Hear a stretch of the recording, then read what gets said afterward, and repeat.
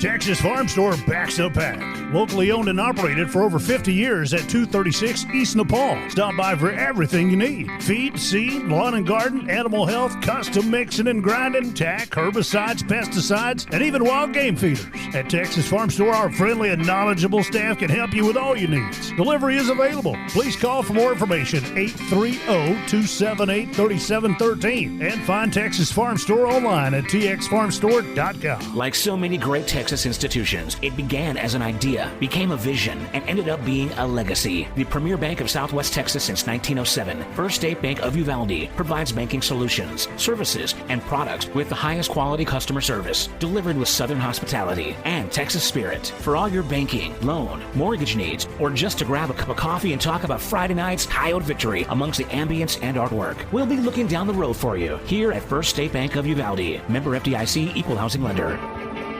Does your health have you on the sidelines? With over 20 specialty services, Uvalde Memorial Hospital has the winner's playbook of healing. Whether it's orthopedics, oncology, pain management, podiatry, radiology, or rehabilitation, Team UMH can offer you the quality comprehensive health care you need to get back in the game of life. Call us today to learn more at 830-278-6251. Go Coyotes! Star Realty and Ranch salutes our Uvalde High School varsity Coyotes, as well as all our UHS student athletes. Your hard work, dedication, and spirit make you all stars of the game. Star Realty and Ranch are your premier real estate experts, here to provide you with all the resources and information you need to buy or sell real estate. Call to find out more at 830-261-1970 or visit uvalderealty.com. There's power in the simplest of actions. Like one neighbor helping another, where everybody looks out for everybody else. Community is everything at Medina Electric Cooperative, and we're grateful for your trust. To provide the energy you need, giving you the power to power on. Medina Electric Cooperative is a Touchstone Energy Cooperative, your source for power and information. Lantana Realty celebrates the 2024 Uvalde Coyotes and honors the legacy of our Coyotes and Lobos from years past. The extensive range of services provided by Lantana Realty's real estate professionals will be invaluable as they assist you in navigating the complexities of financing and sales contracts. Visit Lantana Realty at 131 East Nopal or call 830-591-6658. Lantana Realty, Stephanie Zakinas, broker. Aggregate Haulers is the industry leader in aggregate transportation, and our owner-operator services are the gold standard of the market. We provide consistent work, competitive rates, and opportunities throughout the state. Success is a team sport. When you join Aggregate Haulers, you're joining a better team. Aggregate Haulers, a proud supporter of the Coyotes and all Uvalde athletic sports. Visit us online, aggregatehaulers.com. Greetings to everyone who loves the Uvalde Coyotes. This is Mama Jan on behalf of the Tex Elliott family. Uvalde strong, we back the pack. Go Yotes! Cecil Atkinson Motors is proud to be your Chrysler, Dodge, Jeep, Ram, and Wagoneer dealership in Uvalde, Texas. We've been in business for over 37 years as a family-owned car dealership and your one-stop shop of automotive excellence. Stop by and see us at 2630 East Main Street under the giant Texas flag. We look forward to introducing you to a wide selection of pre-owned vehicles, our stellar finance team, and our dedicated service center. Visit our website at ceciluvalde.com. Cecil Atkinson Motors, when the products are similar, the dealer makes a difference. Hi there. I'm Linda Kale, broker at Riata Realty in Uvalde and Nueces Canyon. If you're in the market for a home, business, or recreational property, we'll help you find it. For sellers, we're ready to broker any deal you bring us. Commercial, residential, ranch, and river properties are all in our wheelhouse. Friendly service and attention to detail are what we're known for, so give us a call today at 591-4430. Whether you're buying or selling or just thinking about it, remember Riata. Serving Uvalde and the surrounding counties since 1991. Country Gardens and Seed thanks all their dedicated customers for over 30 years of support. Yolanda and her friendly staff invite new faces to stop by 403 South Getty Street for all your gardening needs. They're there to help you and answer any questions on your landscaping projects. Fall gardening starts soon, so call 830-278-2204. Country Gardens and Seed, 403 South Getty Street, Uvalde. Welcome to the Coyote Pack Broadcast, Texas Farm Store pre-game show. Texas Farm Store, your one-stop shop for all things agriculture, with locations in Uvalde and Lakey. And now, your host, Simon Pops Ortiz, on your official home for Uvalde Coyotes football, UvaldeRadio.net. Welcome, Coyote fans, to the first Coyote Pack broadcast for the 2024 home opener football season. Nice. Yes. This is Texas Farm Store's pregame show live on UvaldeRadio.net from Uvalde's historic and beautiful Honey Bowl. This evening, we have the Uvalde Coyotes against the Carrizo Springs Wildcats. You know, I am Simon Pops Ortiz, your play-by-play announcer, and last year we had guest commentators throughout the season, but this year we have the one, the only, you better the stop. Mr. Professional DJ from the Metroplex, DFW Metro, Mr. Robert Miguel. Well, thank you very much. Thank you. Now, remember, guys, I'm not a sports guy, but I'm going to try to do my best. A little color commentary, a little business, so we'll take care of shop. You're going to do. I mean, awesome. I You're know going to be you great. are. I'm just going to follow your lead. We're going to have a great time covering Coyotes football all season long. I'm excited about this. We are the official Uvalde Coyote broadcaster. That's right. UvaldeRadio.net. Yes, sir. Like I mentioned, Robert, we will be with us throughout the season, but for the last two games of the season, we're going to have two guest commentators. Yeah, it's going to be awesome. Look forward to that. It's Mr. Van McElroy. He's going to be joining us for homecoming, which was huge last year. Whenever he jumped in with you, yes, great times. Yes. And then Mr. Al Ortiz himself for the season finale. The guy that started it all a few years ago right. on UvaldeRadio.net. He's the one that started it all and left me holding the bag. That's right. That's the way it happened. And you left me holding you. So. That's right. Okay, it's a new season, and we have much to talk about. This is the fourth season of the Coach Wade Miller era, and the Coyotes have steadily improved every season. That has been awesome to see. We're excited for the new season, but also we have a little bit of an anticipation because we lost quite a few players for graduation, including your daughter, and I know you've been crying for her. I know. Yeah. These kids, they have to grow up. They have to graduate eventually, right. And go on to bigger and better things. So the Coyotes do have some skilled players returning from last year, but they lost almost all of their offensive line and almost all of their front seven on defense. Mm-hmm. We'll have a breakdown of the team in a moment, but first, Robert, what does the weather look like for the game? Where are my weather notes? I had weather notes. Yeah. Where are your weather notes? See, I'm already dropping the ball. Luckily, I'm not on the field tonight. Al, where are you when I need you? Okay, here we go. No, presently, 91 degrees, partly cloudy. Kickoff, it'll be about 89, and halftime, 86 degrees is what we're looking at for weather tonight. Well, you know what? We've got this one local cloud stay that's right there, right on top of us. And stay I bet right you there. Just don't cry on us. That's right. You know what? We are going to have an exciting season. It's going to be awesome. We do have a great pregame show for you. But first, let's go ahead and take a real quick commercial break, and we'll be right back. Texas Farm Store backs a pack.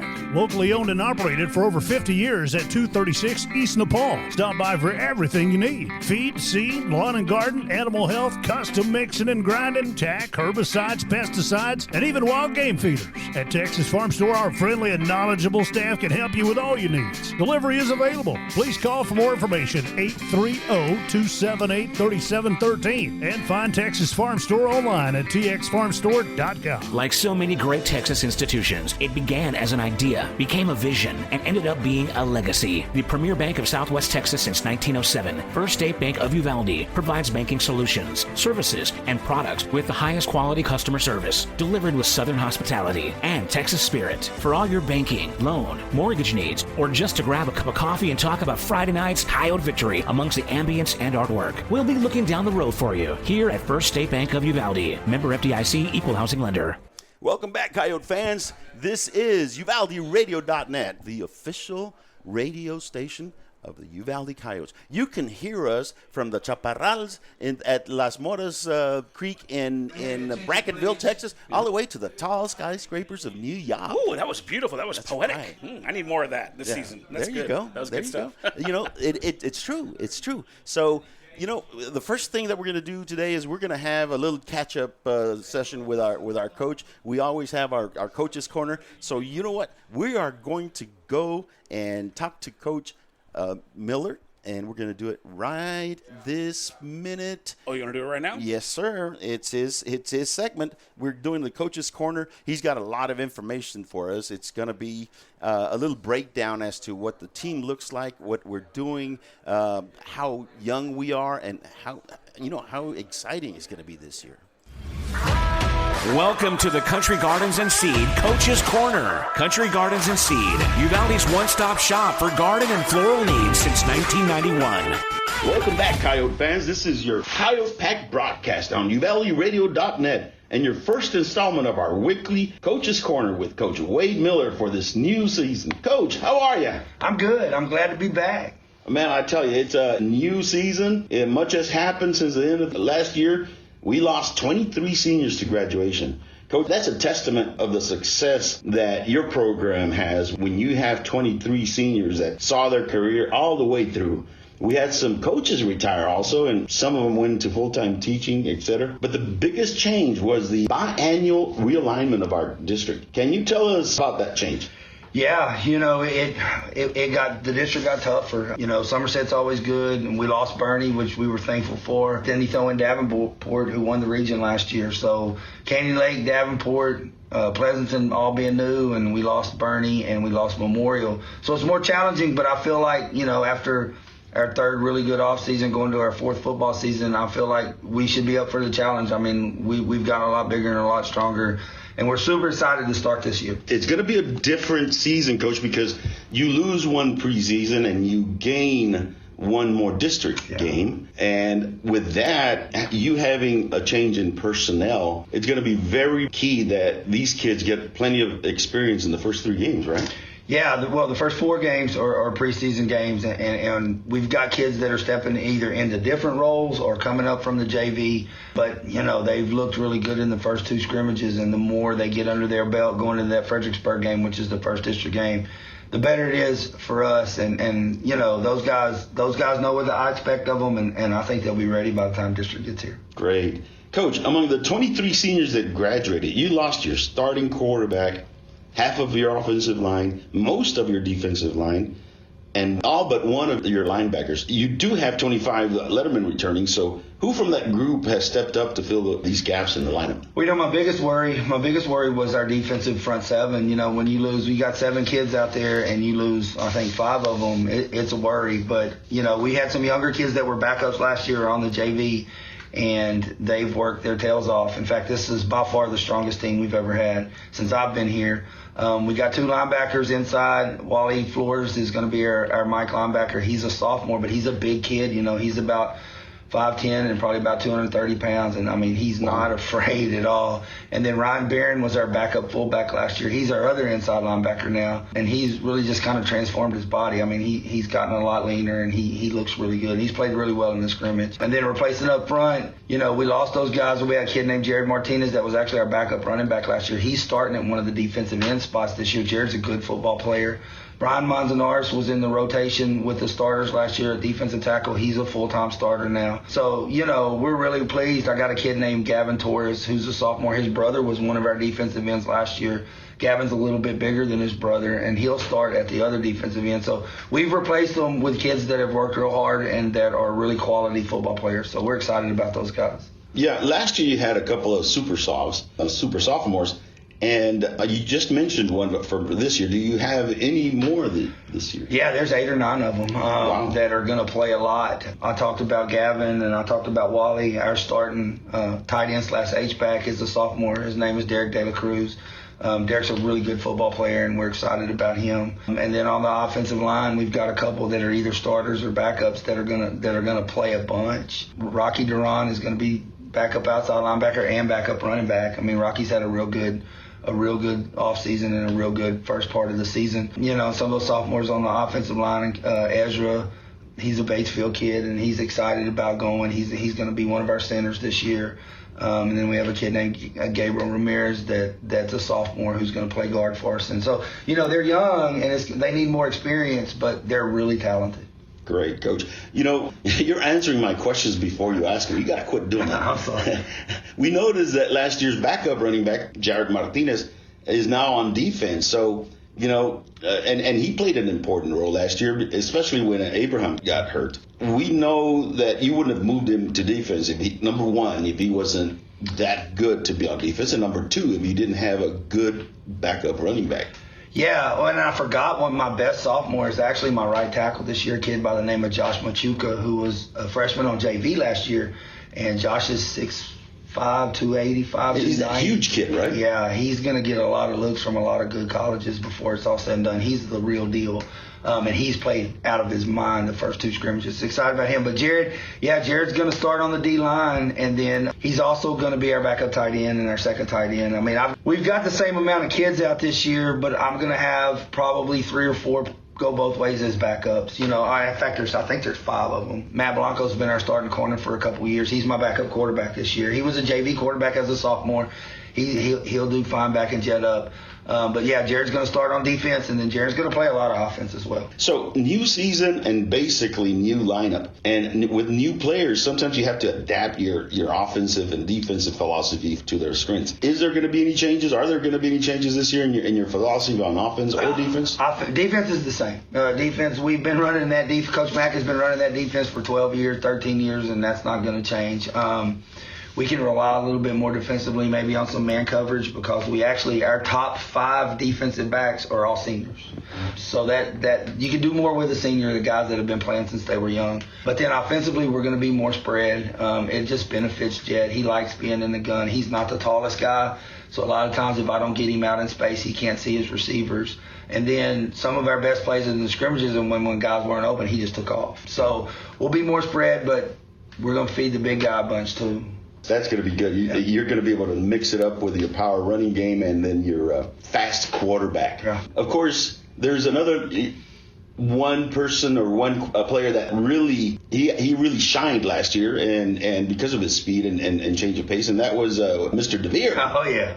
You're going to be using him a bit in offense. Yeah, he's our starting slot receiver. DeVere has grown 2 inches, and he's put on about 20 pounds. So, wow. You know, he went from being the little bitty guy when he was a sophomore kicker to he's about almost 5'10". He's 180 pounds now, so he looks really good. He's going to be kicker, punter, slot receiver, kickoff return guy. He's going to do a bunch. And then I got another kid that plays receiver, a kid by the name of Diego Granados, who was hurt most of last year. He didn't get to play much till the end, but, man, he looks really good, and he's worked his tail off.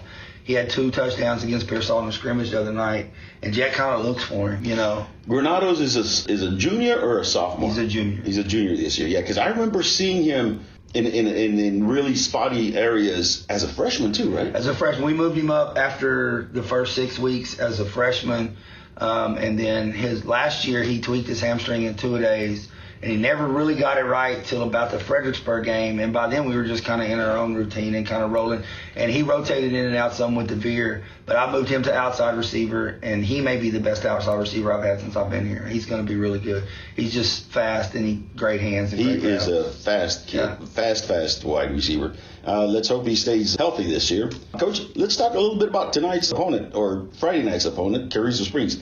The first game we broadcast was the Carrizo game 2 years ago when we won 21 to something. And it was a very emotional game because of the 21. It was. And that's when we started the first 21 jersey. And so I remember that very well. Last year, they were gracious enough to let us out of the schedule because we were invited to the Alamo Dome. They are predicted to come in third in their district this year. So they must have some quality players. Give us a quick scouting report on them. You know, they run the slot T offense, and they run it pretty good, and that's one of those things where I don't necessarily worry about giving up big plays, but I worry about number of possessions I'm going to get on offense. I mean, you know, you look up, and they're getting 3 or 4 yards of carry, and it's all misdirection and pulling guards and things like that. And next thing you know, you've had the ball only 3 times the first half. You better score on 2 of them, or it's going to be a ball game. So that worries me a little bit.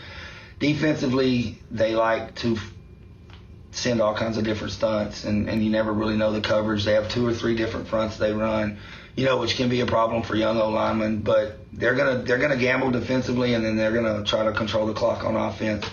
I feel good. You know, you talked about 21. Our number 21 this year is Abraham Ollie. He was our tailback for the last 2 years, he's been on varsity all 3 years, and he's put on a lot of muscle, and he looks really good too. We're excited about him. I can't wait to see him. I mean, he has been overpowering in the scrimmages. It's going to be awesome to see him in a game condition. So how do you see this game playing out? Close, nail biter? It all depends on if we can get them off the field defensively. If we can get them off the field and hold them from getting more than 2 or 3 first downs in possession, then I think, they're going to have trouble with Jet, and they're going to have trouble with DeVere and Diego and Abraham, and Chris Rodriguez is our other receiver. They're going to have a lot of issues with our skill kids. But like I say, if they can control clock and we don't read our keys, or however they do well against us defensively, I can see this thing being 21-14, 28-14, something like that. If we can get them off the field on offense, I think we'll be okay. I'm not asking you for a prediction, but I think it's not going to be that close. I hope not. I hope so too. Coach, I talked to you right after that famous high school football magazine came out, and the prediction was that we're going to finish next to last in our district. We talked about that. By the way, I cut a huge tree branch that fell at my place, and there were chips of wood flying all over the place.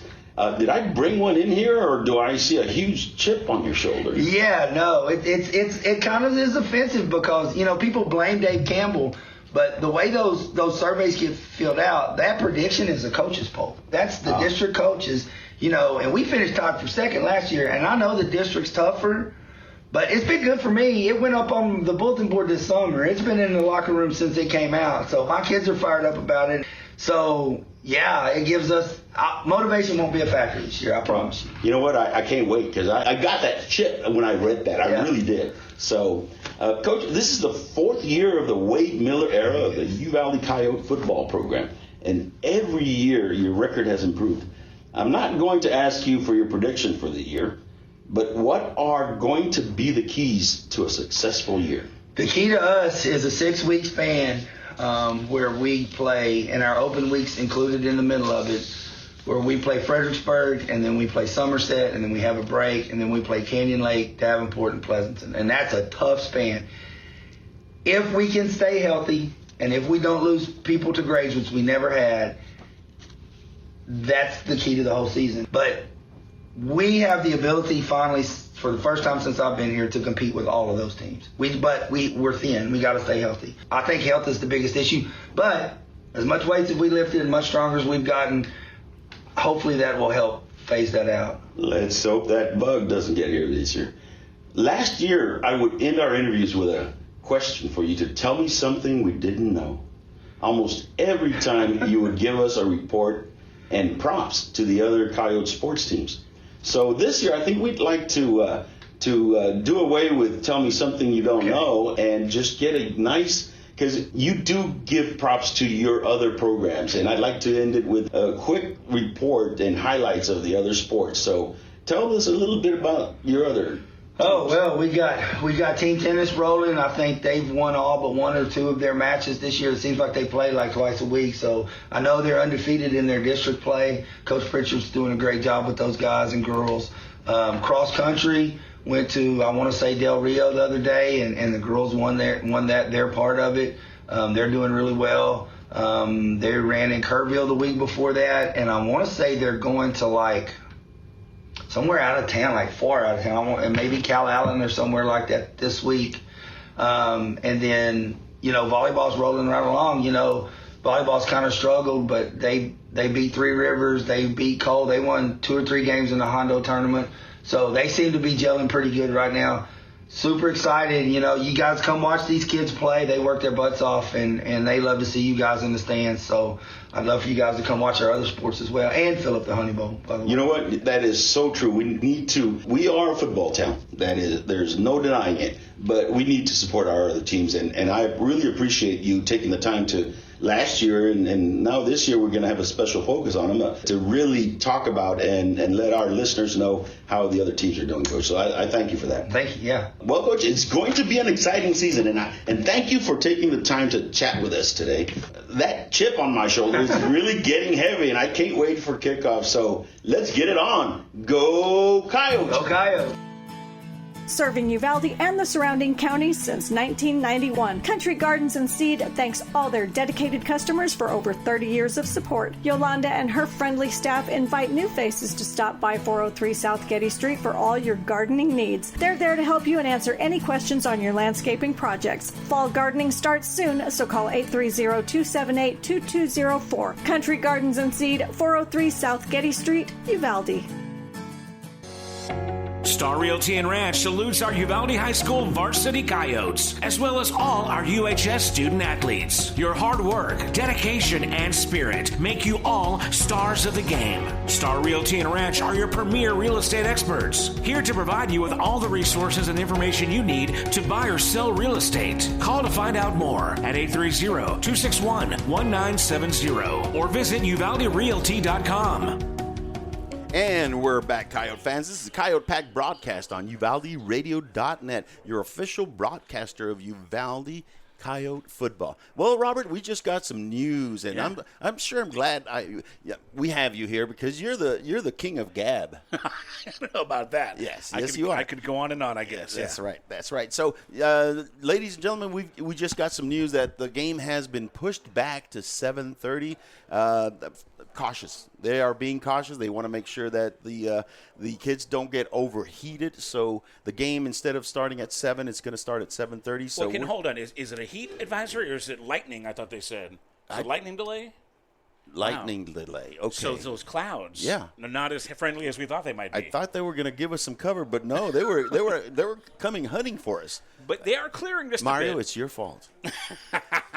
Mario is lightning in a bottle, so yeah, that's right. We'll go with that. He's the Palomino Fest sound man. All right, yes, so the kickoff pushed back to 7:30 p.m. That's correct. All right, so we're going to continue with the pregame coverage. We're going to do some. It's going to be an entertaining pregame coverage. We're going to talk, and then we're going to stretch it out. Yes, stretch it out a little bit. Yep. And throw a few songs here and there. I wish I had my hit list. We are a radio station. We got music, so we'll just fill in the gaps with some tunes. Do a little free fall music DJing. So. Yes. Okay, so we're going to go to the next segment of our show. We're going to do a little opponent preview. Ladies and gentlemen, we've got the Carrizo Springs Wildcats here for the game today, and Robert, we were talking about it off air. The Carrizo Springs program, high school football program, is in a little dip right now. Coach was telling me that on varsity they have 24 players. Most teams carry 50. Yeah. But the whole high school program has 48 total players. That's 24 on varsity and 24 on JV. They're not carrying a freshman team. So obviously they're not deep depth is not going to be a thing we're worrying about. Right. That's going to be one of the keys to the game. And we're going to talk about the keys to the game in a minute. But right now we're just going to talk about the 24 players that they do have on the roster. Right. They do have a mixture of mostly juniors and seniors. They have, how many do we I think we said 9 seniors and 10 juniors. So it's 19 of the 24, and they have upperclassmen, and they have 5 sophomores. So they are kind of thin, and that's going to be a big factor in the game. The other thing that I wanted to talk about the Wildcats is their offense and defense. They run what's called a slot T. Okay. It's an old-fashioned offense, and what happens is it's a running offense. They crowd the backfield with about 3 to 4 running backs, and then they run misdirection. It's more like a sleight of hand type of offense, and it's going to be one of the keys because our defensive front is young. They're new. They don't have very much game experience, so they're really going to have to be patient, keep their keys, and not over-pursue, because what happens is, even us up here, when we're looking at it, the quarterback turns around, 2 backs are going one way, another back's going the other way, and another one is doing a sweep, and you don't know which one has the ball. Because that's one. In fact, when you have a slot T, most of your practice is doing handoffs and trying to confuse the defense as to where is the ball. Mm-hmm. And I saw some film on the Wildcats, and they're very good at it. They really are. They have some big boys up front, but again, most of them go both ways. it's going to be key that we keep their offense off of the field, and that we be able to be successful running our big guy, Abraham Alley, who is number 21. He had the honor to represent our 21 Angels this year. Cool. And he is going to be number 21 this year. And he is a hoss. I mean, he gained about 25 pounds. He got some, and it wasn't tortillas.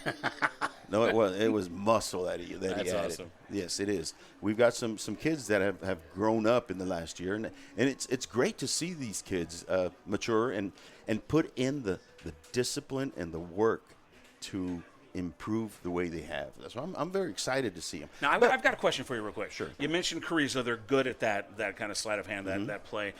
When you say good at that, what does that mean? They're just good at selling it? They're selling it. Just and I saw a couple of plays when they would sneak a fullback to the hip of where they most of their plays, the quarterback is under center. It's not shotgun where he's out back and they snap the ball to him like a short punt type of thing. The slot T is mostly with a quarterback under center. The fullback is right at his hip, and he's got two running backs behind him. He turns around. They hike the ball. He turns around, and as he's turning around, he just kind of gives it to you can't see because that fullback is right at his hip. Gives it to the fullback, and the fullback goes one direction, everybody else goes the other, and all of a sudden 5-10 yards, the defense realizes that fullback has the ball, and so everybody, we got to go that way now. And it's like you're saying, it's hard to even see from up here where we've got the vantage point, much less being their level on the ground, playing amongst those guys. So our new linemen and linebackers, defensive linemen and linebackers are going to have to. It's a game of responsibility. The linemen and the linebackers have to keep their gaps so that they don't get out there before they come in. So. Having said that, they have 5 returning starters on their defense. Let's talk a little bit about their defense. And last year they gave up 31 points per game, which is not good. Up front they have 3 they're kind of bigger defensive linemen and who are strong. And they have 1 smaller defensive lineman, but he is really quick off the ball. Their defensive line is very aggressive and uses their hands well. The defensive lineman wants to keep his hands out there so that the offensive lineman doesn't get to his body, because once the offensive lineman gets to a defensive lineman's body, that's it. He has won the battle. They do have a 50 front, which means there's 5 linemen lined up at the line of scrimmage on short yardage, but they do a lot of stunning. So, again, we have a young offensive line, and they're going to have to really keep their keys because they're going to be stunting one way or the other. They have 4 linebackers, and these linebackers, the outside linebackers, like to blitz, run blitz, and also pass blitz. So it's going to be very, very key that our offensive line is able to recognize the stunts that they're and adjust to it depending on what the play is. So expect a lot of blitzes from their outside linebackers. That's what we have to do. And that basically the key to the game.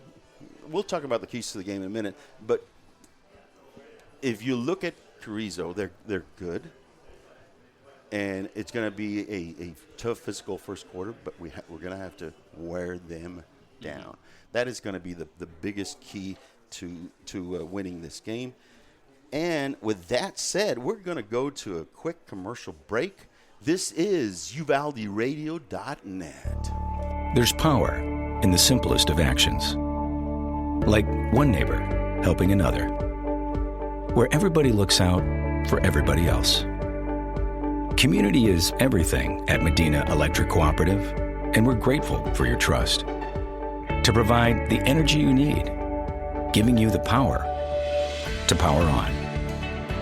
Medina Electric Cooperative is a Touchstone Energy Cooperative, your source for power and information. Aggregate Haulers is the industry leader in aggregate transportation, and our owner-operator services are the gold standard of the market. We provide consistent work, competitive rates, and opportunities throughout the state. Success is a team sport. When you join Aggregate Haulers, you're joining a better team. Aggregate Haulers, a proud supporter of the Coyotes and all Uvalde athletic sports. Visit us online, aggregatehaulers.com. This is your Texas Farm Store pregame show, and I am Simon Pops Ortiz. Woo, yeah, you are. Yes, I am. Yes, I am. And I'm here with the one, the only, Mr. Robert. Oh, that's me. That's right. All right, Mr. man, Robert Miguel is right here with us. Excited He about is it. the color. I mean, he is the. I need to come up with a moniker for you. Oh, and, no, and, no, and I no. have one already in my Oh, mind. no. Yes, I'm yes, too late in my career for all that business. You're Okay. going to have one. Maybe love it is a new rebirth for me. Maybe it'll there be you go. like a phoenix. You're going to love that. But Okay. we're going to get back to the game. Ladies and gentlemen, this is the Texas Farm Store pregame show. You are listening to the Uvalde radio. The Coyote Pack broadcast on Uvalde There Radio. you go. Now, just to recap, the game has been pushed back to 7:30 Yes. kickoff because of lightning, right? Lightning. Exactly. Warning? Yeah. We had a cloud, and we were glad to see it up there. It was And giving us some shade, It yeah. was giving us some good shade, but we didn't realize that it was really hunting us. It was the wrong kind of shade. Now Exactly. it's throwing us shade. Exactly. So the game has been pushed back 30 minutes. It's going to start at 7:30. We're still in your pregame show. It's already 7:01. We're going to keep playing. We're going to keep going on the pregame show. We're going to talk a little bit about the keys to the game. And in between some of our commentary, we're going to throw in a couple of tunes to keep our listeners. Yeah. If we need to stretch it out a little bit, we'll just play some tunes. That's good right. stuff. That's All right. And we might even get Judge Mitchell over here to do a little interview. Yeah, that'd be cool. Yeah, it would be a good thing. Anyway, so the keys to the game, Robert. Give me the keys to the game to you. The keys, well, I think you've touched on the big thing is that they don't have much depth. They got a small team, which I'm assuming they're going to be playing both sides of the ball. That's and right. We just got to wear them down early, right? They have 24 players on their roster. And, if you have 11 on offense and 11 on defense, it's 22. That means you only have 3 people sitting on the sideline. But I venture to guess that their starting lineups, they must have, I would say, about 5 two-way starters. And I'll tell you why I say that, because they lost 6 lettermen from last year, and they had 10 returning. Only 10 lettermen returning from last year's team. And they have 5 starters coming back on offense and 5 starters coming back on defense. So if they have 10 returning and they have 5 on offense and 5 on defense, that means that everybody's returning was a starter, which statistically that doesn't happen. Mm-hmm. So, yes, they probably have about 5 or 6 of those kids that are starting both ways. And when that happens, if you keep their defense out there, you stop their offense quickly and you keep their defense out there, you're gonna have a good chance of really winning the game decisively. I'm going to tucker them out. Yes. That's right. Right. So, but, let's talk a little bit about the Coyotes. The Coyotes are young. Mm-hmm. We have 5 sophomores, not on the varsity. Mm-hmm. We have 5 sophomores starting. So that is a lot of sophomores to start on a varsity team. I was talking to you about that off the air before we started. There's a big difference between a sophomore young man and a senior. Yes. I mean, that's the time that they're growing. The coach those over the summer growth spurts, man. That's when they happen. It's crazy. Yeah. Coach mentioned DeVere Willis. He grew 2 inches and 25, 30 pounds from last year. He went from a junior to a senior. So there's a big difference between. Boy's eating his Wheaties. Yes. That's right. But, there's anomalies. Like, we have one Haas, one big kid. He is a sophomore. Coach says he's about 6'5" now. He has it listed at 6'4". He's 6'5" now, and he's weighing 290 pounds.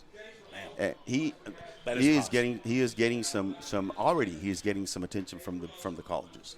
So we have a nice big line. They're young, inexperienced, and that's the key.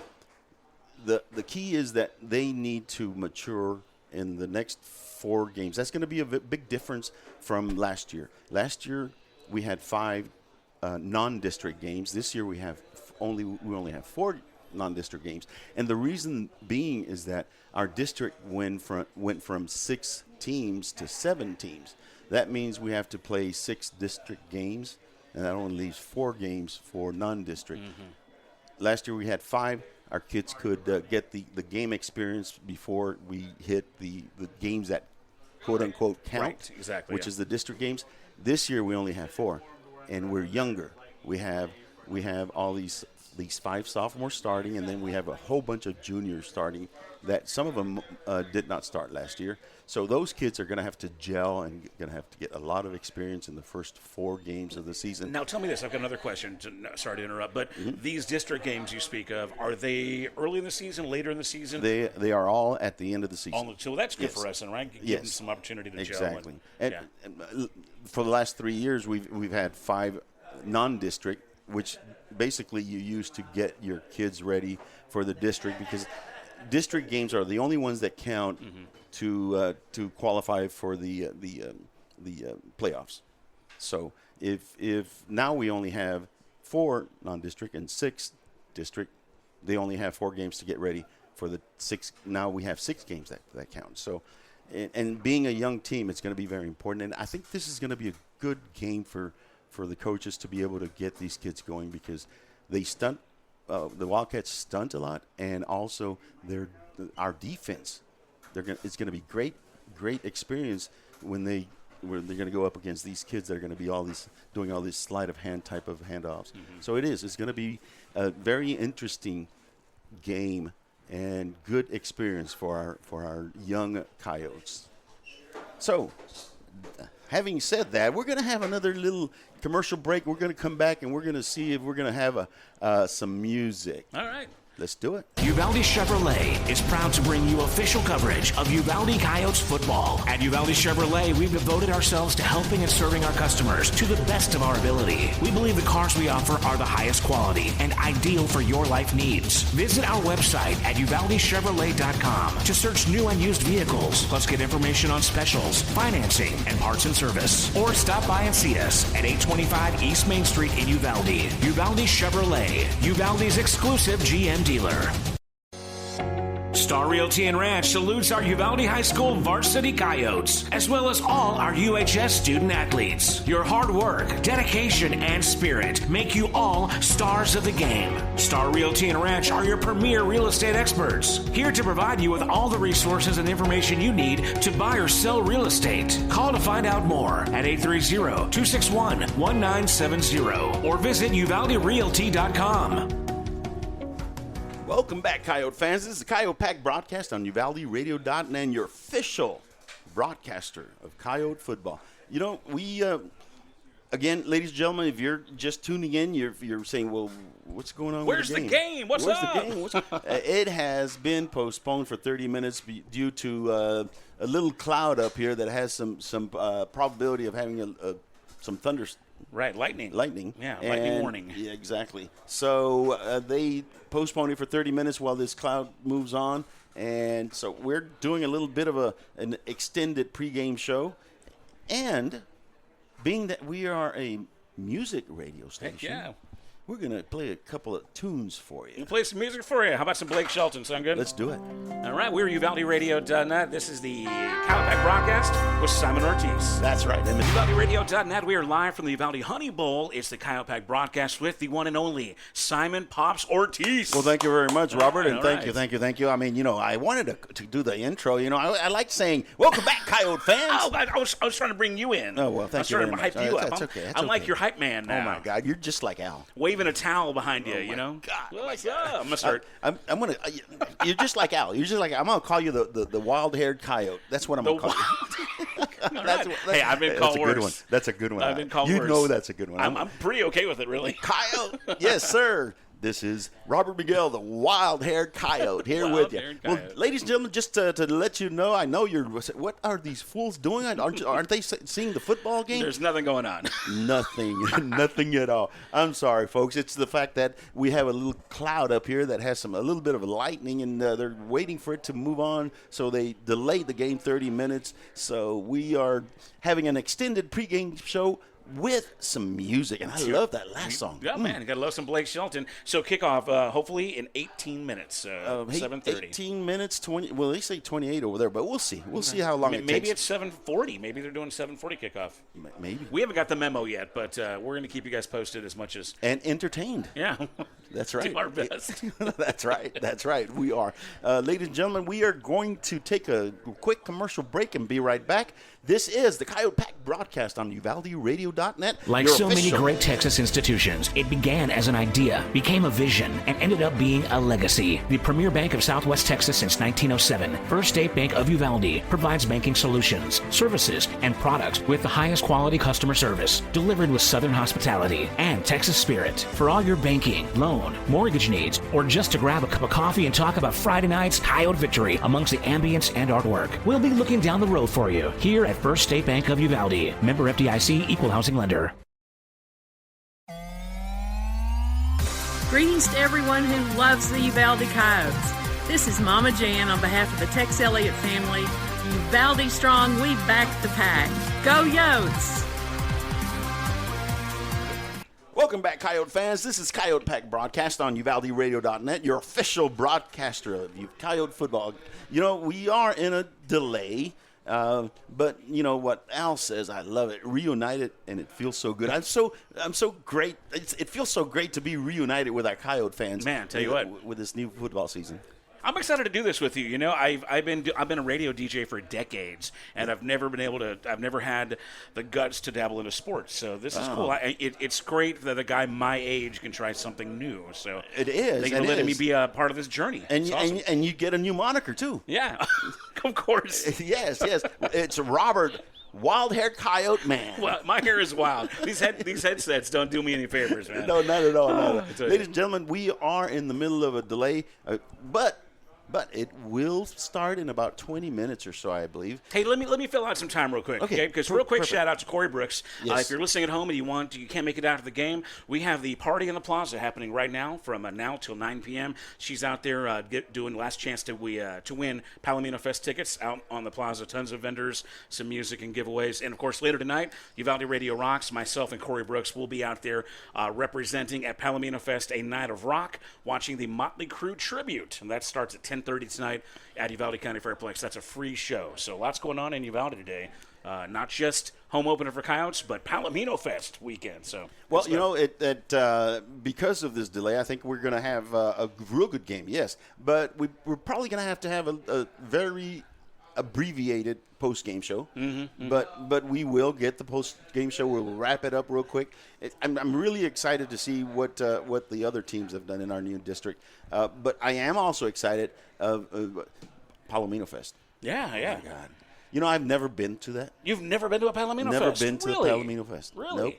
Nope. Have you seen the lineup this year? Are you excited about any artists, or you just want to go for the vibe? Or well, you know, my wife is on the mend, and you know, I said there's zero to nothing chance of her letting me go by myself. So I haven't even looked at the lineup. Tell me who's on there. You know, I don't really follow Tejano music, so I don't really know all those bands. But of course, Los Palominos are playing Sunday night. They will go on around at 9-ish, I believe. But tonight, you know, I'm kind of a rocker at heart. Right. Motley Crue tribute tonight headlining. There's a band called Pin out of San Antonio. You've got local band Siphon, which is probably on stage right now, and a really cool party rock band called Passing Strangers. And tonight, Friday night, is free, no cover at the gates at Uvalde County Fairplex. But really? Full lineup at Palominofest.com. And don't forget, tomorrow morning, the First State Bank of Uvalde Palomino Fest Labor Day weekend parade. We're going to be there. You going to be out there? Yes.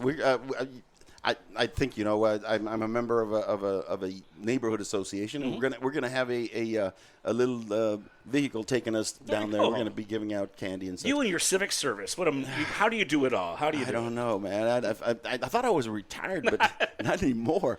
Retired just means real tired because you keep on doing stuff. That's right. And you know what? The Palomino Fest. I mean, the Palomino reminds me of a story. Okay, we got time for a story. We got a kickoff delay, so let's go. I came home 10, 15 years after I graduated, and I came to a Coyote game, and halftime came on, and the band did a real abbreviated show, and then they came out. They had put a stage out there, and these kids that were in the band got up on the stage, and it was first of all, this is Uvalde Coyote football band, right? Yeah, and this the Uvalde Coyote band, high school band.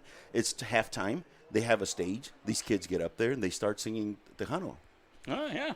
And it was it was their own little group, and it was nice. They were really good, but they kind of made it a little too long, and so I was going, come on, kids, get off there. I want the football game to keep going. Oh, my goodness. And come to lo and behold, it was the Palominos. It was Los Palominos themselves? They were high school band members here in Uvalde, and it was the Arriola boys. Yeah. I mean, that's where they're from. They come from here, yeah. That's right. What a treat that is.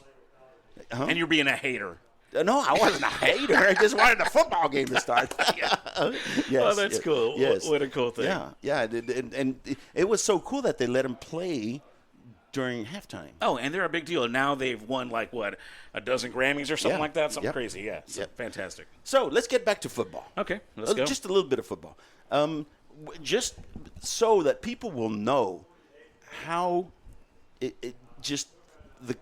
importance of the game, because it is a game where the Coyotes need to really get some experience. We're going to give them the lineup. Okay.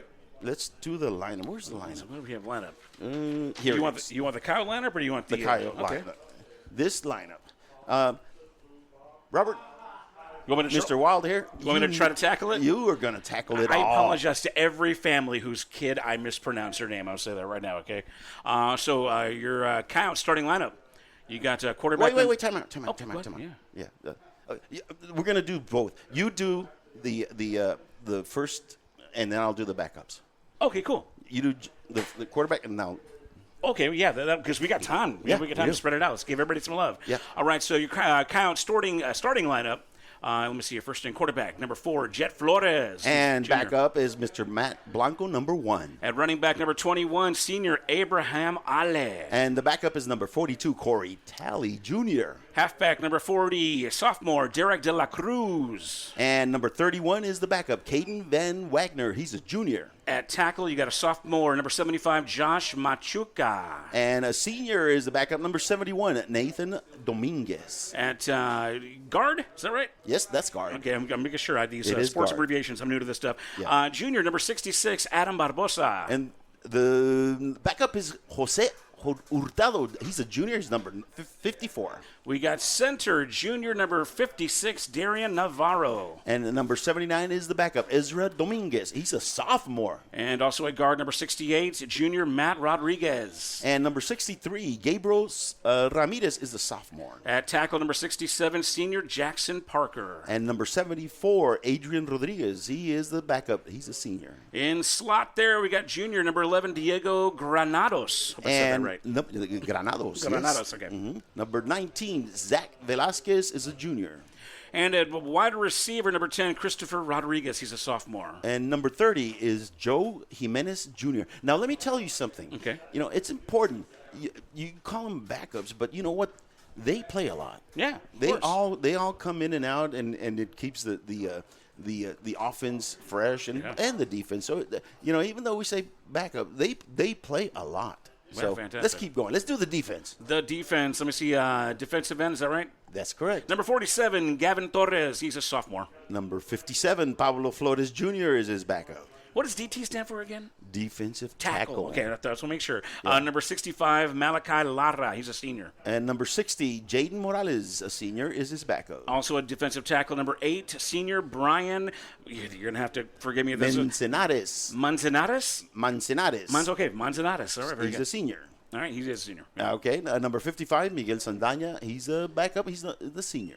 Defensive end number 2, Jared Martinez. He's a junior. He's a junior, and he's also a backup. You know, he was the backup running back last year, so he must be a really good defensive player for them to have put him, switched him over to the defense. And number 70, DK Flores is his backup. He's a senior.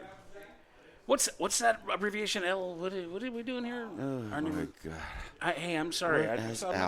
No, never mind. Okay. Linebacker. I was listening at home. Linebacker, of course. Linebacker, number 17, Malachi Castano. Hey. He's a senior. Be careful with my grandnephew. I am. So, like I said, I apologize to you before I even open my mouth. Okay, because he is my family. That's awesome. All right. Very good. Number 25, Rocky Duran. He's a sophomore. He's his backup. You did say linebacker number 44, right? Wally Flores. He is a senior. I'm sorry, sophomore. And number 28, Max Mendoza, a senior. Also a linebacker, and we got a junior, number 5, Ryan Barron. And number 45, Christian Sanchez, a junior. At cornerback, number 0, I haven't seen that before, senior Alberto de la Garza. Yeah, he's a stud. Number 16, Isaac Longoria, a junior. And also at cornerback, number 1, senior Matt Blanco. And number 9, Wyatt Hughes is a senior. And okay, what's that one now? Free safety. Free safety. These abbreviations, I'm learning though. It's good. Free safety. Number 12, senior Jesus Padilla. And number 15, Zarek Valdez, a junior. Oh, and then we got strong safety, right? Yes. All right. Number 7, senior Aiden Barbosa. I am so proud of you. Very good. Yes, very good. I didn't see it. I wrote it down. Yeah. Number 23, Derek Terrazas, a junior. All right. And then we got the kickers, right? Yes. Special teams. Special teams. That's the third phase of the game. All right. So we had deep snapper, number 86, Adam Barbosa. And number 66, Adam. Oh, 66. That's okay. Number 1, Matt Blanco, a senior. And kicker number 3, Devere Willis. He's a senior. And number 11, Diego Granados, a junior. And also a punter. Same guy. Number 3, Devere Willis, senior. Yep. And number 0, Albert de la Garza, senior. There. And there you are, folks. Those are the starting lineups, and the backups. The backups are just as important as the starters because they play a lot. Your 2024 Coyotes, man. Very cool. That's correct. Right. That's right. I'll get better with those names as the season progresses. You are a pro, Wild Hair. You really are. Hey, I know how to, pronounce all the country artists and rock bands. Oh, wait till Fredericksburg gets Oh, my here. goodness. You're going to have fun with that one.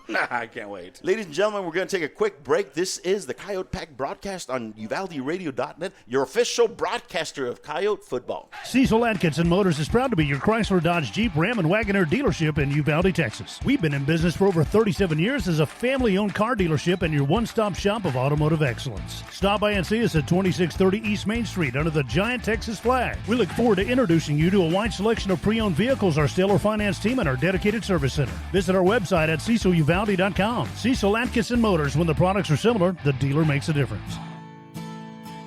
Serving Uvalde and the surrounding counties since 1991. Country Gardens and Seed thanks all their dedicated customers for over 30 years of support. Yolanda and her friendly staff invite new faces to stop by 403 South Getty Street for all your gardening needs. They're there to help you and answer any questions on your landscaping projects. Fall gardening starts soon, so call 830-278-2204. Country Gardens and Seed, 403 South Getty Street, Uvalde.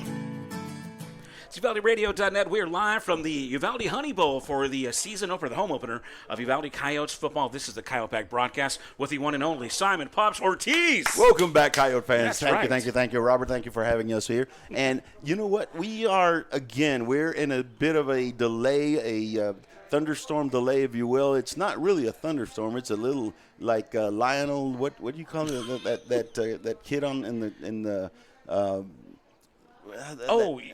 You're not talking about Peanuts, are you? Yeah, the Peanuts, yes. Like the dirty guy. Yeah, the dirty guy that has the cloud. You said Lionel. The fact that I made that connection because you're thinking Linus, but it's not him.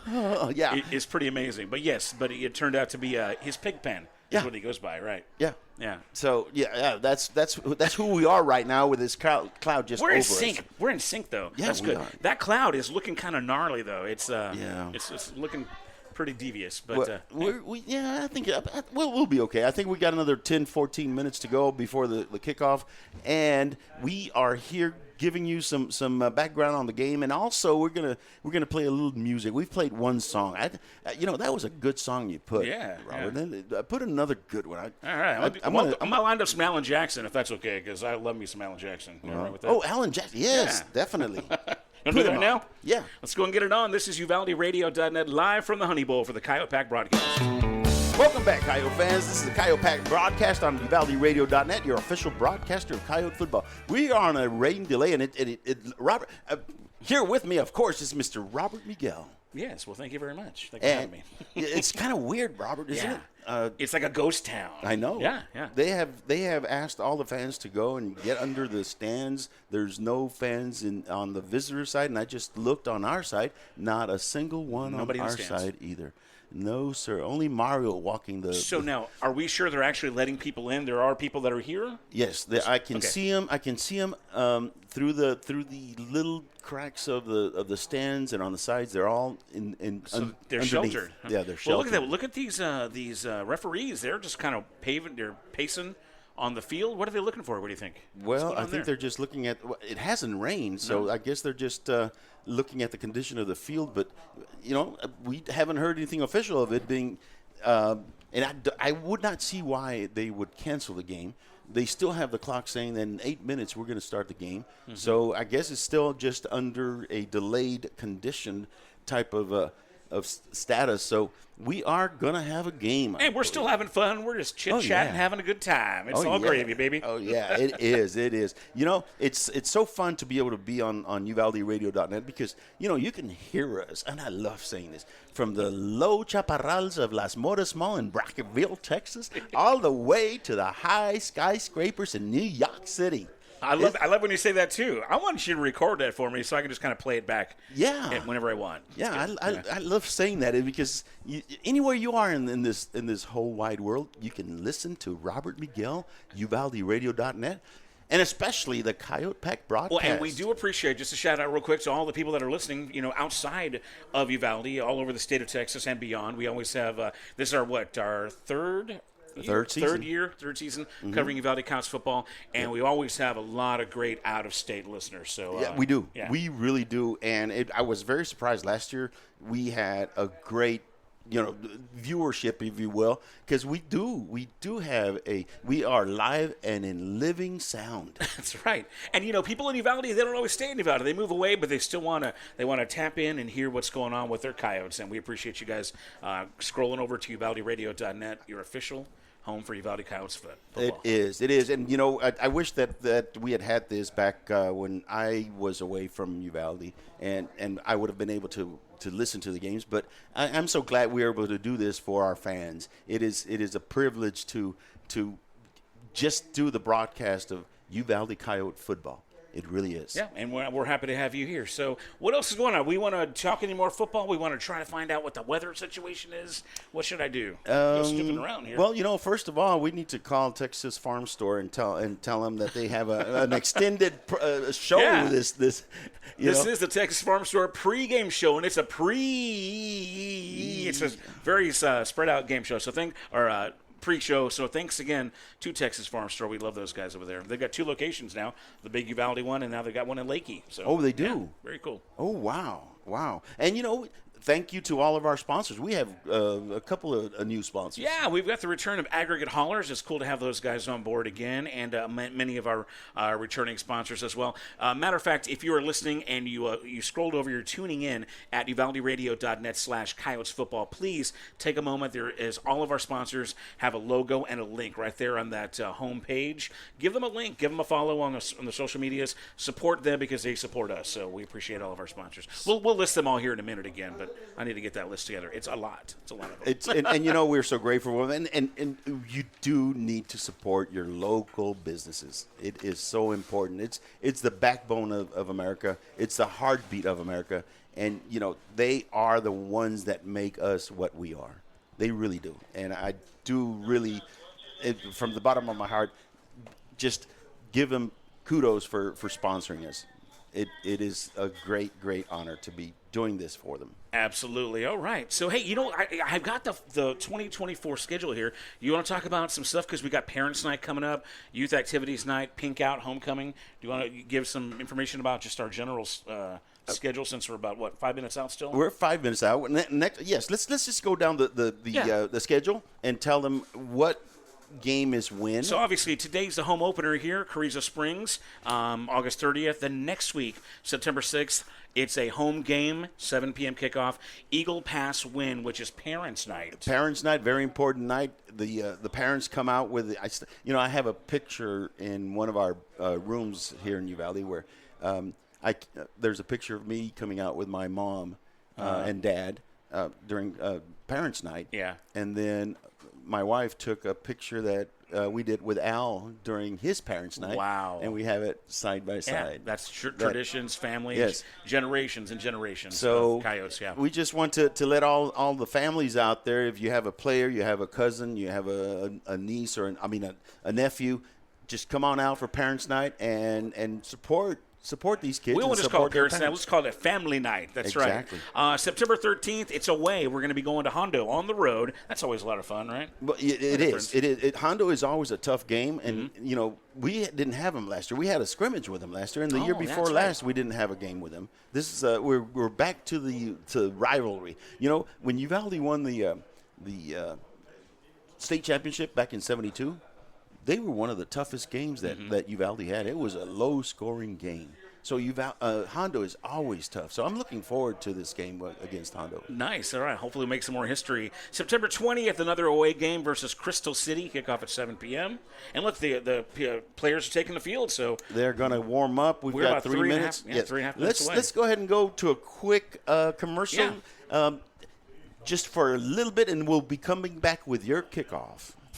Lantana Realty celebrates the 2024 Uvalde Coyotes and honors the legacy of our Coyotes and Lobos from years past. The extensive range of services provided by Lantana Realty's real estate professionals will be invaluable as they assist you in navigating the complexities of financing and sales contracts. Visit Lantana Realty at 131 East Nopal or call 830-591-6658. Lantana Realty, Stephanie Zakinas, broker. Texas Farm Store backs a pack. Locally owned and operated for over 50 years at 236 East Nepal. Stop by for everything you need. Feed, seed, lawn and garden, animal health, custom mixing and grinding, tack, herbicides, pesticides, and even wild game feeders. At Texas Farm Store, our friendly and knowledgeable staff can help you with all your needs. Delivery is available. Please call for more information, 830-278-3713. And find Texas Farm Store online at txfarmstore.com.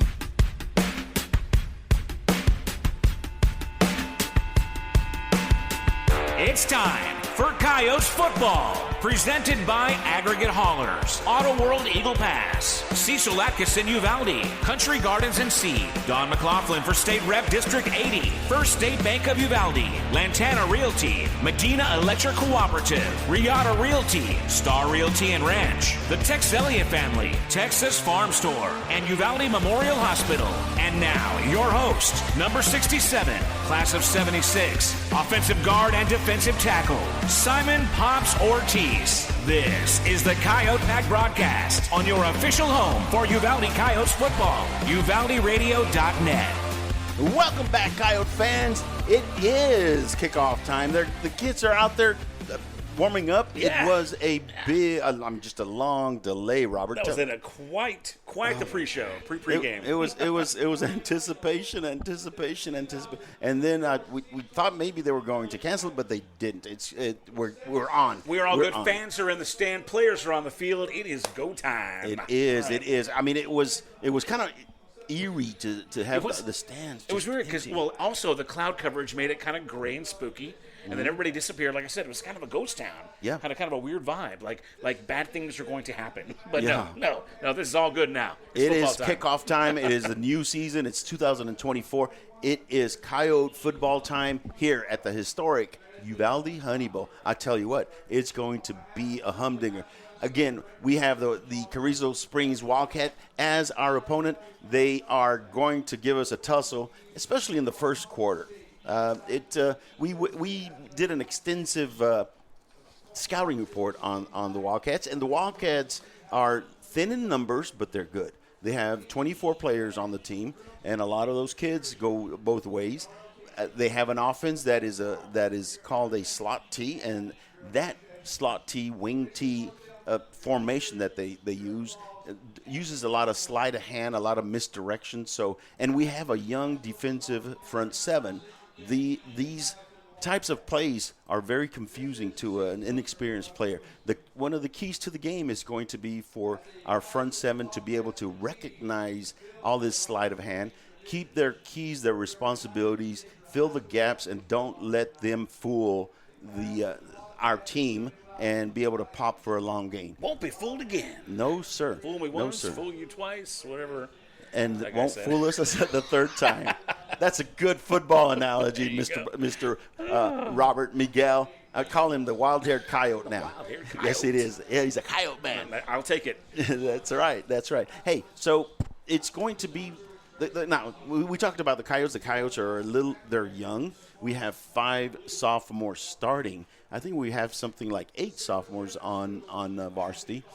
But we are young in the trenches. We do have some skilled players who came back. We have Jet Flores, who's the quarterback this year. He played a lot of quarterback last year. Mm-hmm, yeah. He was a wide receiver last year. And we have, of course, Abraham Ali. And Abraham was our stud, and it still is our stud this year. And he gained about 20 pounds. And like I said, it wasn't tortillas. It's just muscle. Usually in Uvalde it's tortillas, but no, it's muscle, and it's good. He is strong, and he's just as fast. And I think he's gonna dominate this year. We also have Diego Granados. He was hurt for a lot of the season last year. But he is an exciting player. He really is. And, of course, we have DeVere Willis. He's our kicker and punter extraordinaire, but he is also a fast slot back. We used him last year as a change of pace kind of running back. And this year, I think he's going to shine. He really is. And he also grew 2 inches and gained about 25 pounds. Nice. Yes. So he's growing up good in Uvalde. Yep. All right. And, of course, we have the young guys. And these young guys, it's going to be key. It's going to be key because we only have 4 non-district games to start the season instead of the 5 that we used to. So they're going to have to grow up in a hurry.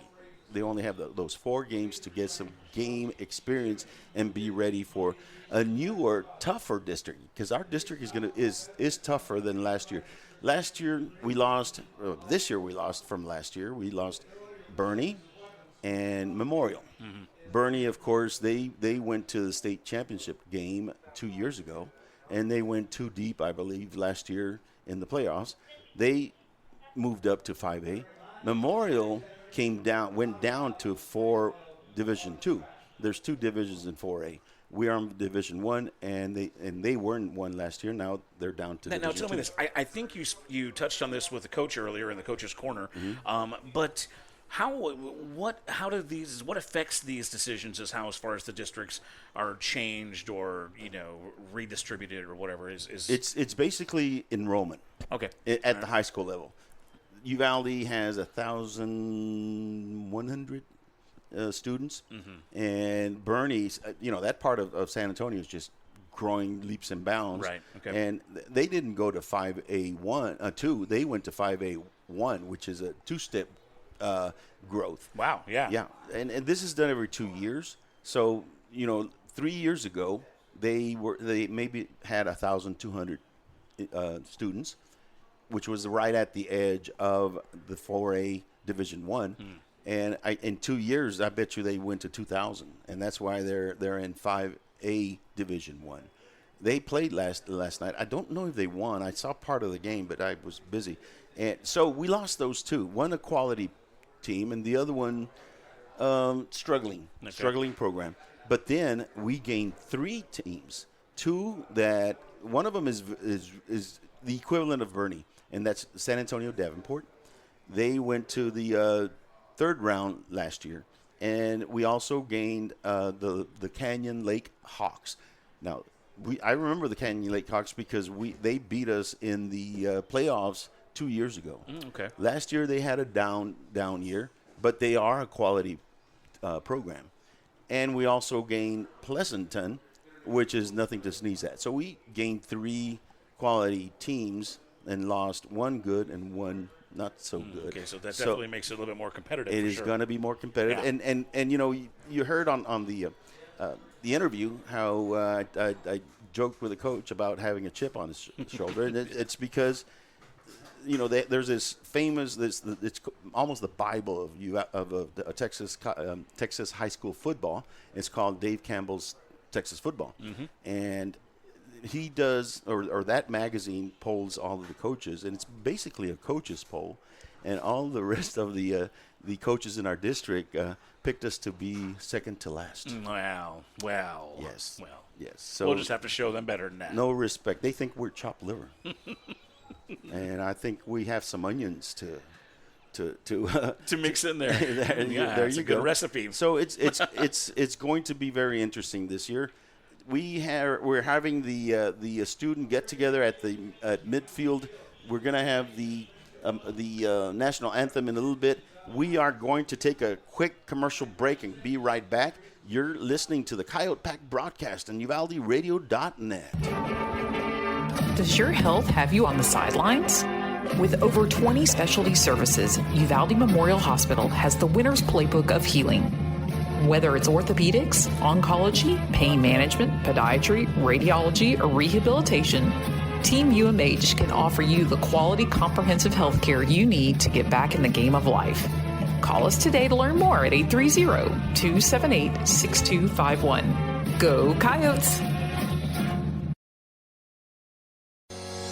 Star Realty and Ranch salutes our Uvalde High School varsity Coyotes, as well as all our UHS student athletes. Your hard work, dedication, and spirit make you all stars of the game. Star Realty and Ranch are your premier real estate experts, here to provide you with all the resources and information you need to buy or sell real estate. Call to find out more at 830-261-1970 or visit UvaldeRealty.com. There's power in the simplest of actions. Like one neighbor helping another, where everybody looks out for everybody else. Community is everything at Medina Electric Cooperative, and we're grateful for your trust. To provide the energy you need, giving you the power to power on. Medina Electric Cooperative is a Touchstone Energy Cooperative, your source for power and information. Friday Night Lights, marching bands, school spirit cheers. High school football is happening now. Auto World Eagle Pass is proud to support our young athletes and to be part of this wonderful Coyote fighting spirit. Ready to touch down on great savings on a new ride? Stop by Auto World Eagle Pass, test drive, and ask about 90 days no payment. Plus, get warranty forever at no cost to you.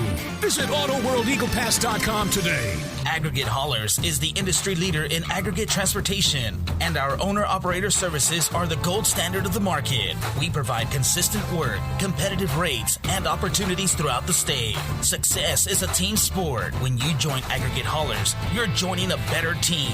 Aggregate Haulers, a proud supporter of the Coyotes and all Uvalde athletic sports. Visit us online, aggregatehaulers.com. And we're back, Coyote fans. This is the Coyote Pack broadcast on UvaldeRadio.net, your official broadcaster of Coyote football. I have ants in my pants. You make you want to dance. My God. We're trying to get this game going. When are we going to get the 2024? It's going to come up in about 5 minutes. 5 minutes out, man. Yeah. We're 5 minutes out. This little cloud is going away. The crowd is in the stands. The players are about to go to the sidelines and we're going to be ready for the kickoff. You're so impatient. You're so stoked. You're so excited about this Coyote football season. But you know what? Remember, there was a lightning warning earlier. Of course, the student athletes, their safety is, of course, top priority. So yes, it is. We've just got to take our sweet time. But eventually, we'll have a kickoff, and it'll be on, man. I think it's just because we got a new color commentator here with us, and he's brought this delay on. Oh, really? I'm the big dark cloud. over the broadcast. Oh, man. My God. That's rough. Where's Al when I need him? Whew. I mean, I've heard criticism, but, man, you hurt me. You cut me deep. Settle down, wild hair. No, it's all right. I got thick skin. I can take it. All right, so, yeah, we're back into it. You know, we are going to have ourselves a great game. To start off, we're gonna again announce the starters because we have a whole bunch of new starters. Man, yeah, we are. So we're gonna. Unfortunately, we do not have the starting lineup for the Wildcats, but we do have our starting lineup for Uvalde, and we're gonna go ahead and give you the lineup. You want to go and do them so I don't mess them up again because I don't know if I can remember all those again. Okay. No, I'll try it. I got to get better at this sometime, right? Okay. So just the starters. Just the starters. All right, Coyote starting lineup. Here we go.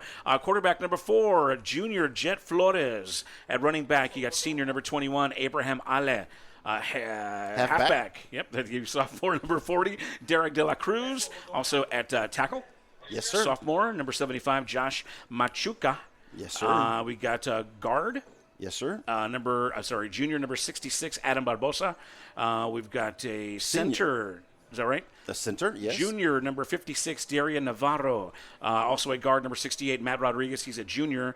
At tackle, senior, number 67, Jackson Parker. At slot, number 3, senior Devere Willis. And wide receiver, junior, number 11, Diego Granados. And wide receiver, number 10, Christopher Rodriguez. And Chris is a sophomore. Exactly. And on defense, we have defensive end number 47, Gavin Torres, a sophomore. A senior defensive tackle, number 65, Malachi Lara. A senior, number 8, a defensive tackle, Brian Mancinades. Defensive end, number 2, Jarrett Martinez, a junior. Linebacker, number 17, Malachi Castano, senior. Linebacker, number 44, inside linebacker, I believe, Wally Flores, a sophomore. Linebacker, number 5, Ryan Baron, junior. A cornerback, number 0, he is their number 1. He is getting, I'm sorry, I'm getting in the middle of the lineup, but he is getting a lot of college attention. Number 0, Albert De La Garza, senior. Cornerback number 1, Matt Blanco, a senior. Free safety, number 12, Jesus Padilla, senior. Strong safety, number 7, Aiden Barbosa, a senior. Number 20, okay. Now we're going to go to the third phase of the game. We're going to say the integral part of the kicking game. Deep snapper, number 66, Adam Barbosa. Kicker, number 3, Devere Willis. And punter, number 3, Devere Willis again. It is going to be a game, we promise you. And they've got the game clock already set up for 12 minutes. It's ready, but, the Coyotes are still out there practicing. The other team is patiently waiting on the sidelines, but we're going to take a real quick break while they get the national anthem ready to be cranked up, and maybe we'll play it. All right. Yes. Ladies and gentlemen, they are going to do the national anthem. Would you like to listen to it? Or we'll take. Yeah, let's go ahead and listen to the national anthem as our longtime PA announcer, Judge Mitchell, does the.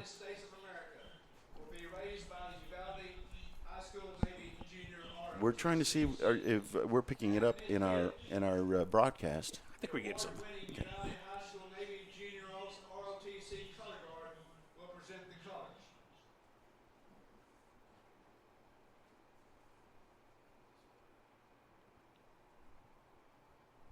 Ladies and gentlemen, they are raising the flag.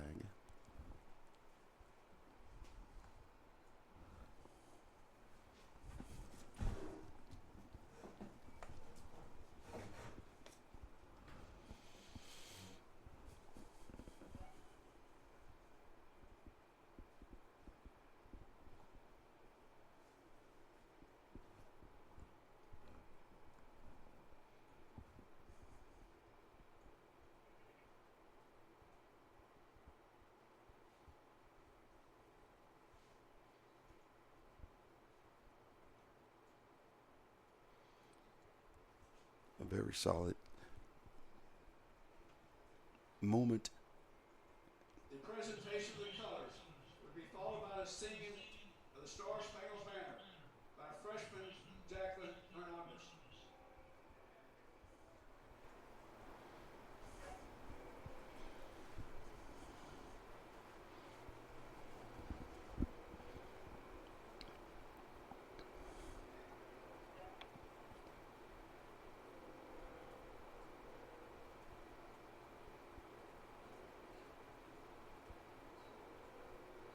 The color guard is out in the middle of the field.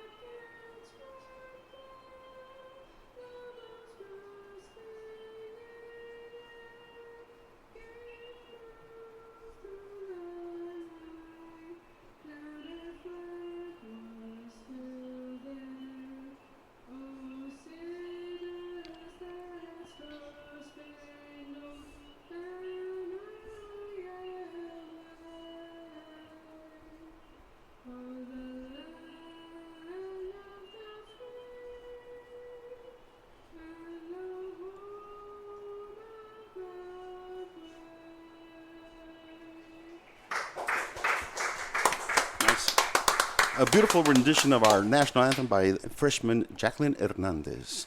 We are about to start the game. We are going to take a quick commercial break and be right back with your kickoff. This is UvaldeRadio.net. Uvalde Chevrolet is proud to bring you official coverage of Uvalde Coyotes football. At Uvalde Chevrolet, we've devoted ourselves to helping and serving our customers to the best of our ability. We believe the cars we offer are the highest quality and ideal for your life needs. Visit our website at UvaldeChevrolet.com to search new and used vehicles, plus get information on specials, financing, and parts and service. Or stop by and see us at 825 East Main Street in Uvalde. Uvalde Chevrolet, Uvalde's exclusive GM dealer.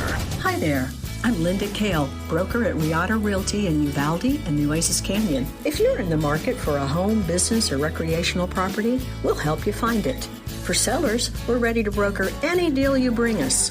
Commercial, residential, ranch, and river properties are all in our wheelhouse. Friendly service and attention to detail are what we're known for, so give us a call today at 591-4430. Whether you're buying or selling or just thinking about it, remember Riata. Like so many great Texas institutions, it began as an idea, became a vision, and ended up being a legacy. The premier bank of Southwest Texas since 1907, First State Bank of Uvalde, provides banking solutions, services, and products with the highest quality customer service, delivered with Southern hospitality and Texas spirit. For all your banking, loan, mortgage needs, or just to grab a cup of coffee and talk about Friday night's Coyote victory amongst the ambience and artwork, we'll be looking down the road for you here at First State Bank of Uvalde. Member FDIC, equal housing lender.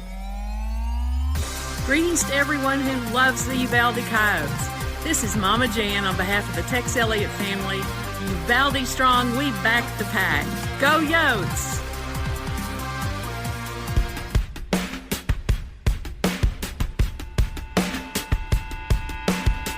It's time for Coyotes football, presented by Aggregate Haulers, Auto World Eagle Pass, Cecil Atkinson Uvalde, Country Gardens and Seed, Don McLaughlin for State Rep District 80, First State Bank of Uvalde, Lantana Realty, Medina Electric Cooperative, Riata Realty, Star Realty and Ranch, the Tex Elliott family, Texas Farm Store, and Uvalde Memorial Hospital. And now, your host, number 67, class of 76, offensive guard and defensive tackle, Simon Pops Ortiz. This is the Coyote Pack broadcast on your official home for Uvalde Coyotes football, UvaldeRadio.net. And we're back, Coyote fans. This is UvaldeRadio.net, your official broadcast station of Coyote football.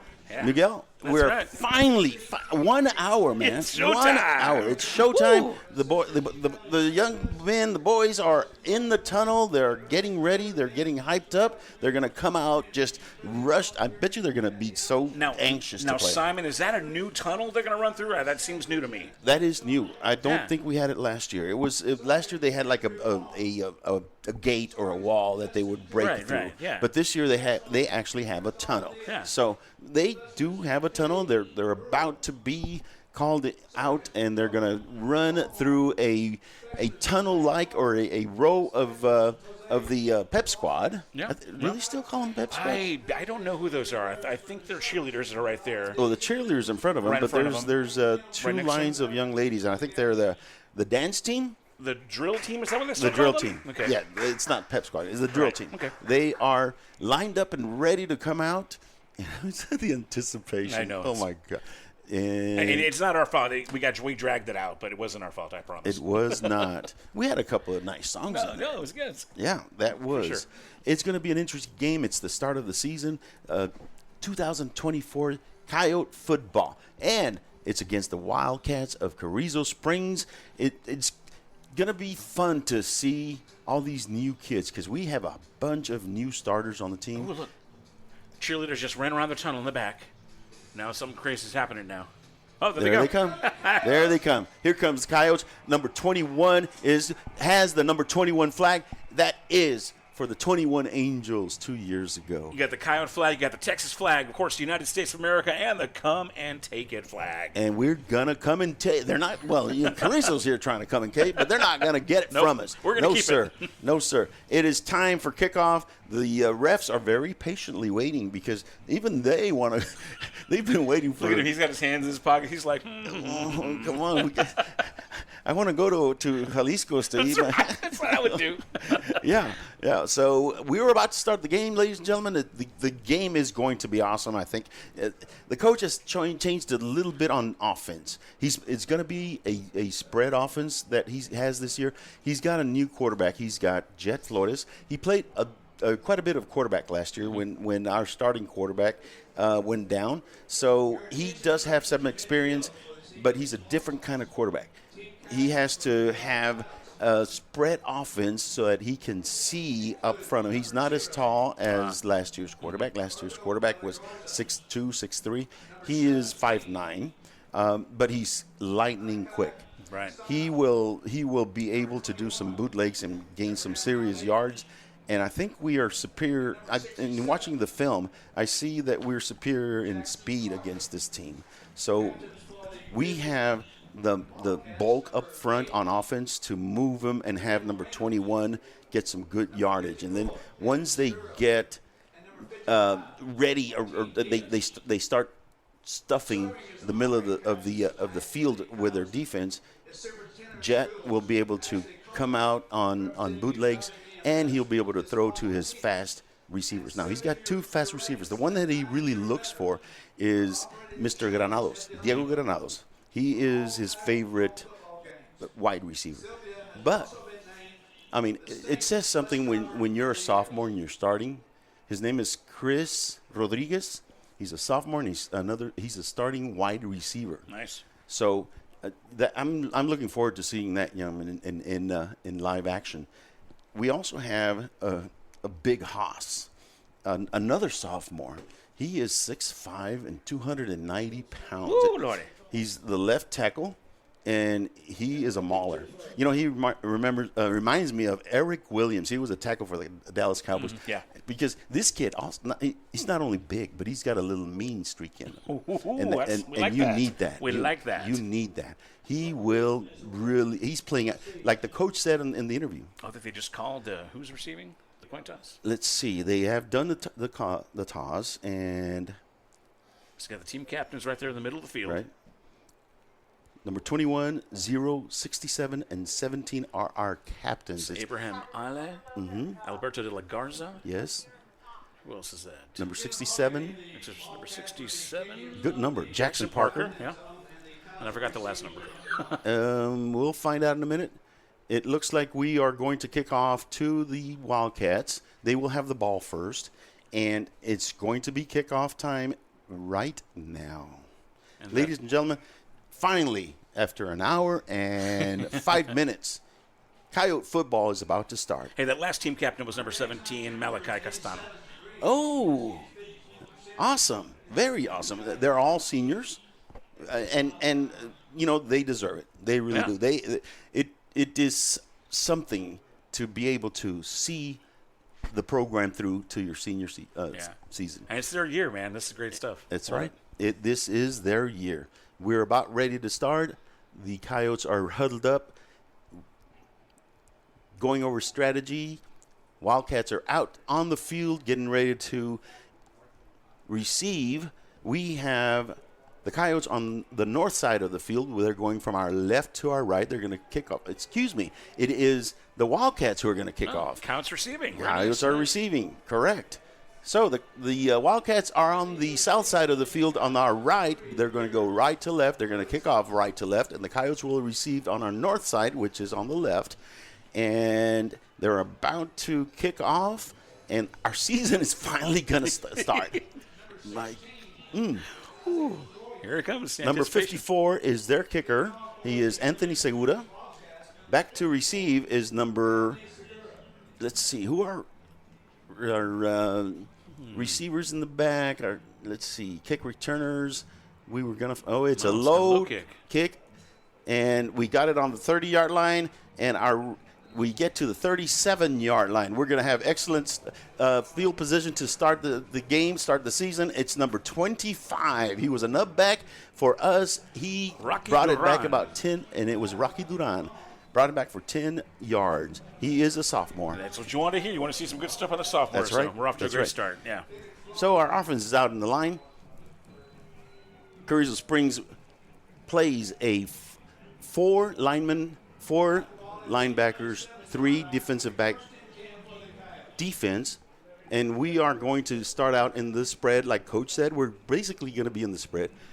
Quarterback Jet Flores is in shotgun formation. He has running back to his right, number 21, Ale. He's got 3 slot receivers on the right, 1 on the left. He asks for the ball. It's going to be a sweep, and it's going to be a triple. Ooh.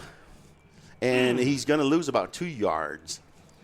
A little fancy there. We did 3 handoffs.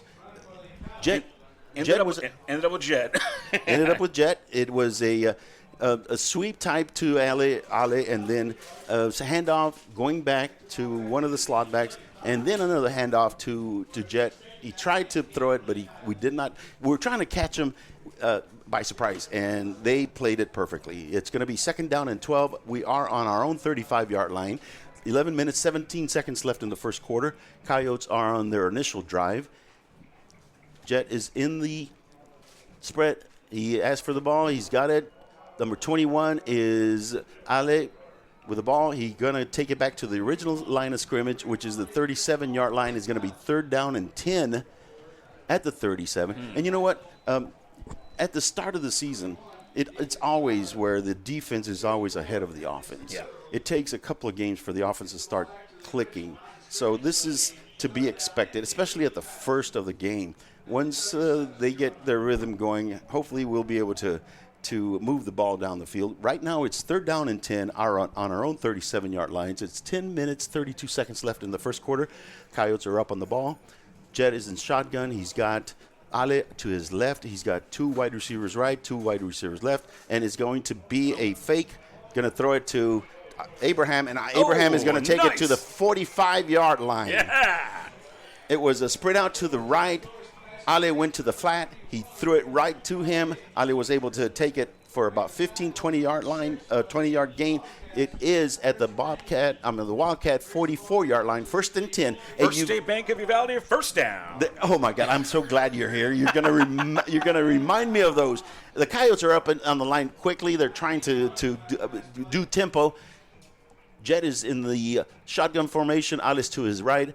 DeVere is motioning to the left. He is going to sprint to the left, go to the right, and throw it to the middle. And nice it's a catch by number 11, Diego Granados. Yeah. Yep. And his favorite receiver. That's his first reception, and it's close to the 1st down. They're going to give him the 1st down. 1st and 10 for the Coyotes. They're on the 34-yard line of the Carrizo Springs Wildcats. We are up on the line. Another First State Bank of Uvalde first down. Good job. Real good job, Rob.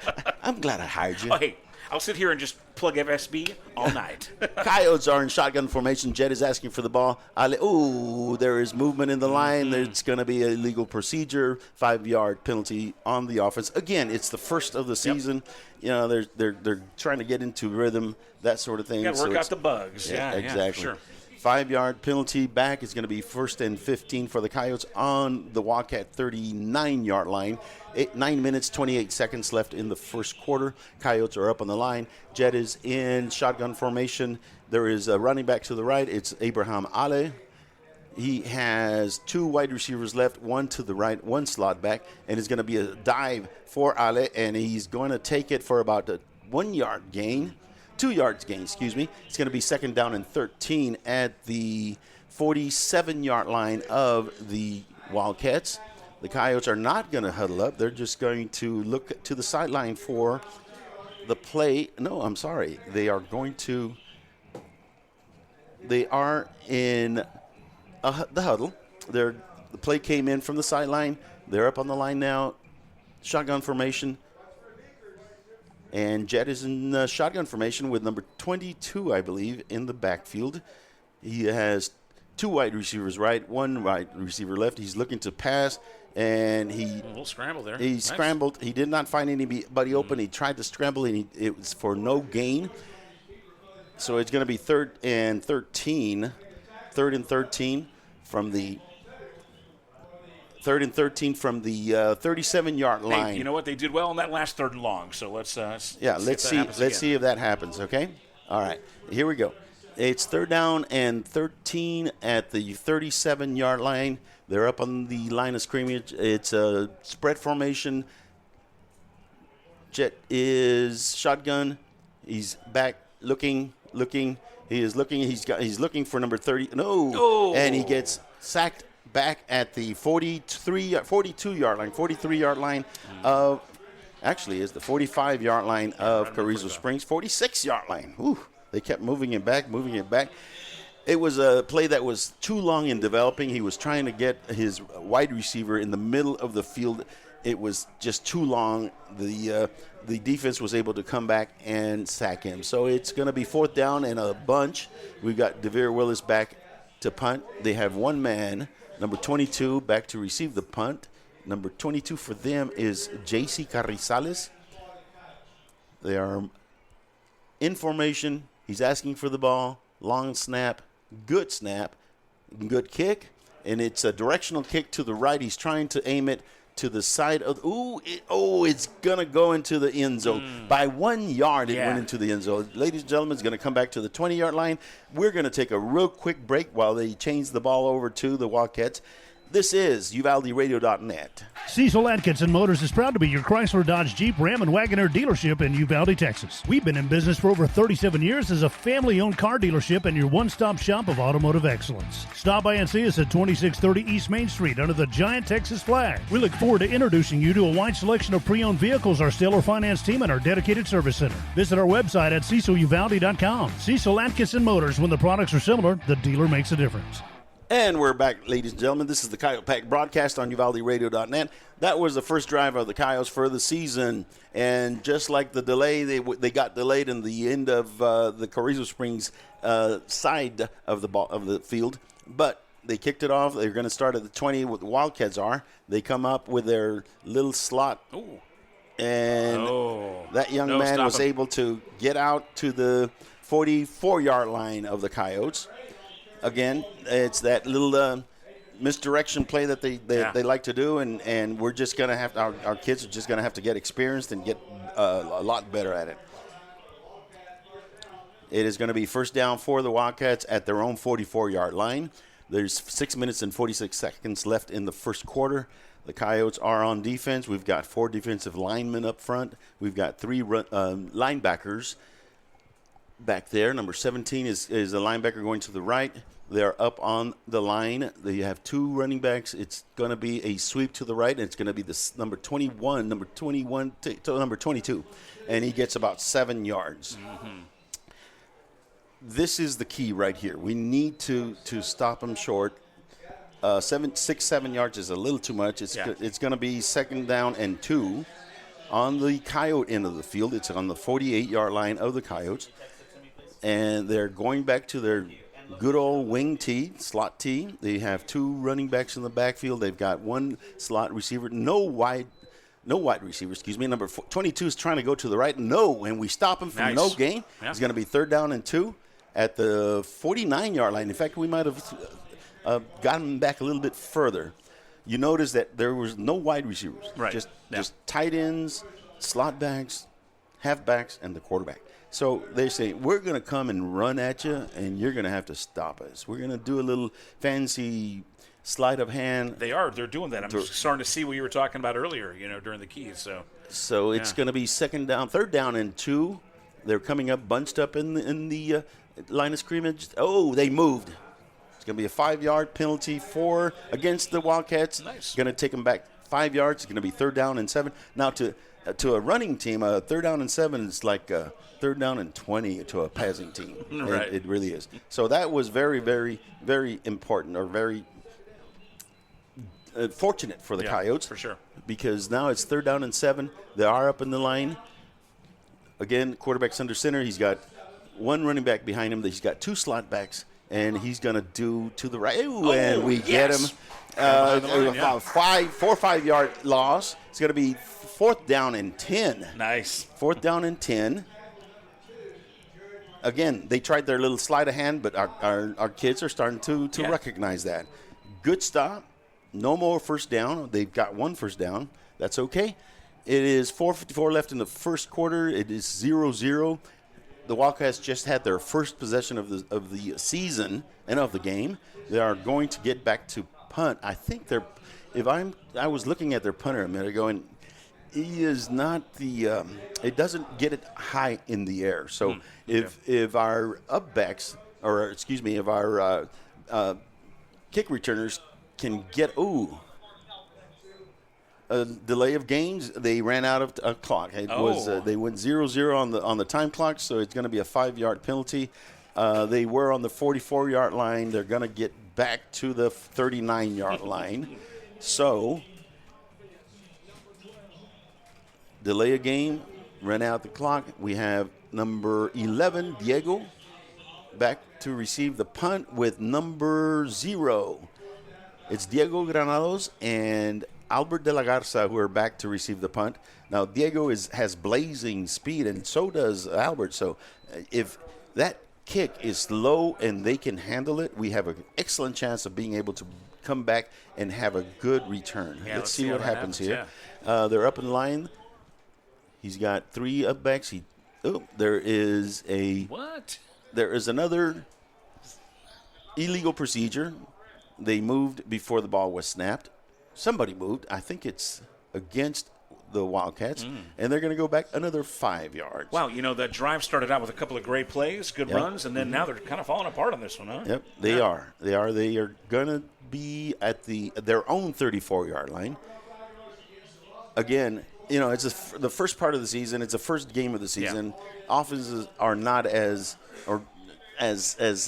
advanced as the defense, so they are already at the line of scrimmage. The ball is snapped. It's down low, and he's going to have to kick it as fast as he can, and it's going to go to the sideline. Going to go out at the Coyote 37-yard line. And that is where the Coyotes will start their second possession of the season. This is the Coyote football on UvaldeRadio.net. We're going to take a real quick commercial break. Serving Uvalde and the surrounding counties since 1991. Country Gardens and Seed thanks all their dedicated customers for over 30 years of support. Yolanda and her friendly staff invite new faces to stop by 403 South Getty Street for all your gardening needs. They're there to help you and answer any questions on your landscaping projects. Fall gardening starts soon, so call 830-278-2204. Country Gardens and Seed, 403 South Getty Street, Uvalde. And we're back, Coyote fans. The Coyotes are up in the line. It is the first quarter, 4:06 left in the first quarter, and they're going to hand it off to number 21, and he's going to take it for about a 4-yard gain. It's going to be 2nd down and 6. This is the second possession for the Coyotes. of the game, the first game of 2024. It is 0-0, 3:51 left in the first quarter. We moved the ball fairly well, and then we just stalled. Yep. And we tried. I think we were. The first few plays were too fancy in my That opinion. very first play, they switched that thing around. It was like a hot potato. Yeah, it was. So here we are on 2nd down and 6 at our own 42-yard line. You think they'll be more conservative this time around? I think they're going to try to run the ball a little bit more. Jet is in spread, and he is going to give it on a. Oh! And here he goes. Here he goes. Here he goes. Here he goes. And he makes it to the 3. Number 3, DeVere Willis. Yes, DeVere Willis had it was a sweep, and he took it to the 49-yard line. It's going to be 1st and 10 for the Coyotes at the 49-yard line. Again, that looked fancy, but it was a basic play. And we gave them some of their own medicine because we faked a dive to number 21, Abraham Ale, and then we just handed off real quick as DeVere was streaking across the field. Get some momentum going. Exactly. Nice little run there. It is 1st and 10 for the Coyotes at their own 49-yard line. Jet is in shotgun formation. Abraham Ale, number 21, is in the backfield. He's got 2 slot backs, and it's going to be a dive, and it's going to be for about maybe a foot. Yeah. They had it very well defensed. They have some big, strong kids in the middle of the defensive line. Almost kind of bounced back like it hit a wall. Yep. Yeah, it's very so again, it's just a feeling out type of thing. Let's see what happens here. It's a 2nd down and 10 for the Coyotes. 2:26 left in the first quarter. They're up on the line. Shotgun formation. Jet is in the backfield. He's got Abraham Ale on the left. He's got 1 slot back on the right. He's got 2 slot receivers on the left, and he's going to. Oh man! Number 11 on the other team. Yep. Sack. It was a sack by number 11, James Botello, their linebacker. You know, they do blitz a lot. Yeah. And again, you called that earlier for sure. Yeah. They are going to blitz a lot, and we have a young, inexperienced line that needs to learn how to pick up those blitzes because he had no chance to either run or find somebody open. So they are playing their game. And our offensive line needs to start learning the nuances of seeing what they're blitzing and stunting. Again, we're going to do there we go. Number nice 40 catch. is a good catch. It was a sprint out for Jet, and it's going to go to it's going to be close to the 1st down. Real close. That was number 40, Derek De La Cruz, sophomore. Sophomore, number 4. Yeah, and it looks like, it is a 1st down. 1st down for the Coyotes. They are on the Wildcats end of the field. They're on the 41-yard line. First State Bank of Uvalde, 1st down. There you That's go. Right. Don't go to sleep on the job no, here. I've got it. I was waiting for the judge to get done. There you go. I can't overshadow him. The judge loves to shout that out. 1st and 10 from the 41-yard line of the Wildcats are the Coyotes. Back in shotgun is Jet. He's got number 22 in the backfield, I believe. Or is it number 42? Oh, what was that? And he lost the ball. Yeah. And let's see. It's no. He got hit. He got hit Wildcats right as saying, he Wildcats got the ball. are saying it's theirs. But Let's see what they out. say. It looked like. Nope, it's the Coyote ball. Hey, all right, way to recover then. Yeah. Excellent. That was close. Well, yeah.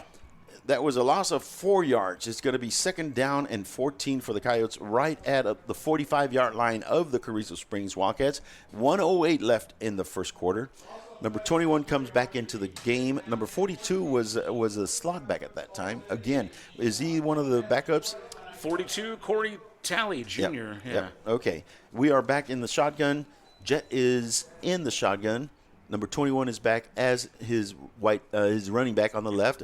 He's got 1 slot back. He's got DeVere motioning to the right, and he's going to toss it to number 21. And a lot of good pursuit by the Carrizo Springs Wildcats. Yeah, they're pretty fast, and they got a good tackle. They, it's 3rd down and 15 at the Carrizo Springs 45-yard line.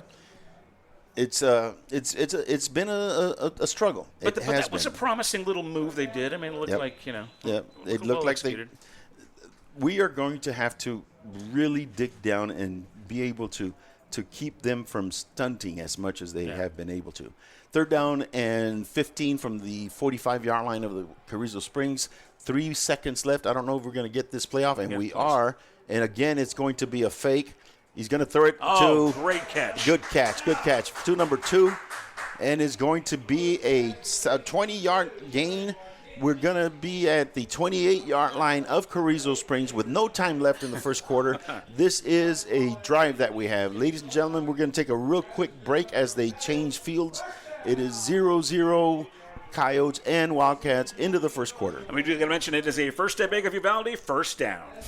Lantana Realty celebrates the 2024 Uvalde Coyotes and honors the legacy of our Coyotes and Lobos from years past. The extensive range of services provided by Lantana Realty's real estate professionals will be invaluable as they assist you in navigating the complexities of financing and sales contracts. Visit Lantana Realty at 131 East Nopal or call 830-591-6658. Lantana Realty, Stephanie Zakinas, broker. Texas Farm Store backs up pack. Locally owned and operated for over 50 years at 236 East Nepal. Stop by for everything you need. Feed, seed, lawn and garden, animal health, custom mixing and grinding, tack, herbicides, pesticides, and even wild game feeders. At Texas Farm Store, our friendly and knowledgeable staff can help you with all your needs. Delivery is available. Please call for more information, 830-278-3713. And find Texas Farm Store online at txfarmstore.com. And we're back, ladies and gentlemen. It is the end of the first quarter. It's the start of the second quarter. It is 0-0 Wildcats, 0-0 Uvalde. It's the second drive of the season for the Coyotes. You can tell that it has been, a little hard for the Coyotes to move the ball. They're knocking the rust off, right? Right. Yeah. So it was a short first quarter because everybody was running. A lot of running. A lot of running from the other team. We did a couple of about 3 or 4 good passes. So the Coyotes are on the 26-yard line of the Wildcats. We are in shotgun formation. The ball is snapped back. Number 42 is back there. He's going to throw a long pass.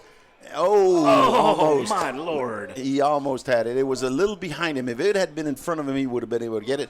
It was catchable. I say catchable. Right. He really jumped up there to try to get the ball. Almost a touchdown. Second down. We do have a player down on the field. We're going to take a quick injury timeout as they look at him. It is a Coyote. Let's see who it is. We'll tell you when we get back. This is the Coyote Pack broadcast on UvaldeRadio.net. Does your health have you on the sidelines? With over 20 specialty services, Uvalde Memorial Hospital has the winner's playbook of healing. Whether it's orthopedics, oncology, pain management, podiatry, radiology, or rehabilitation, Team UMH can offer you the quality comprehensive health care you need to get back in the game of life. Call us today to learn more at 830-278-6251. Go Coyotes! Star Realty and Ranch salutes our Uvalde High School varsity Coyotes, as well as all our UHS student athletes. Your hard work, dedication, and spirit make you all stars of the game. Star Realty and Ranch are your premier real estate experts, here to provide you with all the resources and information you need to buy or sell real estate. Call to find out more at 830-261-1970 or visit uvalderealty.com. There's power in the simplest of actions. Like one neighbor helping another. Where everybody looks out for everybody else. Community is everything at Medina Electric Cooperative, and we're grateful for your trust. To provide the energy you need, giving you the power to power on. Medina Electric Cooperative is a Touchstone Energy Cooperative, your source for power and information. And we're back, Coyote fans. This is the Coyote Pack broadcast on UvaldeRadio.net. We are back in action. It was number 2, but he was able to get off the field on his own power. It was Jared Martinez, but he's doing well. The Coyotes are back in the shotgun formation at the 26-yard line. It's going to be 2nd and 10. Dropped the ball. He picked it up and... No, it was they actually called it a pass. Oh, really? It was incomplete. It was an incomplete pass. What happened, he tried to hand it forward, and when you hand it forward, you don't hand it, you tossed it. Right. And when you toss it forward, it's actually a pass. So it's an incomplete pass, 3rd down and 10 at the 26-yard line of the Wildcats. The Coyotes are driving, and we are going to have a third down and 10, 11:43 left in the second quarter, 0-0. We need to score here, Robert. We need to start putting some distance between us and the Wildcats. And we're in their territory. It's definitely possible. It is very definitely. Let's see what we have in our pockets. We are in the shotgun formation again. Jet is in the shotgun. We have a running back to the right, and we're going to call a timeout. Oh. Coyotes are going to call a timeout, and they're going to try to get their let's see. What is... Nope, it's not a timeout. Instead of timeout, the coach took a delay of game, 0-0 on the time clock. So it's going to be third down and 15 from the 31-yard line. So it's third down and 15 for the Coyotes. 11:43 left in the second quarter. It is still 0-0. They were driving a little stall right now. Let's see if they can make up those 15 yards on one play. It's 2-down territory. So if they get a good amount of yards, they'll be able to go, and it's going to be that's a nice throw. And he is able to get, and he's going to go, and he's going to go, and he's going to go, and it's going to be a touchdown! Touchdown, Coyotes, baby! DeVere Willis. DeVere Willis. I told you that his speed would get it. That was awesome. That's a turnaround we're looking for there. That's the turnaround we're looking for. Ladies and gentlemen, the Coyotes came and they threw a pass to DeVere Willis to the left flat, and he was able to. It was able to make it all the way to the goal line. There was a penalty, but it was on the defense. It is going to stand. Coyotes have scored 6 points. They're in field goal. In extra point formation. And of course, there's one young man that's late because it's the first game of the season. He is back in there now. We still have plenty of time. The time clock is just now started. The play clock is starting. DeVere's back to kick. Ball is down. Kick is up. And it is good. Ladies and gentlemen, we've got a 7-0 score. The Coyotes are up on the Wildcats. 11:31 left in the second quarter. We're going to take a real quick commercial break and come back to you. This is UvaldeRadio.net. Friday Night Lights, marching bands, school spirit cheers. High school football is happening now. Auto World Eagle Pass is proud to support our young athletes and to be part of this wonderful Coyote fighting spirit. Ready to touch down on great savings on a new ride? Stop by Auto World Eagle Pass, test drive, and ask about 90 days no payment. Plus, get warranty forever at no cost to you. Visit AutoWorldEaglePass.com today. Aggregate Haulers is the industry leader in aggregate transportation, and our owner-operator services are the gold standard of the market. We provide consistent work, competitive rates, and opportunities throughout the state. Success is a team sport. When you join Aggregate Haulers, you're joining a better team. Aggregate Haulers, a proud supporter of the Coyotes and all Uvalde athletic sports. Visit us online, aggregatehaulers.com. We're back, Coyote fans. This is Simon Ortiz, Simon Pops Ortiz, along with Robert Wild-Haired Coyote Miguel. Wild-Haired Coyote! That's right. That's who you are, baby. The Coyotes have scored. They are now up 7-0, 11:31 in the second quarter. The Coyotes are it was a little bit of a slow start, but that speed makes a difference. Speed really does make a difference. Coyotes are lining up to kick off. Number 3, DeVere Willis is ready to kick off. They have 2 kick returners back there. I can't see their numbers. We're about to kick off, and it is going to be a beauty. Beautiful kick. It's a beautiful kick. It comes to the just by 1 foot. 1 foot. It went out of bounds, so it's going to be a penalty. But it went out of bounds 1 foot before the goal line flag. So he almost had it perfect. So but you're seeing good directional kicking from him so far. It's really good. Yeah, it really is good. It's going to be a penalty. The Wildcats will start at the 30-yard line. That's where they will start their third possession. It'll be first down and 10 for the Wildcats at the 30-yard line. The Coyotes are ready on defense. The Wildcats are up on the line. Of course, they're all bunched up in that old-fashioned wing tee. There is 2 running backs in the backfield, 1 running back in the backfield, a whole bunch of slot backs, and there comes, somebody moved a little bit, but they didn't catch it. It's going to be a sweep to the right, and we're going to get him for a 6-yard gain. It's going to be 2nd down and 4 for the Wildcats at their own 36-yard line. Again, it's just, we're going to run the ball, and you're going to have to stop us. Mm-hmm. They are going to place the ball at the 36-yard line. It's going to be 2nd down and 4. 11 minutes, 6 seconds left in the first half, the second quarter. The Coyotes are ready, up on the line. Here comes the Wildcats in their slot T, wing T formation. They have 1 running back and 2 slot backs, and usually one of them starts up like that, and then they hand it off, and he's got – that's that little dive that I showed you. Yeah. Quick. Just boom, just right in there. When he lines up right at his hip, and he turns around and gives it to him like as if nothing, and trying to fool, and they did. They got about 5 yards. It's going to be 1st and 10 at their own 43-yard line. 10:38 left in the first half, in the second quarter. Coyotes are up 7-0. Here comes the Wildcats. They're again in their slot back. Ooh, yeah, they're in the slot back. They have an eye back now with 1 slot back. He's going to move to the left. It's number 11. They're going to give it. Ooh, they ran into each other, and he's going to come back to the other side. I think the Coyotes are going to – the Coyotes going to pursue, and it's going to be – ooh, that's a loss of yards loss. There. Yeah. It was the play. The play was just bad from the start.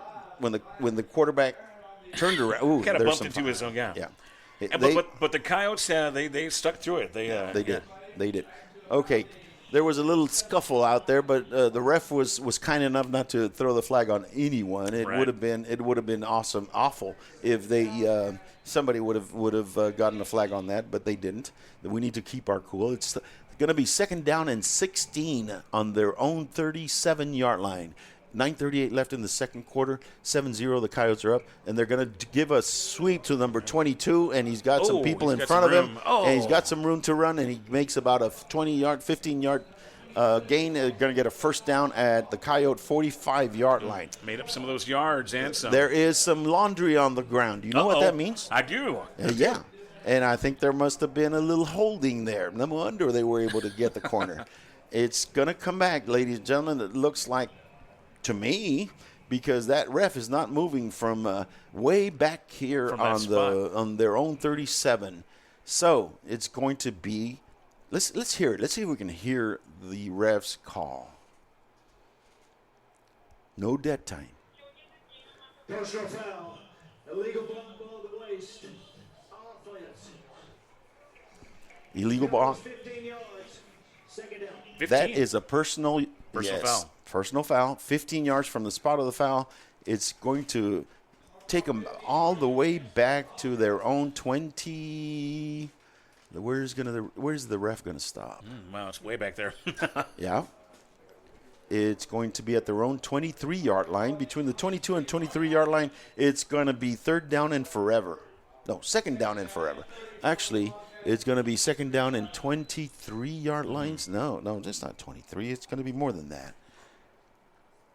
Oh, 30. 2nd and 30 yards. 2nd and 30 at their own 23-yard line. I don't think I've ever seen an and 30 in a high school football game. Okay. I'm just saying. Yeah. Okay. Yeah, that's true. It doesn't happen very often. And they're going to do a dive, and he's going to get about 6 yards, 7 yards. That's okay. They've got 30 to go. And for a running team, 30, they're not even pretending they're going to throw the ball. Yeah. 2nd and 30, they didn't even pretend. So it's going to be 3rd down and about 23, excuse me. Yeah, they got about 7 yards. It's going to be 3rd down and 23 at their own 29-yard line with 8 minutes and 29 seconds left in the second quarter. 7-0, the Coyotes are up on the Wildcats, the Carrizo Springs Wildcats. They're up in the line again in their slot T, wing T. He's got 2 running backs in the backfield, 1 slot back, and delay a game, or did they call a timeout? Somebody needs to be looking at the clock. It is a delay a game. It's going to be 5 yards back. Or another flag on the play. Wow. Well, I think they're going to say that the coach called a timeout. They're going to go and tell the coach. Okay. they're going to tell the coach that they might have used one of their timeouts so that they wouldn't get penalized. They're up on the line again, bunched formation. Ooh, and we moved. Yep, we did. Offsides, and it's going to be 5 yards for the Wildcats against the Coyotes. It's going to be third down instead.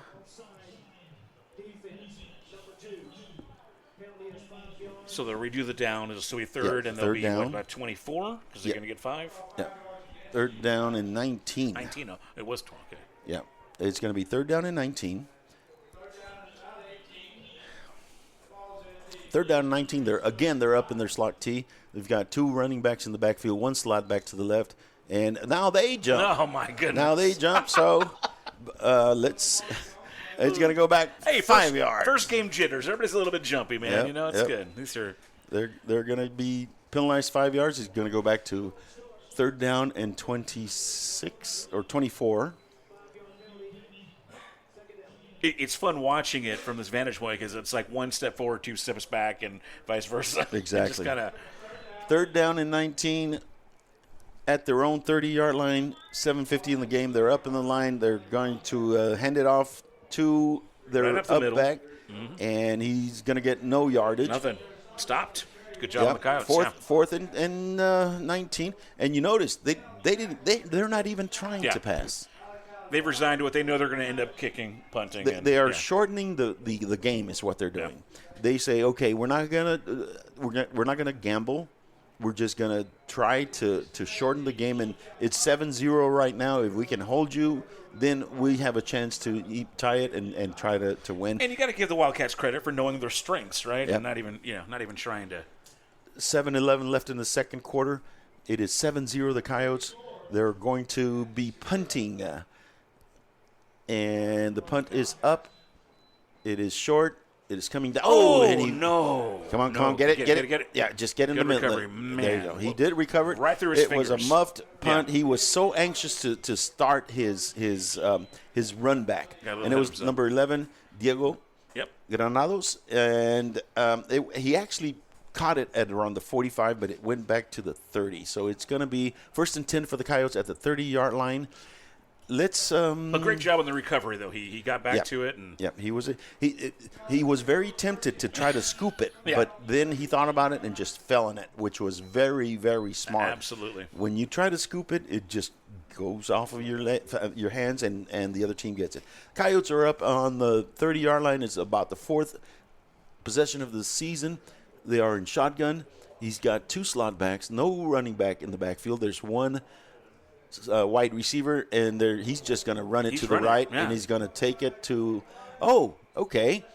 for about 7 yards. You know, this is the they call it the Wildcat, and what happens is they'll ironically against the Wildcats. and what it is they'll put number 21 as the quarterback, and put in an extra running back, and they're telling the Wildcats, we're going to run at you. He's going to run the ball, and you're going to try to stop us. Let's see if you can. They used it very successfully last year, and that's what he's doing. They came up a lot, Number 21 is in the shotgun, and he's going to run to the right. And they were there to stop him for about a 1-yard gain. It's going to be third down and 2. Third down and 2 for the Coyotes. They are in the Wildcat. Abraham Ale is in the backfield. He is coming off. I think he's having a problem with his helmet.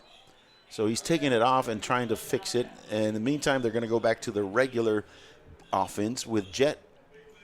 Oh, Jet is going to be a wide receiver, and they've got a number 46, I believe, as the quarterback. That's a change. I think it's a Wildcat. And what's going to happen is this young man is going to run with the ball, and he's going to take it up the field, and he's going to take it to the 48-yard line of the Carrizo Springs. And I think that's number 25, is it? Is it number 25? I think it is number 25. Rocky Duran? Yep. Sophomore. Sophomore. I tell you, we are young. But we are getting there. It was another Wildcat formation. And a credit to Coach for mixing it up like that. Nice. Yep. Very nice. What kind of first down is First State Bank of Uvalde, first down. Don't sleep on the job. Hey, check FSB's new online account creation. Visit fsbuvalde.com to create a new FSB checking or savings account. We're still in the Wildcat. It is going to be a dive up the middle for Mr. Ale, and everybody's just jumping on his back, and he's taking them for about a 5-yard ride. Yeah, that was a nice, powerful run there. Yes, it was. Yeah. It's going to be second down, and actually it's about 4.5 yards, but we'll call it 5. It's going to be second down and 5. 5 minutes and 15 seconds left in the first half. We're in the second quarter. The Coyotes are up 7-0. Jet is coming back on the field, but I have a sneaky suspicion he's going to be a wide receiver and not a quarterback in this formation. And in true to form, he is coming out wide to the left. It's Abraham Ale in the shotgun. He's got two slot backs, and he's going to take it up to the side and going to take it for about a 2-3 yard gain. It's going to be third down and 3 at the 42 yard line. It's going to be about third down and 4 maybe. I like seeing them, counter that run from the Wildcats with our own running. We're just going to push it too. That's good. 4 minutes and 26 seconds left in the second quarter, first half. Coyotes are up 7-0. They are driving. We started on our own 30-yard line. We are on the Wildcat 42-yard line. Coyotes are up. And it is, again, Mr. Ale in the shotgun formation. It is going to be 2 slot backs. 1 slot back's coming to the right. Bad snap. Bad snap, and he's going to fall in it. That's smart. Yeah. That is smart. It's going to be fourth down and a whole bunch. Probably lost about, 8 yards there? He lost about 12. 12, yeah, actually, yeah. Wow. It's going to be fourth down and about 18.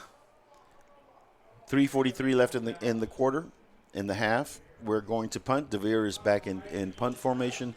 They have one. Actually, they don't believe us, so they don't have anybody back there to receive a punt. I think we're going to run. Yeah, they think we might run the ball, but no. Number 22 is going to go back just a little bit. He should go a little bit further back because he's going to be outkicked by DeVere. And no, he's going to come down, and he didn't call for a fair catch. Oh, he but did. There's a flag anyway. Yeah, I think he. Well, I didn't see him call for a fair, but he looked like he was going to run. There is a flag on the field. It was around where he caught the ball and got tackled, so it might be a personal foul on the Coyotes. Let's see what the refs call with anticipation here. They are trying to sort it out. Yeah. And it is going to be against the Coyotes because the ref is looking in the direction of the Coyotes. Now, normally they would call that they're going to catch and run. And right. I didn't see him raise his hand, but they are going to. It's going to be a big one. It's going to be a 15-yard penalty, a personal foul penalty. It's going to bring the ball up to the 41-yard line, 42-yard line of the Carrizo Springs Wildcats. It's going to be first and 10 for the Wildcats at their own 42-yard line with 3 minutes, 14 seconds left. First and 10 for the Wildcats. The Coyotes are up 7-0.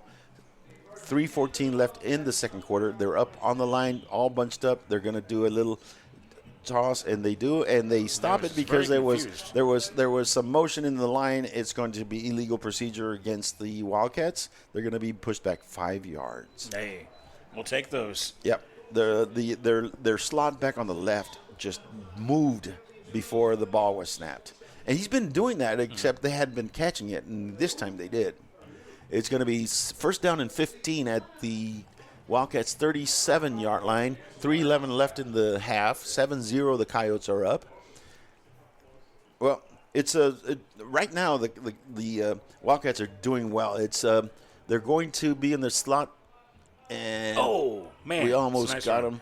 Going to be about a 5-yard game. It's going to be a second down and 9 at their own 43-yard line. That Wildcat number 8, he's little, but he's fast, and he got through there. Nice. Yep, he did. They said he didn't go that far, so it's going to be second and 10 almost. Second and 10, they're up in the line. Bunched up in their slot tee. They're going to take a sweep to the right. Number 22 takes it, and it's going to go for a good gain of about 6. It's going to be third down and 3 at their own 49-yard line. And then the clock keeps ticking. It's 2 minutes and 30 seconds left in the second quarter.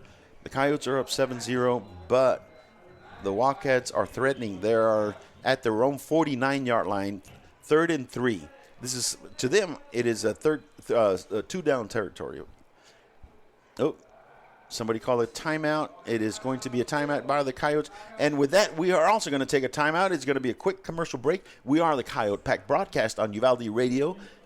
Uvalde Chevrolet is proud to bring you official coverage of Uvalde Coyotes football. At Uvalde Chevrolet, we've devoted ourselves to helping and serving our customers to the best of our ability. We believe the cars we offer are the highest quality and ideal for your life needs. Visit our website at UvaldeChevrolet.com to search new and used vehicles, plus get information on specials, financing, and parts and service. Or stop by and see us at 825 East Main Street in Uvalde. Uvalde Chevrolet, Uvalde's exclusive GM dealer.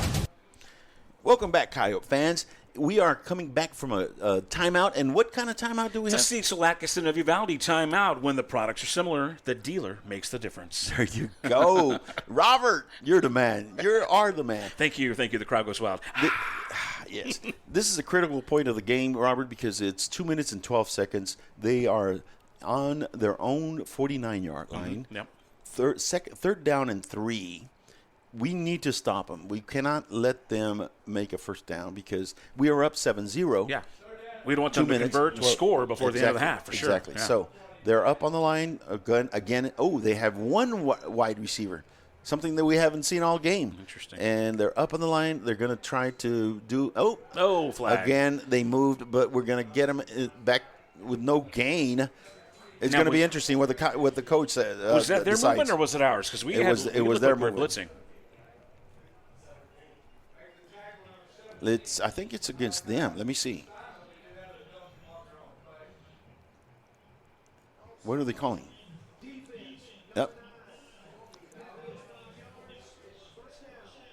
Yep, it was on us. Yep.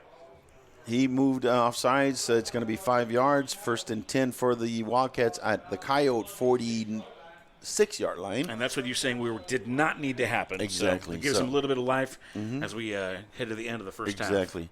2 minutes and 3 seconds left in the first half, second quarter. They are up in the line, 46-yard line of the Coyotes. They're in their wing tee. They're going to do that little. Yep. Number 11 is going to take it to the Coyote 36-yard line. Is that little misdirection play? Yep. And he was able to spring it to the 34-yard line. 33-yard line of the Coyotes. 1st and 10 for the Wildcats. 1 minute and 46 seconds. They have plenty of time to make it into the end zone. We need to stop them right here. They are going to call another timeout. What kind of timeout are we going to take, Robert? That's a Cecil Atkinson of Uvalde timeout. Cecil Atkinson Motors is your premier provider of new and pre-owned Chrysler, Dodge, Jeep, and Ram vehicles. Hi there. I'm Linda Kale, broker at Riata Realty in Uvalde and Nueces Canyon. If you're in the market for a home, business, or recreational property, we'll help you find it. For sellers, we're ready to broker any deal you bring us. Commercial, residential, ranch, and river properties are all in our wheelhouse. Friendly service and attention to detail are what we're known for, so give us a call today at 591-4430, whether you're buying or selling or just thinking about it. Remember Riata. Welcome back, Coyote fans. This is the UvaldeRadio.net, the official radio station of the Uvalde Coyotes. Ooh, that's right. That's right. We are in a critical point of the game. They've got 1 minute and 46 seconds left in the first half. The Wildcats are driving. They are on the Coyote 33-yard line. They have a 1st and 10 with 1:46 left. The Coyotes are up 7-0, but we need to keep them out of the end zone. Absolutely. It's gonna be a little tough, but we can do it. These kids, they're getting some good game time experience. We are young. They are getting fooled a little bit on the misdirection, and they're going to keep doing it until we figure it out. They're up in the line in their wing tee. They're going to give it again. See, they gave it to the number 8. We can't see him, and he's going to take it for about an 8-yard gain. It's going to be 2nd down and 7. It looks like a 3-yard gain. 1 minute and 36 seconds left in the first half. Now the Wildcats, have made some mistakes and lots of penalties, but they're doing really well right now in this drive. It's going to be 2nd down and 3 at the Coyote 26-yard line. And, again, they're doing all these little crisscross, and then, boom, they take it up the middle. They're up on the line, and they're going to give it to number 22, and he's going to be stuffed for a 2-yard loss. It's going to be 3rd down and 5. Behind the line. That's good stuff. Good stuff. Great play. And there's going to be another what kind of timeout do we have? We got another timeout. A Cecil Atkinson of Uvalde timeout. When the products are similar, the dealer makes the difference. Like so many great Texas institutions, it began as an idea, became a vision, and ended up being a legacy. The premier bank of Southwest Texas since 1907, First State Bank of Uvalde, provides banking solutions, services, and products with the highest quality customer service, delivered with Southern hospitality and Texas spirit. For all your banking, loan, mortgage needs, or just to grab a cup of coffee and talk about Friday night's Coyote victory amongst the ambience and artwork, we'll be looking down the road for you here at First State Bank of Uvalde. Member FDIC, equal housing lender.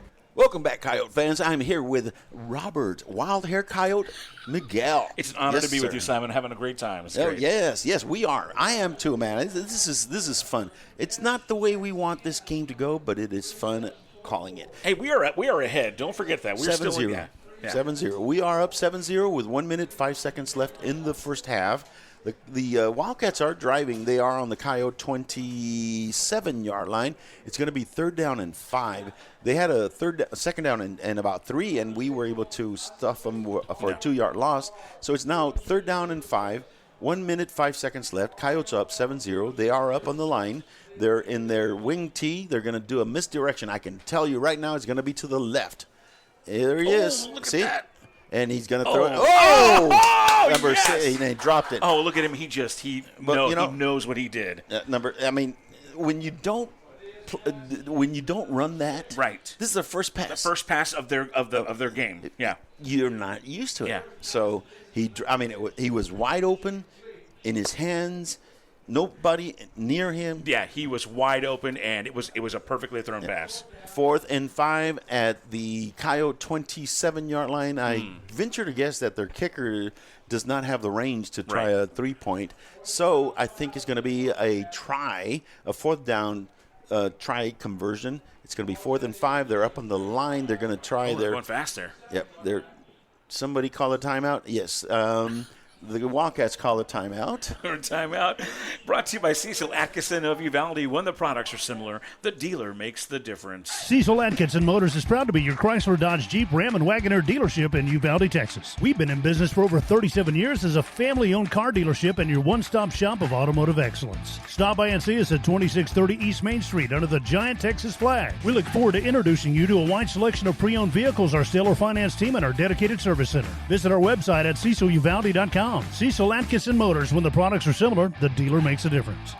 Come back. That's what they said, right? That's right. No, they're not going to come back. Welcome back to Uvalde Coyote Football here on UvaldeRadio.net, your official sponsor. And I'm here with Mr. Robert Miguel. We are, it's at the critical part of the game. It's really 4th down and 5. It's 1 minute and 1 second left in the half. The Coyotes are up 7-0. We need to stop them right here. Right here, right now. Let's do it. Right now. They're going to get the second half kickoff, so we're going to have to stop them in the second half to begin with. So we don't need them to convert and get some points. They're up on the line in their slot tee. They're going to come to the right, and they're going to try to pass to the left. Another pass again. No, not even close. Oh, wow. Nope, not even close. Incomplete. Good coverage by the Coyotes. It is going to be 1st down and 10 for the Coyotes at there's no laundry, right? No, I don't think so. That was broken up by Alberto de la Garza, number 0, right? Yep, number 0. That was a great play. That was a critical play for us. That was a critical play. With 53.6 seconds left in the half, the Coyotes will get the ball at the 26-yard line, 1st and 10. I think we are just going to run out the clock, but who knows what the coach has up his sleeve. You never know. He might try to do one of these long passes to see if they get either a completion or a penalty to move the football down the field. Let's see what he does. He does have his regular offense out there. Number 4, Jet is in shotgun formation. He does have Mr. Ali on the left. He's got 3 receivers to the left and 1 to the right. He's going to sprint to his right, to his left, and he's going to run. Running up the middle. He's going to run up the middle. Sliding right to the 40-yard line. Yeah, and That was very close. Somebody came and got on top of him. Little late tag, and there's a late flag. Yep. Number 11, Granados lost his cool and hit the guy that really rode on Jet's back. And now we are going to have a penalty. We did make the first down, but with the penalty, it's going to be a second down. Yes, it's unfortunate. You know, the young man for the Wildcats did do wrong by riding on the quarterback's back, but our man, number 11, should have kept his cool. Excuse me. And but it's a personal foul. Yep. It's going to be first and 10 actually, because we didn't make the first down, or no, it's going to be first and 13 now. First and 13.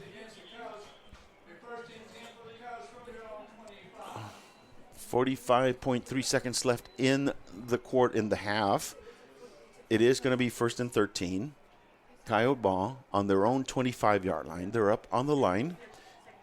Jet is in shotgun formation. Number 21, the running back, is to his left. He's got two wide receivers right, and he's got two wide receivers left and one to the right. And there is some question being asked by our coach. The ref goes and says something to the ump, and they're trying to figure out what the situation is. It's timeout Uvalde. Timeout Uvalde. That's a Cecil Atkinson of Uvalde timeout. When the products are similar, the dealer makes the difference. Serving Uvalde and the surrounding counties since 1991. Country Gardens and Seed thanks all their dedicated customers for over 30 years of support. Yolanda and her friendly staff invite new faces to stop by 403 South Getty Street for all your gardening needs. They're there to help you and answer any questions on your landscaping projects. Fall gardening starts soon, so call 830-278-2204. Country Gardens and Seed, 403 South Getty Street, Uvalde. Welcome back, Coyote fan. This is Simon Pops Ortiz with you with Mr. Robert Miguel. This is UvaldeRadio.net. The Coyotes have a second and 13, and it's 45.3 seconds left in the first half, excuse me. The Coyotes are up on the line. I thought it was first and 13, but no, they say it's a second and 13. So somehow we lost it down, and maybe that's what the Yeah. There's still chit chat going on the field there with the referee. They're gonna talking to our coach on the sideline. So it was a first and 10, and now they're making it a second and 10. Scoreboard's a second and 13. Right, So but it's sure second. what's going on there. It should be first and 10. It is. Shotgun formation. He's going to take the ball and look at up him the go. middle. Go up the middle. He's going to take it to the right.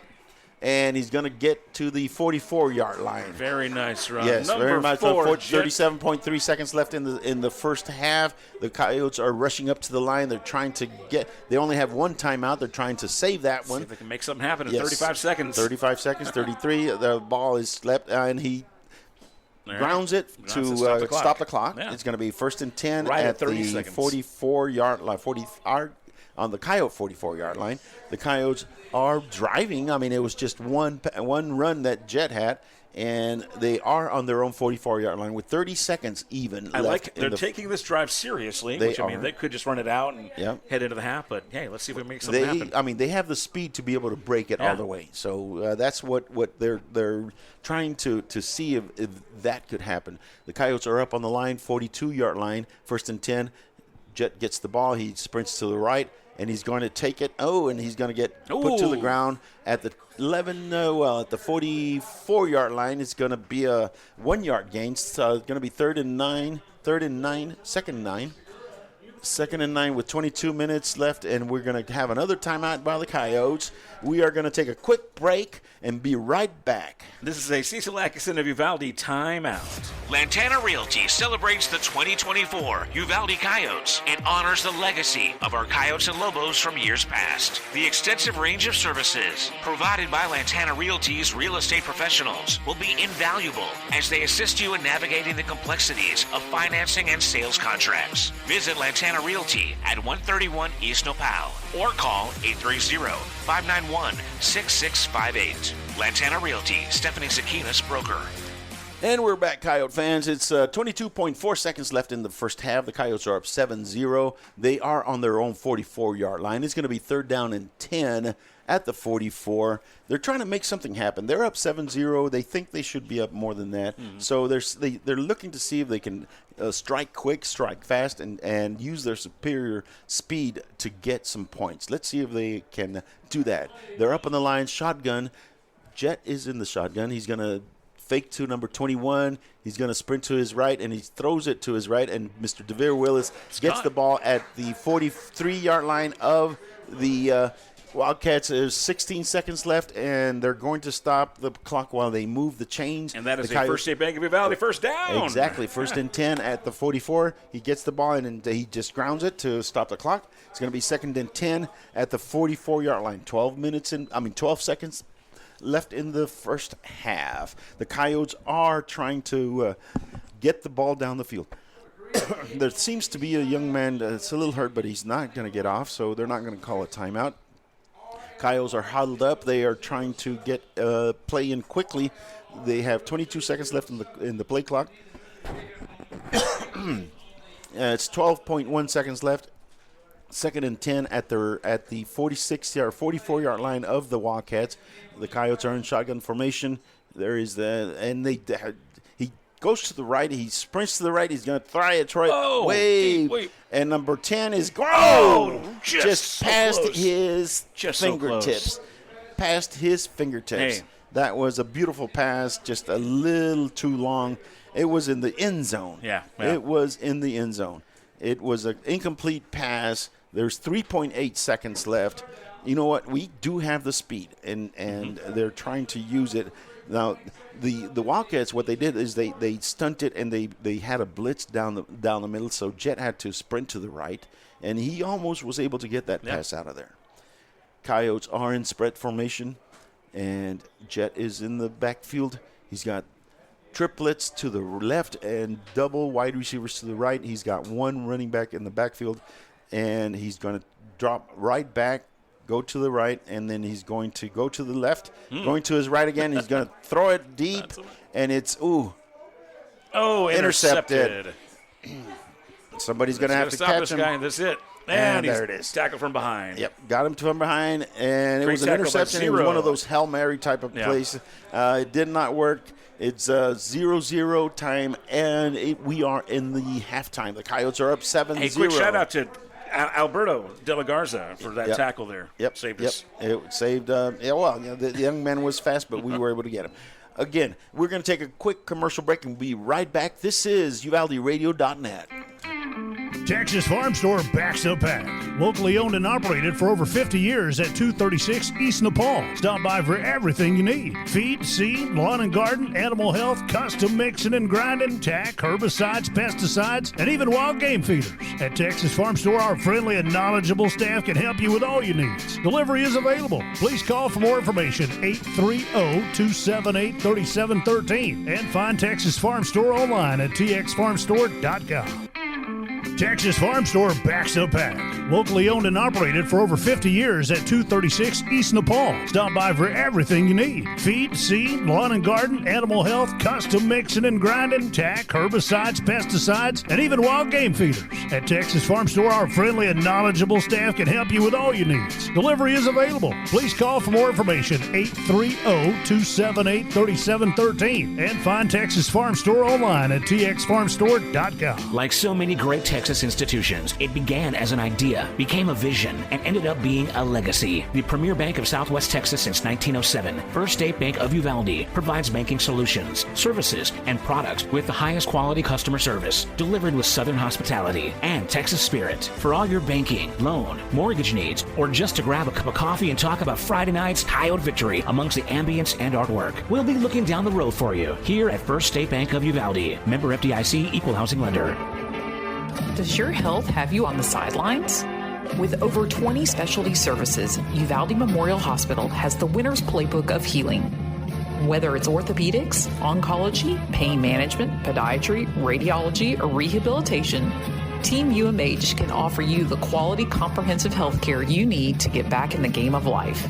Call us today to learn more at 830-278-6251. Go Coyotes!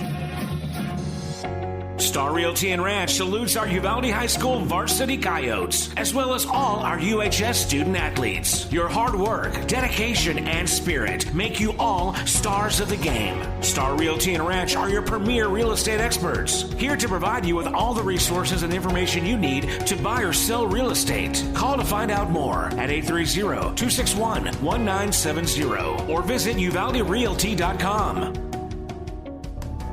There's power in the simplest of actions. Like one neighbor helping another, where everybody looks out for everybody else. Community is everything at Medina Electric Cooperative, and we're grateful for your trust. To provide the energy you need, giving you the power to power on. Medina Electric Cooperative is a Touchstone Energy Cooperative, your source for power and information.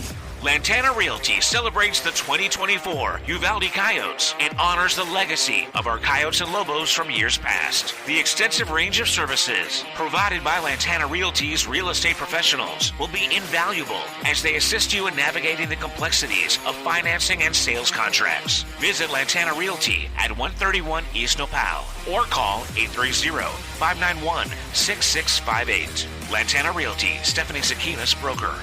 Aggregate Haulers is the industry leader in aggregate transportation, and our owner-operator services are the gold standard of the market. We provide consistent work, competitive rates, and opportunities throughout the state. Success is a team sport. When you join Aggregate Haulers, you're joining a better team. Aggregate Haulers, a proud supporter of the Coyotes and all Uvalde athletic sports. Visit us online, aggregatehaulers.com. Greetings to everyone who loves the Uvalde Coyotes. This is Mama Jan on behalf of the Tex Elliott family. Uvalde strong, we back the pack. Go Yotes!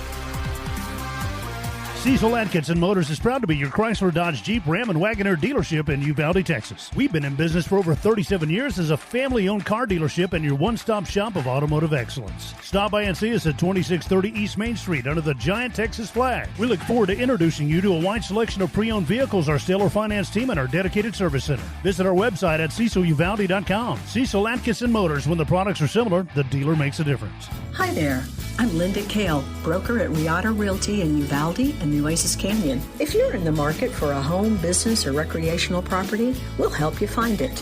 For sellers, we're ready to broker any deal you bring us. Commercial, residential, ranch, and river properties are all in our wheelhouse. Friendly service and attention to detail are what we're known for, so give us a call today at 591-4430. Whether you're buying or selling or just thinking about it, remember Riata.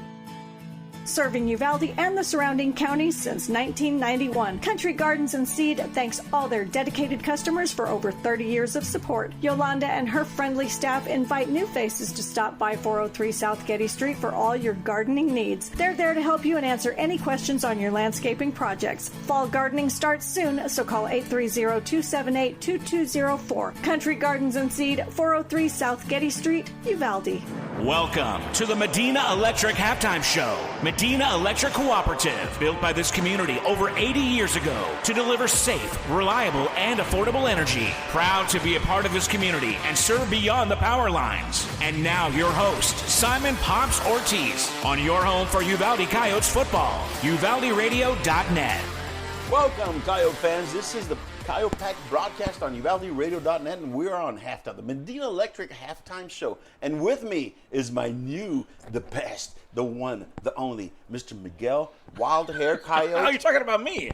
Yes. I thought you were introducing Ryan already. I love that. Thank you very much. I'm just so happy to have you as my partner. Honor and pleasure to do this. I'm having so much fun already. We had a long lead up to the game because of the delay, but hey, man, we're cooking now. We're cooking. Yeah, we are. Yeah. We are. Yeah, the Coyotes aren't cooking that much, but it's the first game of the season, and we talked about this at the very start. The score is 7-0. The Coyotes are up, but it's closer than it should be. But it is the first game of the season. The defenses are way ahead of the offenses, and the one thing that we talked about is we have a young defensive front seven, and they're getting some game experience. And playing a team that plays that type of defense, offense, like Carrizo Springs does, where they do all this misdirection and sleight of hand, it's hard. It's hard for these kids to get used to that kind of defense. So that's why it's really close, 7-0. You can tell that we have superior speed. Absolutely, yeah. It's just a matter of us being able to sustain our drives and being able to get the points that we need. So capitalize it at the end, yeah. Exactly. So that being said, we are going to go to our next segment. Robert, we're going to go to the Uvalde Memorial Hospital injury report. And we have the one and the only, the man himself. And may I say this real quick, though? And also probably the finest trivia player in all of Uvalde. Oh, come on. I don't like that name he has, Oh, you don't? Some kind of Mafia? Bill or something. Yeah, brother. Switching over. Hello, gentlemen. The Mafia Bill. Yeah. The Bill's Mafia. What is that name anyway? Bill's Mafia. They're trivia champions. It's a group of knuckleheads. I know. They froze their heads up in Buffalo, and then they came down here, and they're still not having thought out. Cold weather makes you do dumb things, friends. Ryan, how's it going, my friend? It's good to have you. It's first game of the season. We only had one little incident, I think. Yeah, just a little get the wind knocked out of you guy. He was fine. Oh, it was just the wind getting. Yep. Oh, okay. Yep. I noticed when he walked off that he was actually very mobile. There wasn't a limp or anything like that. So thank God that was it. Anything else that has happened? No, these guys are. It's early. They're young, so good thing. The less we do, the better. But so far, so good. I hope we keep it that way. Give me your assessment of the game. You're a football fan. I know you are. Well, you can say it's the first game of the season. Yep.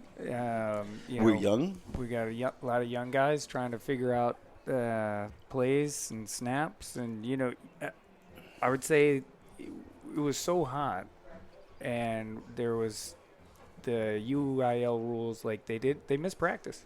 Yeah. And I think it shows. Yep. Both sides of the ball. Yep. So if you probably were at a lot of these games around South Texas today, I imagine there's a lot of that going on. These kids missed a lot of after school practice time because I don't know what the temperature is, but they couldn't go. So they tried to make it up in the morning at 6 o'clock in the morning, but my God, to be able to practice with cobwebs in your head and your eyes, it's tough. And it's limited because it's like they have this amount of time they got to go because they got to get to class. And, they have their athletics period and everything. But I think I think the second half's going to be better. These guys got some of the new guys got got their first taste of blood. There you go. And got the jitters out, and I think they're going to get some motivation at halftime. Clearly we're a better team. You can tell. Carrizo's playing hard. They've done well. There've been, I would say the biggest note of the game is penalties. Yep. And and Robert and I talked about it extensively. It's hard to go against a defense like theirs because they use so much misdirection and sleight of hand, and our defensive front seven is so young, inexperienced that it's gonna take them a bit to really get into it. And they started stopping it, and they did. So good thing it's not like a team that's really good at it, like Divine or something like that. That we had, even with an experienced secondary and everything, had a hard time with it. So exactly. And we're faster. I think I heard you guys talking about that. Like we have some fast guys, so we can catch up to them. They had a couple plays, But overall, I think the second half should go about the same. Yep. It hopefully what I'm looking for is to see how it takes 2 to 3 games for these kids to get into real game shape. Yes. So they only have 24 players. Let's see how they hold up in the second half. I think that maybe the third quarter might be a little competitive. Hopefully, we'll be able to get a little bit of a breathing room by the fourth quarter. And it's hot down there, man. Yeah. The humidity is high with the clouds, and we've had like sprinkles a little bit. And, well, all week long we've had sprinkles, so that really says a lot. We did have somebody else. Do I remember somebody else getting a little banged up? No? Maybe nobody that we had to go out there. There's a couple guys a couple little finger and wrist stuff that happens every game, but nothing nothing they called us in for. Let me ask you this: do we have anybody injured that was injured before the season or in the scrimmages? Anybody that's not playing right now? There was one of the guys that unfortunately in a scrimmage broke his ankle. He's going to be out for the year. Oh, the whole year. Yeah. We. Was rules-wise, I can't really talk too much about it. I understand. But, he was a good player, and so he'll be missed. But he's the only one that I know of. There's one guy out there that's got like an ankle sprain that he's maybe this week, next week. But overall, everybody seems healthy. I saw Jet slide there, get hit from behind and didn't get protected, and then we get a penalty for our guys defending our quarterback. If you're going to let that go, let the other go. I mean, for me, it's I noticed that. Tit-tat. Come on, guys. Yeah. That was dangerous. He rode on his back while he was sliding. Yep. And that's how you break. You get a little broken bone in the lower back, or overstretch your the quadratus lumborum back muscle, and that's going to hurt for 6 weeks. So exactly. You got to protect the quarterback, and let the guys stand up for their quarterback too. If nobody's doing anything egregious, come on, it's football. Yeah, it is football. So we're going to have a very interesting second half. We're going to go over some scores in a minute, but Ryan, thank you for being here. You're going to be here next week, right? I know that you got a couple of games where you're going to be out of here. Yes, I'm going to be here next week. The 2 weeks after that, I am going to the Great White North. So do some. Gonna go get your brain frozen again? Yes. Yeah. Well, it won't be cold yet. It's too soon for that. Yes. So hopefully, I'll get to see. It's still beautiful up there. Best part of the country for that season. There'll be hopefully some leaves changing and it's the fall. See some family stuff. So. That's great. That's some good, some bad, but it's all good.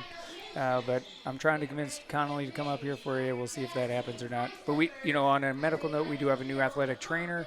Rolly seems like a great guy, a new assistant trainer, and we might get some other student trainers that are in the local area. So we looks like we're gonna have a lot of good help. So from a medical standpoint, the Coyotes should be well covered. If anybody wants to volunteer for your spot for the next couple of weeks when you leave. By all means, let him come up here and tell him we'll treat him right. Yes, I'll talk to Jack, but he's kind of a keep to himself kind of guy, so we'll see. Okay, just like Robert, right? Yes, he keeps to himself. Yes, that's a yin and a yang versus Robert. There you go. Yeah. Well, Ryan, thank you for taking your time, and we'll see you next week. Simone, it's always good to talk with you. I hope you had a great summer. I know we talked a couple times, and hopefully see you around just more than this. Oh, yeah. Definitely. Thank you. And we are going to take a real quick break and come back. This is the Coyote Pack broadcast on UvaldeRadio.net. There's power in the simplest of actions. Like one neighbor helping another. Where everybody looks out for everybody else.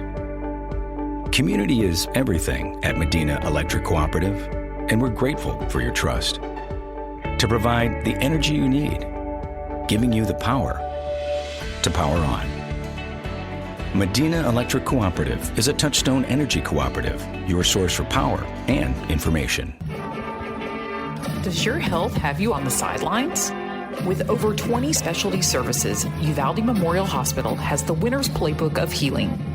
Whether it's orthopedics, oncology, pain management, podiatry, radiology, or rehabilitation, Team UMH can offer you the quality comprehensive health care you need to get back in the game of life. Call us today to learn more at 830-278-6251. Go Coyotes! Welcome back, Coyote fans. We are in the Medina Electric halftime show. Yes, we are. It's 13 minutes before kickoff for the second half. We're going to go through, Robert, we're going to go through a couple of the games of some of our upcoming opponents and some of our district members. So we're going to look at the Crystal City Javelinas are up on Ingram Moore Warriors, 19-3 in the third quarter. Okay. We have the Pryor Bulldogs up 13-0 on Bruni Badgers. Ooh, look at this one. Somerset Bulldogs. And these are all third quarter scores because, these games started on time. Yeah. Somerset Bulldogs are up on the San Antonio Southside Cardinals 16-8. Third quarter, 3 minutes left. The Hondo Owls, they are up 42-34. Oh, what a high-scoring game. Yeah, against the Blanco Panthers. 42 seconds left in the third quarter. Now, that is a high score. That's very surprising. Another district opponent, San Antonio Kennedy, is down 21-25. The Robstown Cotton Pickers are up on them 25-21. Look at this. Okay. I keep mentioning Bracketville. Yeah. Bracketville Tigers and the Comfort Bobcats, they're 0-0 because they're delayed. Oh, really? Yeah. This late delay, they don't just call the game? I bet you they called it, but they still have delayed on it. So delayed on the information. Yeah. Okay. Just around the scores around the area. Llano Yellow Jackets 47, Lytle Pirates 0. That's surprising because Lytle last year they were undefeated almost the whole season. The Dilley Wolves are up 27-0 on the Sabinal Yellow Jackets. Sabinal was really good for the last couple of years. Here's an interesting one. Our next week's opponent, Eagle Pass Win, is down against the Eagle Pass Eagles, 48-0. Ooh, they're in the fourth crosstown rivalry. Yeah. No, they always start. Yeah. That's their first game. Both Nice. teams' first game. Fourth quarter with 2 minutes left. They're almost finished.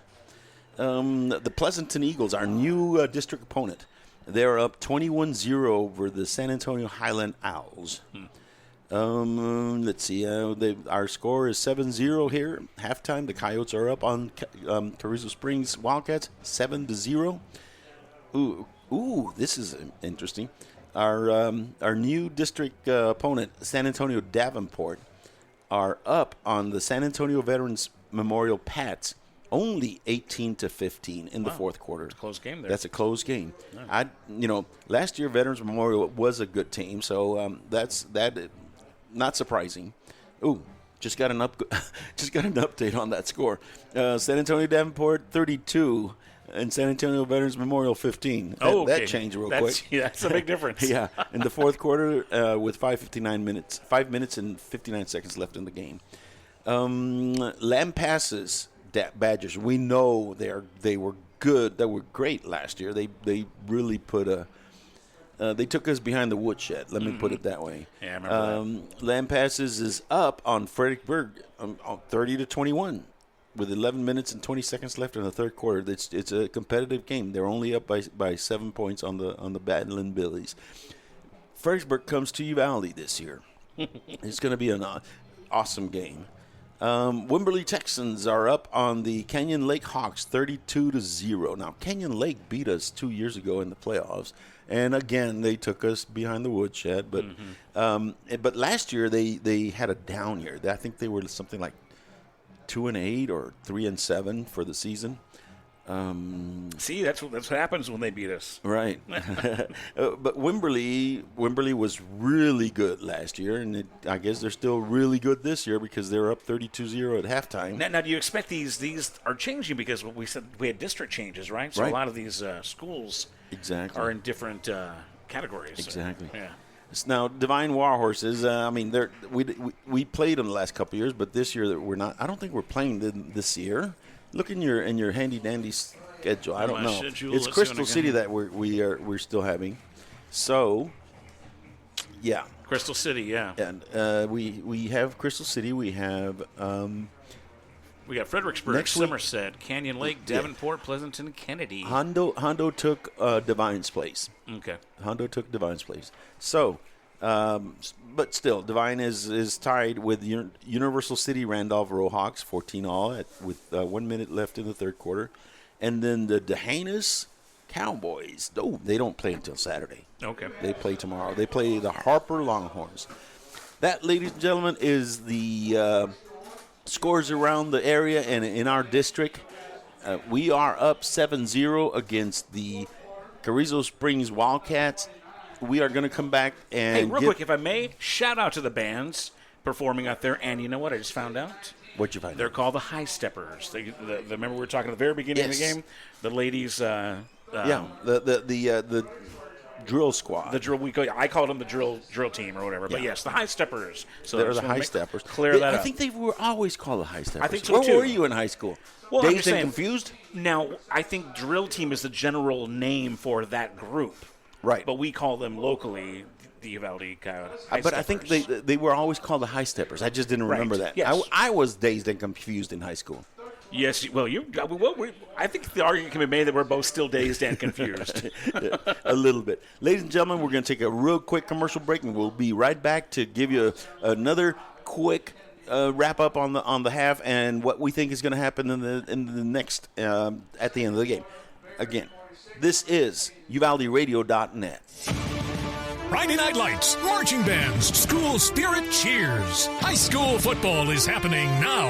Auto World Eagle Pass is proud to support our young athletes and to be part of this wonderful Coyote fighting spirit. Ready to touch down on great savings on a new ride? Stop by Auto World Eagle Pass, test drive, and ask about 90 days no payment. Plus, get warranty forever at no cost to you. Visit AutoWorldEaglePass.com today. Aggregate Haulers is the industry leader in aggregate transportation, and our owner-operator services are the gold standard of the market. We provide consistent work, competitive rates, and opportunities throughout the state. Success is a team sport. When you join Aggregate Haulers, you're joining a better team.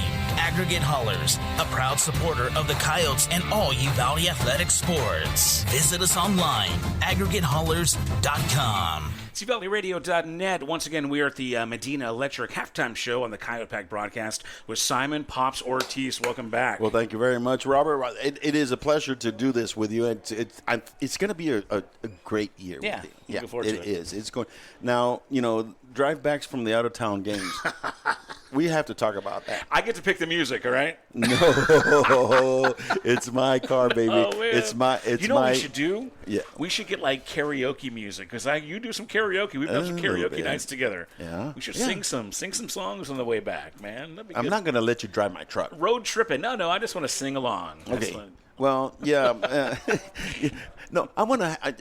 I have an eclectic list. Oh, yeah. Playlist. Okay. You musically should diverse. Al. Oh, You should no. ask Al. I've seen your karaoke selections. They're all over the map. It's well, good. just wait till you hear my playlist. It's going to surprise. All right. I want a Spotify link ASAP. Okay, I will. Ladies and gentlemen, we're at halftime. It's 7-0. The Coyotes are up. It's been a little frustrating for the first half. Again, it's the first half of the first game of the season, and it is a tough little opponent that we have. We have an opponent that runs the slot team. There's not very many teams that are running slot teams. And they run it a lot. And they're running it a lot. They've only had one pass, and it was a nice pass, but since they don't pass a lot, the receivers aren't used to the ball coming to him, and he just dropped a pass that was right on. Again, their offense is slot T, wing T, a very old-fashioned, and we have a young defensive front seven. They're cutting their teeth. They're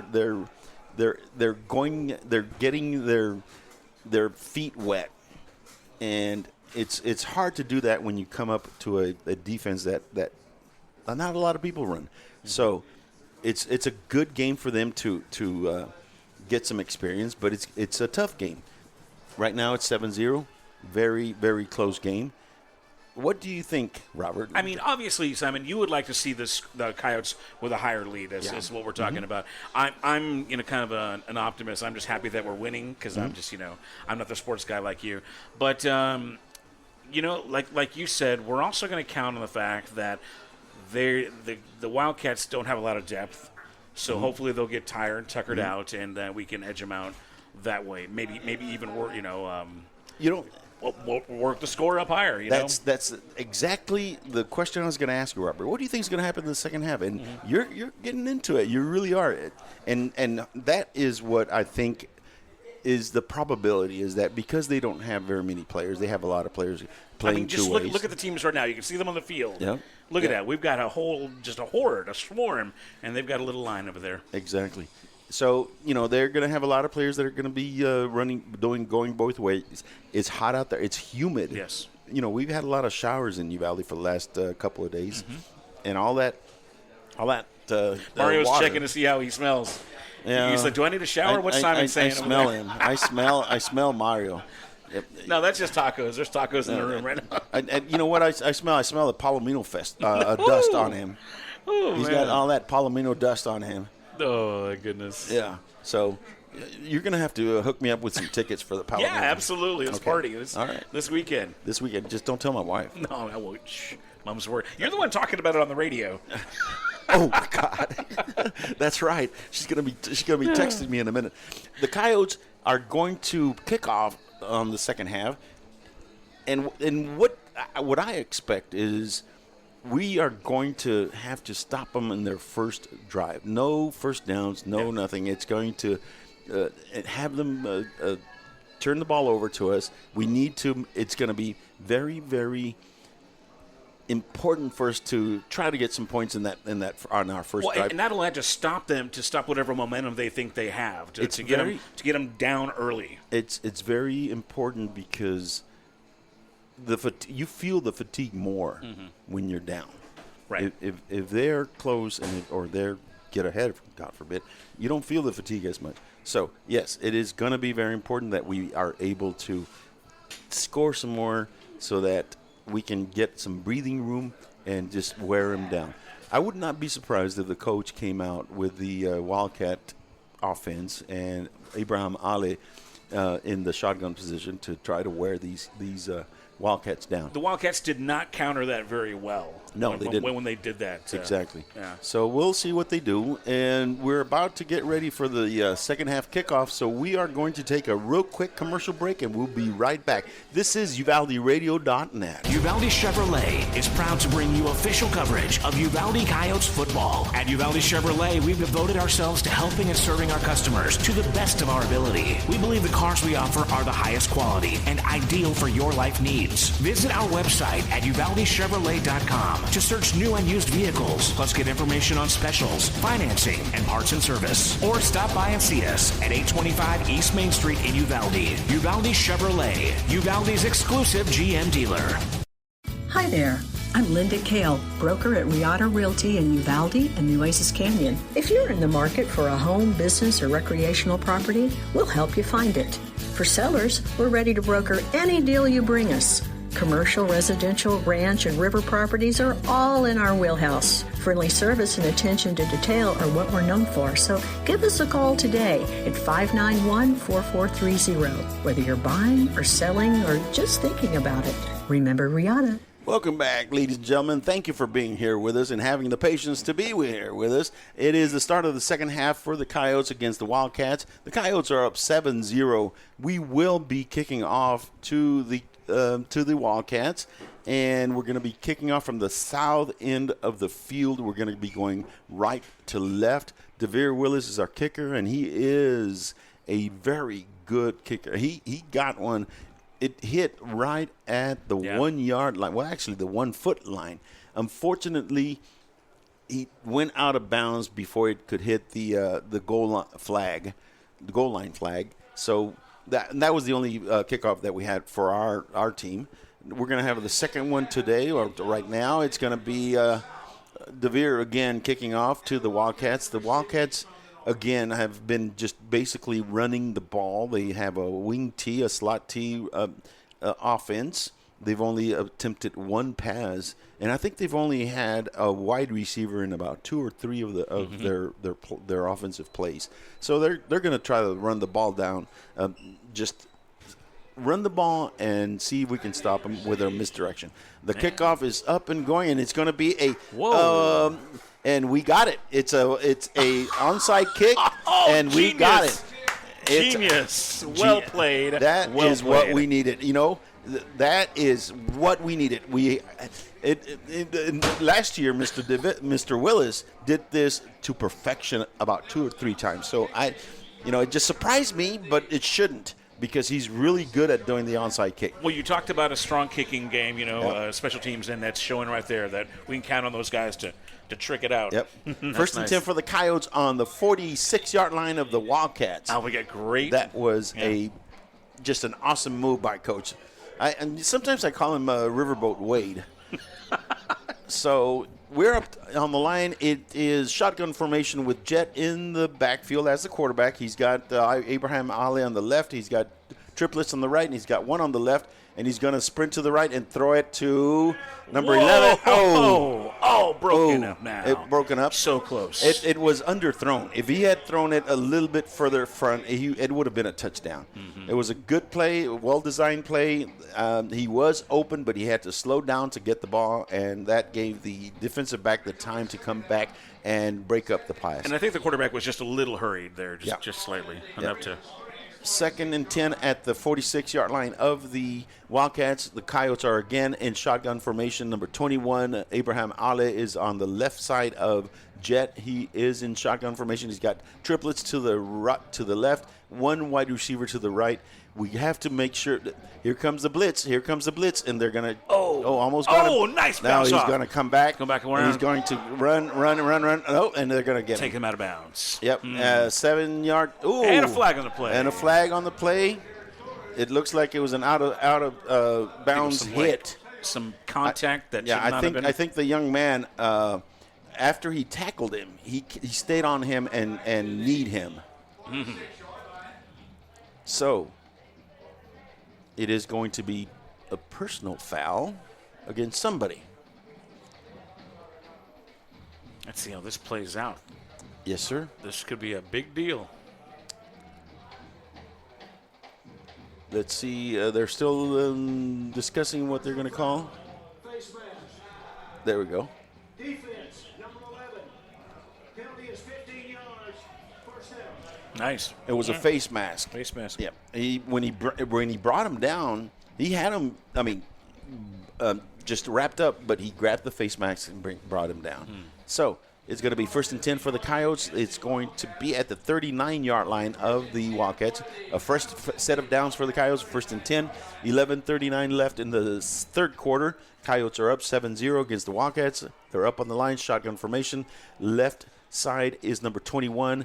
He's got triplets to the right, one wide receiver to the left. He's got number 40, and it's going to be a dive play to Mr. Ali, and Mr. Ali is going to take look at him go right and up the he's middle. not going to let them. It's going to take more than one guy to bring him down. Yeah, it's that was 11-yard gain, first and 10 for the Coyotes. That is a First State Bank of Uvalde first down. Yes, sir. Yes, sir, it is. First and 10 for the Coyotes at the 39-yard line. The Coyotes are up. The Coyotes are up on the line. Jet is in shotgun formation. Number 21, Abraham Ali, is his running back to the right. He's got one wide receiver to the left and 3 to the right. 3 split ends, 3 wide receivers. He's looking to see if there's going to be a change in the play. Looking to the coach. He's got the new play. Looking at his wristband, asking for the ball. And here we go. And he's going to run it to the right. And he's going to. He's got some speed. He's got some speed. He's going to go. Nope. He's going to take it to the 18-yard line. First and 10 for the Coyotes at the 18-yard line. Wow. This is another First State Bank of Uvalde. First down, visit fsbuvalde.com to create a new FSB checking or savings account. You're good at that. Hey, I can get it in real quick. There you go. First and 10 for the Coyotes. First State Bank, first down. You're not giving me a chance to say a word. You just say it with emphasis like that. Chance? Okay, first and 10. Coyotes at the 18-yard line. Jet is in the backfield. He is in shotgun. He gets the ball, and he's going to throw it to, and it's going to be an incomplete pass. It was a slant for number 10, but it was a little behind him. He was not able to corral that pass, so it's going to be 2nd and 10 again at the 18-yard line. And I think he slipped maybe. And, yeah. He slipped because he had to reach back for the ball. 2nd and 10, 10:45 left in the third quarter. Coyotes are up on the line. Shotgun formation. He has number 21, Abraham Ali, on his right side. He's got 2 wide receivers to the left. He's got 2 wide receivers to the right. We got to be careful with the shooting linebackers. They shoot one from the left, and he's going to. Oh, he did. Look at that. He's going to throw it to number 40, and that number 40 is a ton. Oh, that took 5 guys to get him down. Yeah. That number 40 is a stocky tight end. He really is. Or number 40, Derek De La Cruz. Yes, sir. It's going to be 3rd down and 5.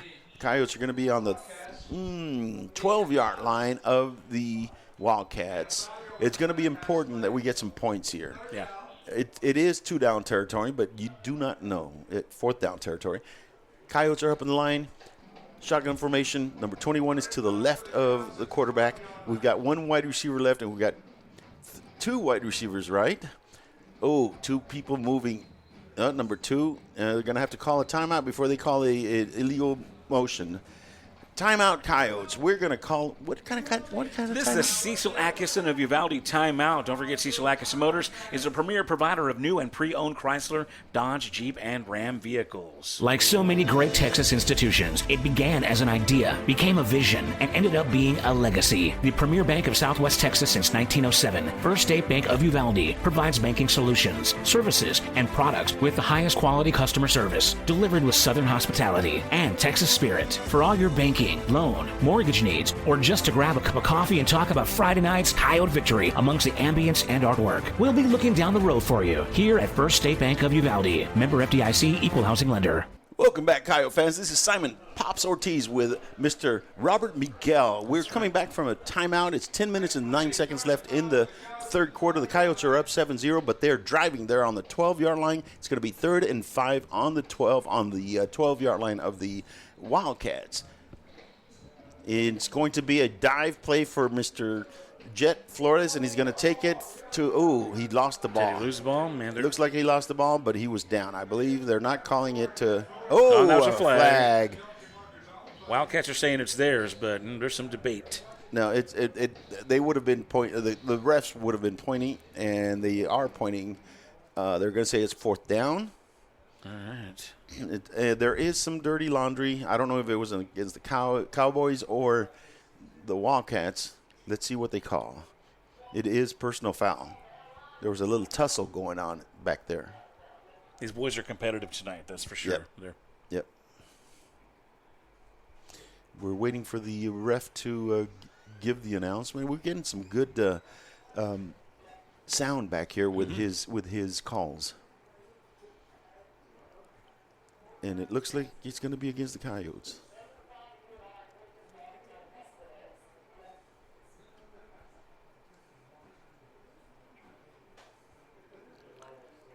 Yeah. Yep, they're explaining it to the coach that when they do that. Personal foul. Unsportsmanlike conduct. Number 22 on the white. Wow. Oh, look at that. Well, no. Oh. Unnecessary roughness. Number 75, Uvalde. Number 22 has been disqualified. Wow. Whoa. Wow. Disqualified. Number 22 has been, and that is their best running back. Number 22. Well, I told you number 75 has a mean streak. I think him and number 22 got into it, and now they're going to ask him to leave the field. That's unfortunate. That is unfortunate. I don't know what he did. I did not see the play, but that is unfortunate, especially since they don't have that many players on the team. Now, Simon, how often do you see this kind of thing go down? This is the second time we've seen a disqualification in the 3 years that we've. So not too often. Not too often. Yeah. Here we go. It's going to be 4th down, and we're going to go for it. 4th and 3 yards to go. And we're doing the Wildcat. He's got Mr. Ali back there. He's going to try to go. Nope, he's not going to make it. Oh. He left his feet. He should not have left his feet. When he hurdled that one young man, he should have. He left his feet, and that took away his momentum, and they were able to bring him down. If he lowered his shoulder, he might have been able to make the first down, but he didn't. It is going to be 1st and 10 for the Wildcats at their own 10-yard line. 1st and 10 with 9 minutes and 35 seconds left. The Coyotes are still up 7-0, but they got stopped on a 4th and 3. And that was very important. We really needed that score, Yes. like you said. Yes. It's going to be a tough little game now. It's going to be a little close. But the silver lining is the Wildcats are deep in their territory. Exactly. They're coming up on their wing tee again. They're going to do their little motion, and they're going to give it to number 11. He's going to go to the 19-yard line. He's got 20-yard line. It's going to be 1st and 10. He was able to get 10 yards. 1st and 10 for the Wildcats at their own 20-yard line. This is going to be very interesting. With the loss of their number 21 to see how their number 22. 22, yes. They use him on their dives. He was good at their dives, those misdirection plays. Mm-hmm. But it looks like number 21 is number 11 is their number one running back. They're coming up on the line. Number 11 is lined up as a wing back. He's got 3 wing backs and no running back. He's going to fake it to the That was some confusion there. Yeah, I even lost the ball there. Yeah. That was sleight of hand right there. It was like a magic trick. Yeah. But it was only for 1 yard. It's going to be 2nd down and 9. They had that very small guy, number 8, at the hip of the quarterback. And as the quarterback turns around, he just gives it to him like this, and he goes the other direction. You can't even see him. No. It's just, No, you cannot see what they're doing. But one of our kids was able to recognize it and tackle him for only 1 yard. Fantastic. The Wildcats are up on the line. 8:22 left. 7-0 is the score. The Coyotes are up. And it's going to be a straight dive and going to be for about 4 yards. It's going to be 3rd down and 5 at their own 25-yard line. 25 and a half, 26. 26-yard line is going to be 3rd down and 4 for the Wildcats. And let's see. Yes, it's 3rd down and 4. Very critical down. The defense needs to stay home and just read their keys because they're gonna do that little cross thing right here. One toss and he's gonna try to get. No, he's not gonna get anywhere. Getting behind the line. He's gonna Very lose. good. He's gonna lose about 3 yards. That was awesome. Yeah, fantastic play. Yeah, but the Coyotes did a fantastic play, and the Wildcats went for a straight play. They didn't do any kind of trick play. Right, yeah. So they can't do that because they're not strong enough to be able to overpower the Coyotes. But they have to do trickery. I guess their trick was that they weren't doing a trick. Right. I guess. But it didn't work. No, it didn't work at all. 4th and 6, 4th and 7, So 4th and 7. Tricks on them. Yep. They are in punt formation. We have number 0 and number 11 back to receive the punt. And there goes the punt. It is caught right there. Yes, by the 50-yard line. Mr. Granal, and he's going to have some running room. He's going to have some running room. Nice. And he's going to have and he gets it back to the 28-yard line.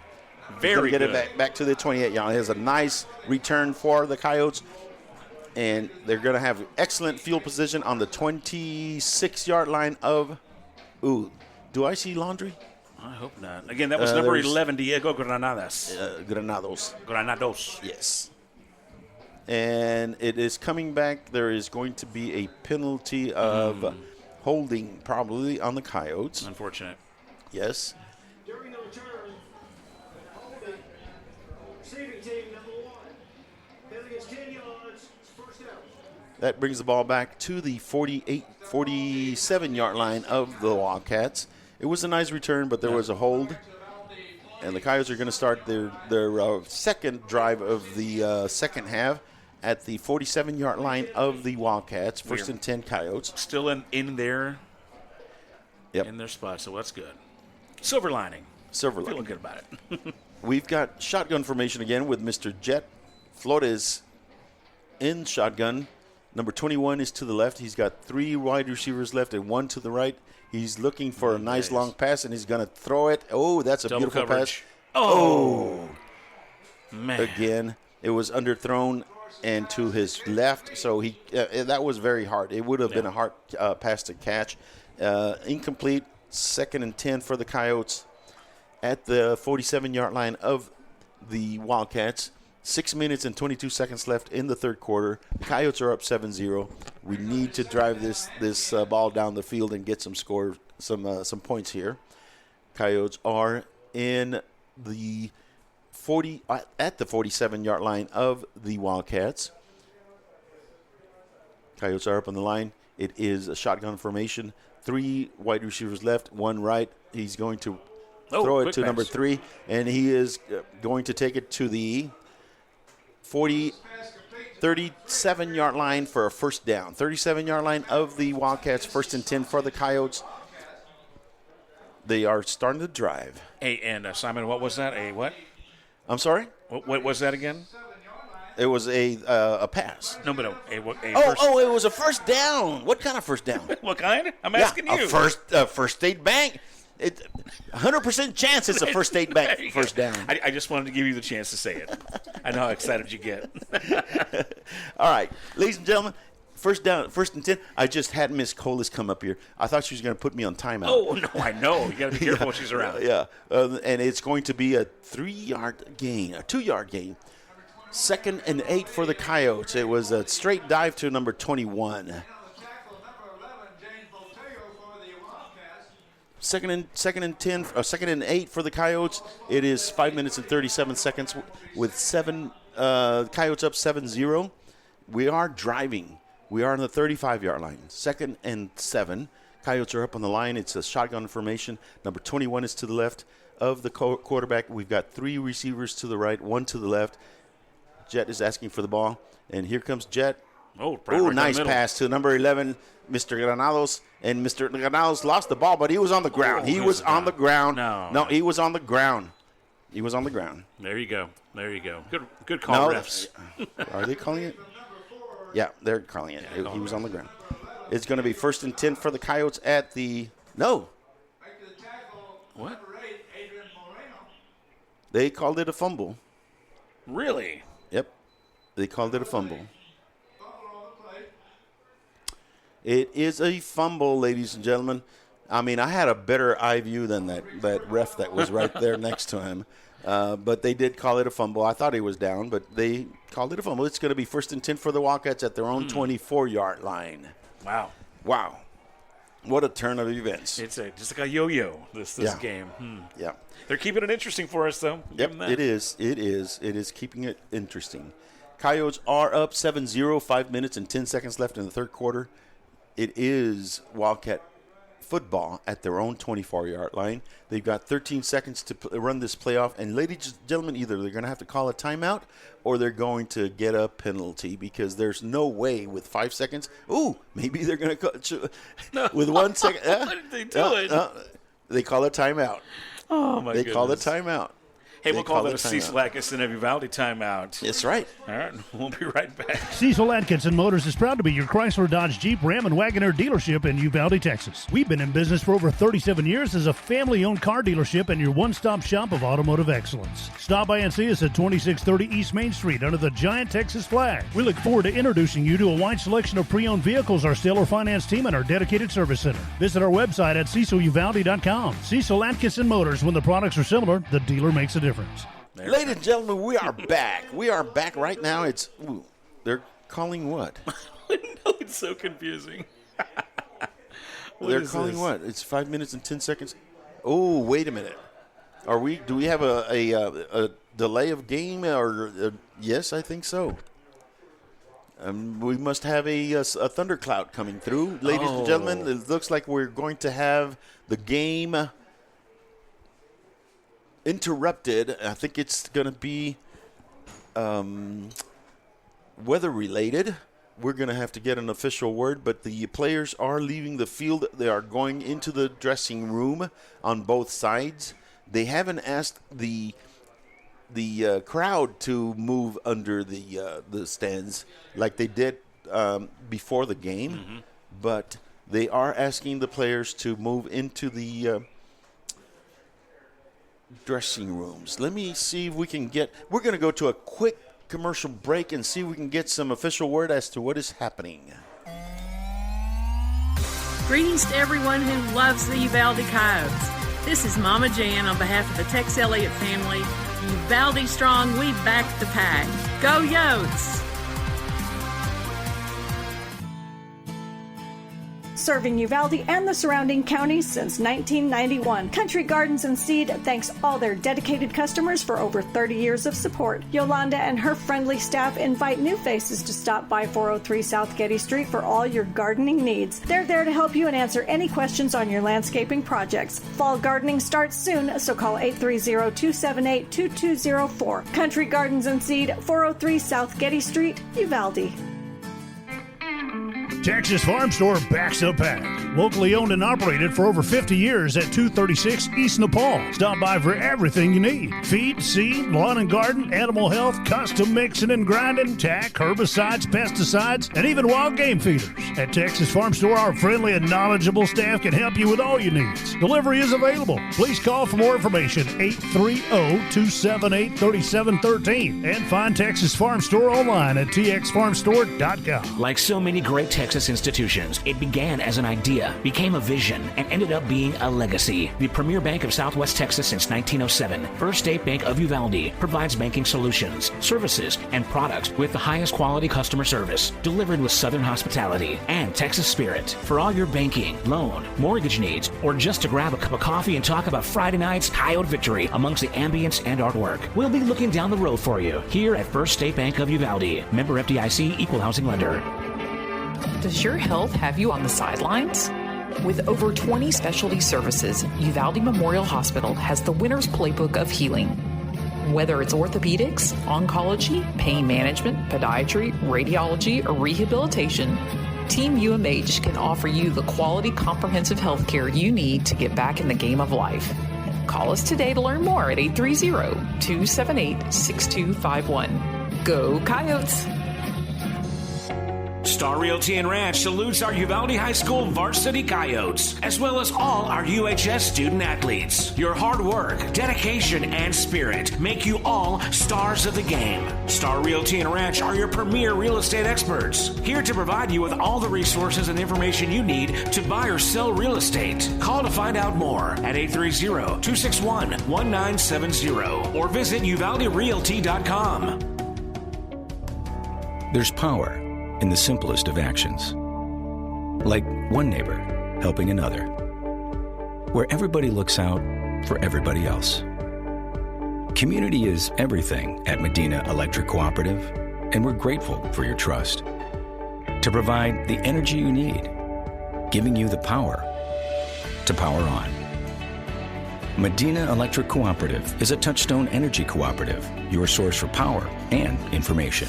Lantana Realty celebrates the 2024 Uvalde Coyotes and honors the legacy of our Coyotes and Lobos from years past. The extensive range of services provided by Lantana Realty's real estate professionals will be invaluable as they assist you in navigating the complexities of financing and sales contracts. Visit Lantana Realty at 131 East Nopal or call 830-591-6658. Lantana Realty, Stephanie Zakinas, broker. Aggregate Haulers is the industry leader in aggregate transportation, and our owner-operator services are the gold standard of the market. We provide consistent work, competitive rates, and opportunities throughout the state. Success is a team sport. When you join Aggregate Haulers, you're joining a better team. Aggregate Haulers, a proud supporter of the Coyotes and all Uvalde athletic sports. Visit us online, aggregatehaulers.com. Greetings to everyone who loves the Uvalde Coyotes. This is Mama Jan on behalf of the Tex Elliott family. Uvalde strong, we back the pack. Go Yotes! Cecil Atkinson Motors is proud to be your Chrysler, Dodge, Jeep, Ram, and Wagoner dealership in Uvalde, Texas. We've been in business for over 37 years as a family-owned car dealership and your one-stop shop of automotive excellence. Stop by and see us at 2630 East Main Street under the giant Texas flag. We look forward to introducing you to a wide selection of pre-owned vehicles, our stellar finance team, and our dedicated service center. Visit our website at ceciluvalde.com. Cecil Atkinson Motors. When the products are similar, the dealer makes a difference. Hi there. I'm Linda Kale, broker at Riata Realty in Uvalde and the Oasis Canyon. If you're in the market for a home, business, or recreational property, we'll help you find it. For sellers, we're ready to broker any deal you bring us.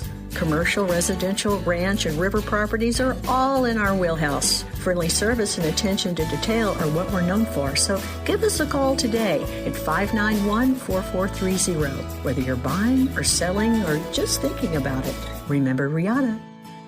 Serving Uvalde and the surrounding counties since 1991. Country Gardens and Seed thanks all their dedicated customers for over 30 years of support. Yolanda and her friendly staff invite new faces to stop by 403 South Getty Street for all your gardening needs. They're there to help you and answer any questions on your landscaping projects. Fall gardening starts soon, so call 830-278-2204. Country Gardens and Seed, 403 South Getty Street, Uvalde. And welcome back, Coyote fans. It's been a very eventful evening.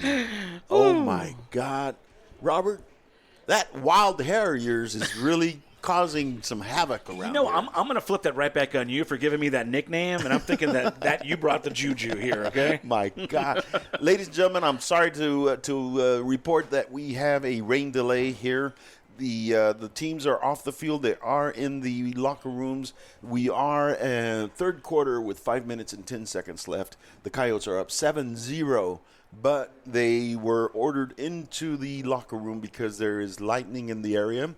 This is the second delay that we've had today. So, first delay was before the game, yeah, and now we got one mid-game. Yeah. How do you feel like this, and you've played, son, when these things happen, how does that affect your performance on the field when you got to come back and stop and – It's frustrating, but we never encountered that really. No, wow.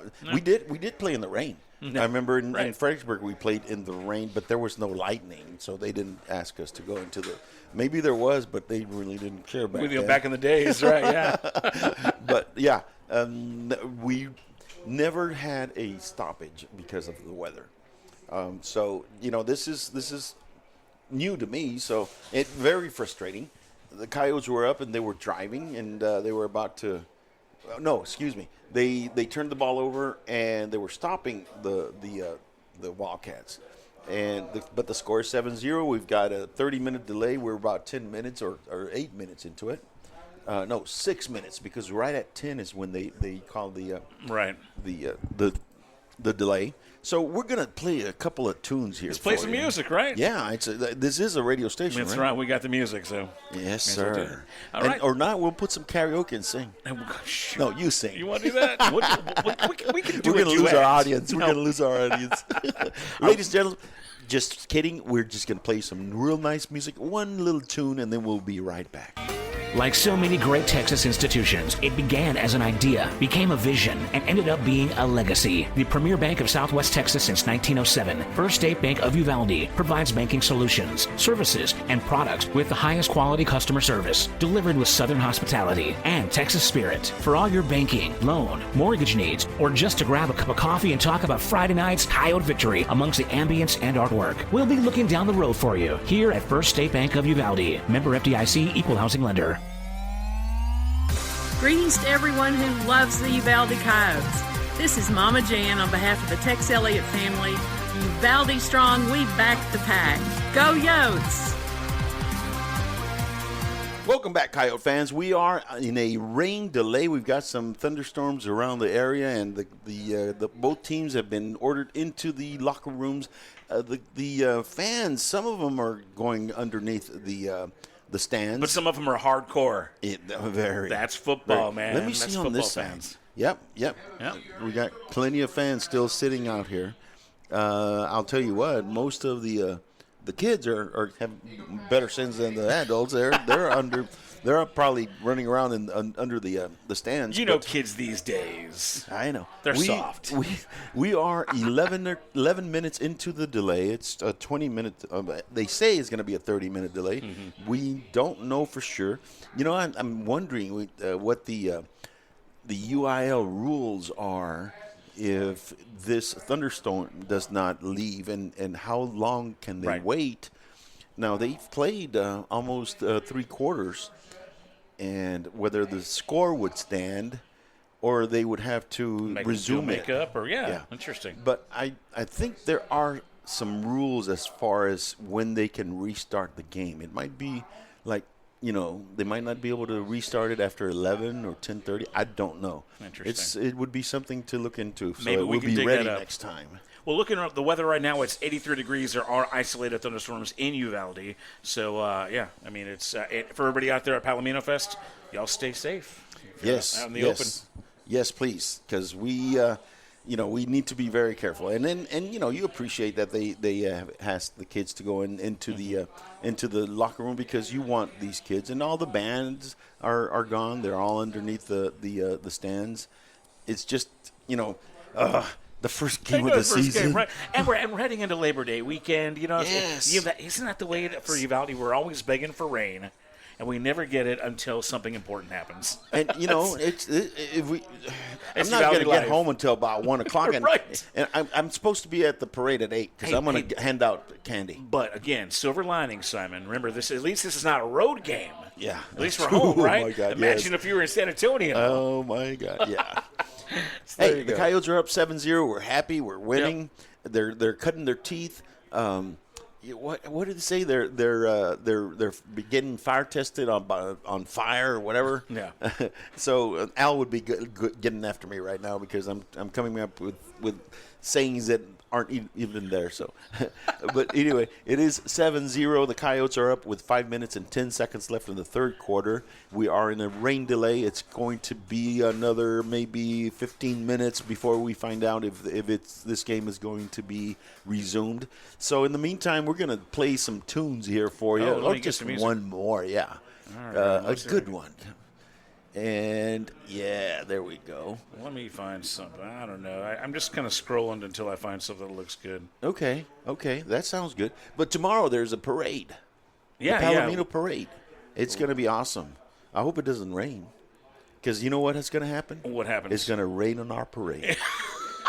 I see what you did there. I walked right into that one. Yes, you did. Oh, my goodness. You did. Oh, my. Hey, everybody loves this song. Let's do some Chris Stapleton. Let's do it. UvaldeRadio.net. We are live from the Uvalde Honey Bowl. It's the Coyote Pack broadcast with Simon Pops Ortiz. And Mr. Miguel himself, right. Mr. Robert Miguel. We are having a good time, even though it's been a bit of a delay here tonight. It's a delay. But what other word can you use for a delay? A timeout. This is a big old timeout. So we're calling it a Cecil Atkinson of Uvalde timeout? That's right. That'd be good. You got me. That's good. That's exactly what it is. Ladies and gentlemen, we're 19 minutes into this weather delay. They say it's going to be 30, so we've got 11 more minutes to go. And normally the game would be over by now. Yeah. Right, so if we put another song, Robert, then people might think that the game is over. So let's just gab. We keep the people here with us. So let's just keep on talking. Hey. There you go. We're going to have to do that because we've got 10 more minutes, 11 more minutes to see. We're going to have to really look at the UIL rules and find out what the rules and regulations are on delayed games, whether they can resume a game after 10:30 or 11:30 or 11, because you got a out of town team that has to drive back home. Yes, now, that's true. The one that we have here is the Carrizo Springs Wildcats. It's 40 miles away, but if there is weather around, they might want them to go home a little in a decent hour. Hey, and shout out to those guys in those stands right across from us. Those are troopers over there, man. Oh, man, they're just sitting there waiting for that Benjamin Franklin bolt to come down on them. Mm-hmm. But, no, they are true just football fans. Yeah. And, it's very interesting because the Coyotes were looking forward to this game because they needed to get some game experience, all those young kids game experience. This is one heck of a game experience that they're getting because, first, it was delayed for a whole hour. The game was late for it was supposed to start at 7. It didn't start till 8. And you could tell that it really affected the performance of both teams because, you have a routine. You warm up, get ready, you start, and, you get pumped up, and then when they say delay, then you deflate. For a whole hour. Right. And then you start again, and it causes all these. It's the first game of the year anyway, so you're gonna have a lot of mistakes. Yeah, you've already got the jitters. You're already kind of anxious about it, and then you got So this is an unfortunate for both teams. Both sides of the ball, and even us this is our first broadcast of the season. That's right. And we haven't done this together in a while, so I mean we're gonna roll with the punches. We're grown men, so I believe we can do it. But yes, I mean this is. It's definitely a trying evening. It has been. It has been. Can you believe for the kids that they're used to a routine and that they didn't get it? And not only that, but they started the game. They started getting to the rhythm. In the second quarter, in the third quarter, you could tell that the Coyotes were starting to get into it. Yeah. And then boom, with 5 minutes and 10 seconds left in the third quarter, they have to stop again. And when and if they come back on the field, because I'm seeing lightning out there right now, actually. I'm seeing it too. Then they're going to have to try to regain whatever momentum they had accrued. Well, the first thing they're going to do is they're going to take another 10 or 15 minutes to warm up, because you cannot ask these kids to, okay, let's line up and start playing.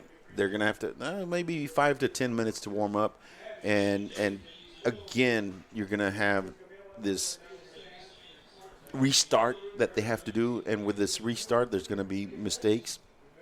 But it's a learning experience. It really is. So it's going to be, it's already 22 minutes. We've got 8 minutes left in the supposedly 30-minute delay. At that point they will tell us if there's going to be another delay or whether it's going to be called. Now if they call it and say that's it, I think there's enough time spent, or in other words, there was enough of the game played to where the score would stand as a victory for the Coyotes. Mm-hmm. I believe that is the case. I'm going to have to research it while we go to a quick timeout. Hey, if I may make a comment, look, they're coming off the stands in mass across in the bleachers. So it looks like it's going to be side. called. They're going to call the game, you think? I think it might be. Let's see what they say. They are making an announcement. And all the fans on this side of this, they're all leaving. Are they leaving too? Yeah. Ladies and gentlemen, I think we have a game canceled. We're going to try to get the final word.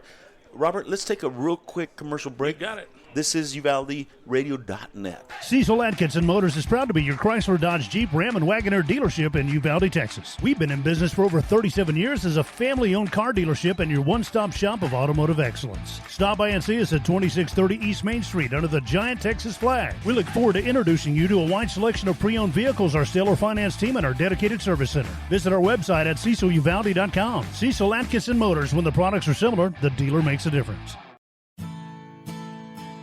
Serving Uvalde and the surrounding counties since 1991. Country Gardens and Seed thanks all their dedicated customers for over 30 years of support. Yolanda and her friendly staff invite new faces to stop by 403 South Getty Street for all your gardening needs. They're there to help you and answer any questions on your landscaping projects. Fall gardening starts soon, so call 830-278-2204. Country Gardens and Seed, 403 South Getty Street, Uvalde.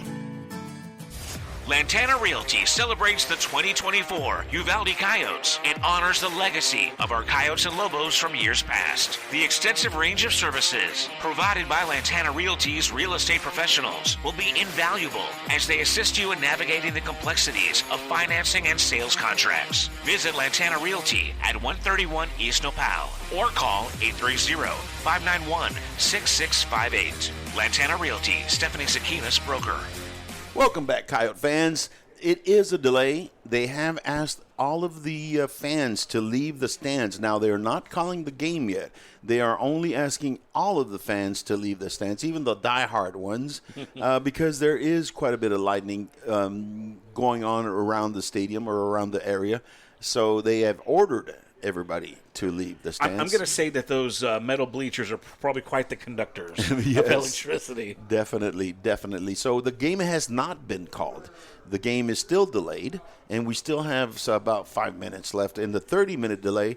At that point, they're going to tell us what the plans are. So hang tight.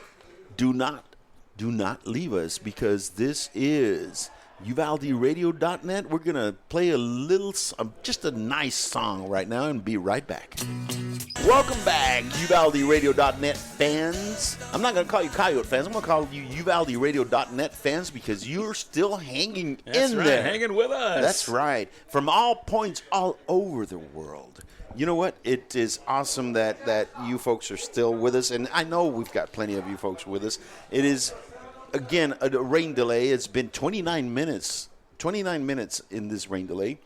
We had an hour's worth of rain delay earlier before the game started. So we're at an hour and a half of rain delays. We're not playing baseball here. Luckily, we got the gift of gab over here. We're just going to keep it going. Yes, we are.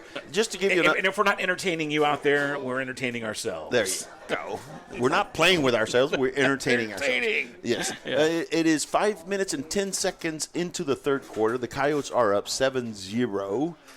It is a rain delay. But you know what? I think it's time to during the game, we try to give props to the players and say their names, but we never have the opportunity to give props and to give praise to the men who spend their time forming these young players. That's right, yeah. And that's their coaches. So, Robert, I'd like you to do the first 6 coaches. Okay, well, give me that then. I need that list. Oh, you need it? Right. Yeah. All right.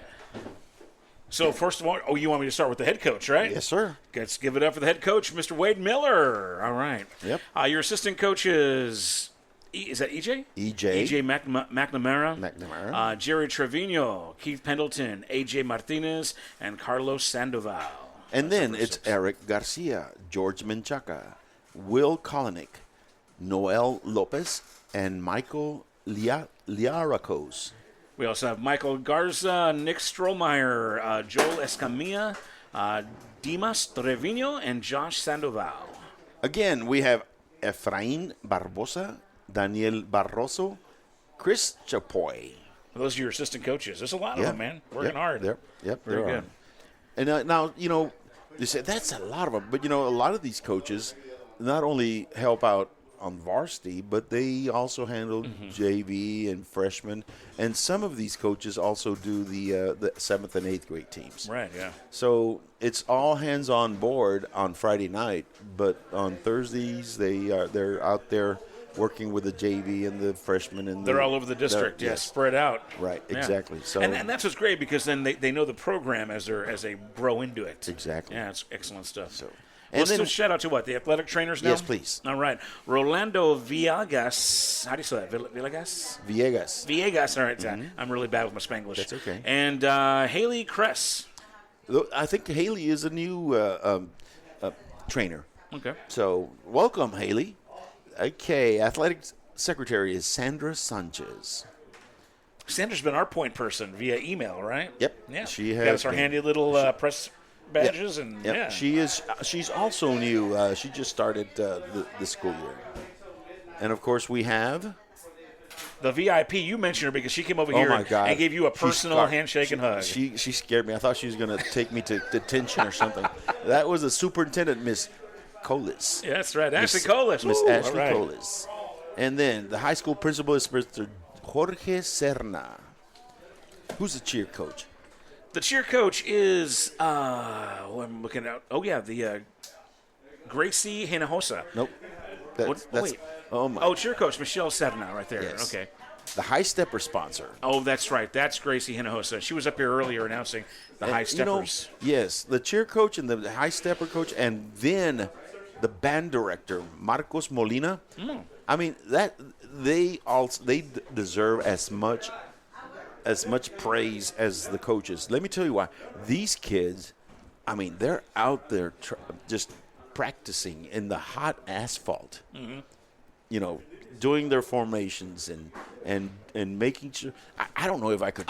No. The cheer, the high steppers, that's all athletic in its own right. Yeah. But even the band. Yeah. Now I know you're a football player. You played on this field. Yeah. I marched on this field. I'm an old band geek from Uvalde High School too. So class of 1990, trombone player right on that field. Wow. So shout out to all my band geeks, as we affectionately call ourselves. Because they work real hard too. It is hot, and especially when you're out there carrying a tuba or a trombone trying to keep in step, it is not too easy. So yeah, and you're out in the asphalt. Yeah, it's crazy. It's just that nowadays it triples the heat just being out there on the asphalt. So obviously it takes a village, and shout out to the whole family that makes this all possible. Exactly, because it takes a lot of support for these kids to be able to be out there, and a lot of encouragement from their family unit, and we really do appreciate it. And we see the end results on Friday nights.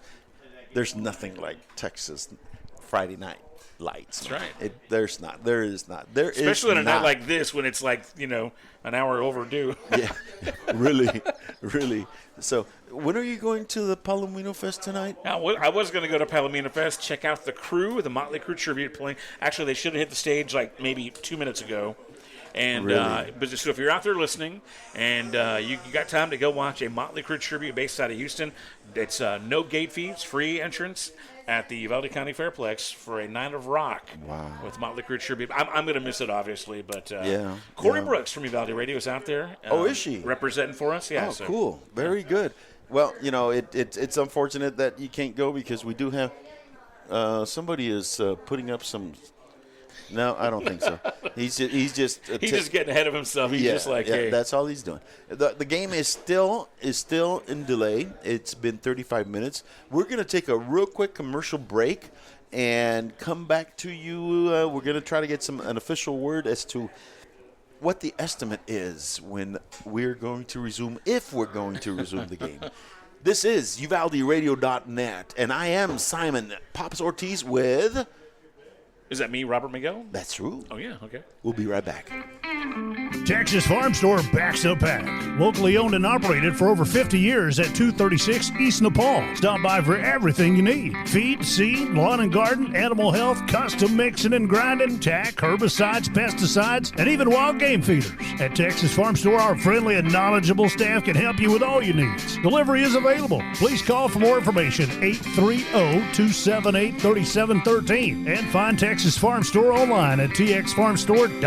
Like so many great Texas institutions, it began as an idea, became a vision, and ended up being a legacy. The premier bank of Southwest Texas since 1907, First State Bank of Uvalde, provides banking solutions, services, and products with the highest quality customer service, delivered with Southern hospitality and Texas spirit. For all your banking, loan, mortgage needs, or just to grab a cup of coffee and talk about Friday night's Coyote victory amongst the ambience and artwork, we'll be looking down the road for you here at First State Bank of Uvalde, member FDIC, equal housing lender. Does your health have you on the sidelines? With over 20 specialty services, Uvalde Memorial Hospital has the winner's playbook of healing. Whether it's orthopedics, oncology, pain management, podiatry, radiology, or rehabilitation, Team UMH can offer you the quality comprehensive health care you need to get back in the game of life. Call us today to learn more at 830-278-6251. Go Coyotes! Star Realty and Ranch salutes our Uvalde High School varsity Coyotes, as well as all our UHS student athletes. Your hard work, dedication, and spirit make you all stars of the game. Star Realty and Ranch are your premier real estate experts, here to provide you with all the resources and information you need to buy or sell real estate. Call to find out more at 830-261-1970 or visit uvalderealty.com. There's power in the simplest of actions. Like one neighbor helping another, where everybody looks out for everybody else. Community is everything at Medina Electric Cooperative, and we're grateful for your trust. To provide the energy you need, giving you the power to power on. Medina Electric Cooperative is a Touchstone Energy Cooperative, your source for power and information. Lantana Realty celebrates the 2024 Uvalde Coyotes and honors the legacy of our Coyotes and Lobos from years past. The extensive range of services provided by Lantana Realty's real estate professionals will be invaluable as they assist you in navigating the complexities of financing and sales contracts. Visit Lantana Realty at 131 East Nopal or call 830-591-6658. Lantana Realty, Stephanie Zakinas, broker. Aggregate Haulers is the industry leader in aggregate transportation, and our owner-operator services are the gold standard of the market. We provide consistent work, competitive rates, and opportunities throughout the state. Success is a team sport. When you join Aggregate Haulers, you're joining a better team. Aggregate Haulers, a proud supporter of the Coyotes and all Uvalde athletic sports. Visit us online, aggregatehaulers.com. Greetings to everyone who loves the Uvalde Coyotes. This is Mama Jan on behalf of the Tex Elliott family. Uvalde strong, we back the pack. Go Yotes! Cecil Atkinson Motors is proud to be your Chrysler, Dodge, Jeep, Ram, and Wagoneer dealership in Uvalde, Texas. We've been in business for over 37 years as a family-owned car dealership and your one-stop shop of automotive excellence. Stop by and see us at 2630 East Main Street under the giant Texas flag. We look forward to introducing you to a wide selection of pre-owned vehicles, our stellar finance team, and our dedicated service center. Visit our website at ceciluvalde.com. Cecil Atkinson Motors, when the products are similar, the dealer makes a difference. Hi there. I'm Linda Kale, broker at Riata Realty in Uvalde and Nueces Canyon. If you're in the market for a home, business, or recreational property, we'll help you find it. For sellers, we're ready to broker any deal you bring us. Commercial, residential, ranch, and river properties are all in our wheelhouse. Friendly service and attention to detail are what we're known for, so give us a call today at 591-4430. Whether you're buying or selling or just thinking about it, remember Riata.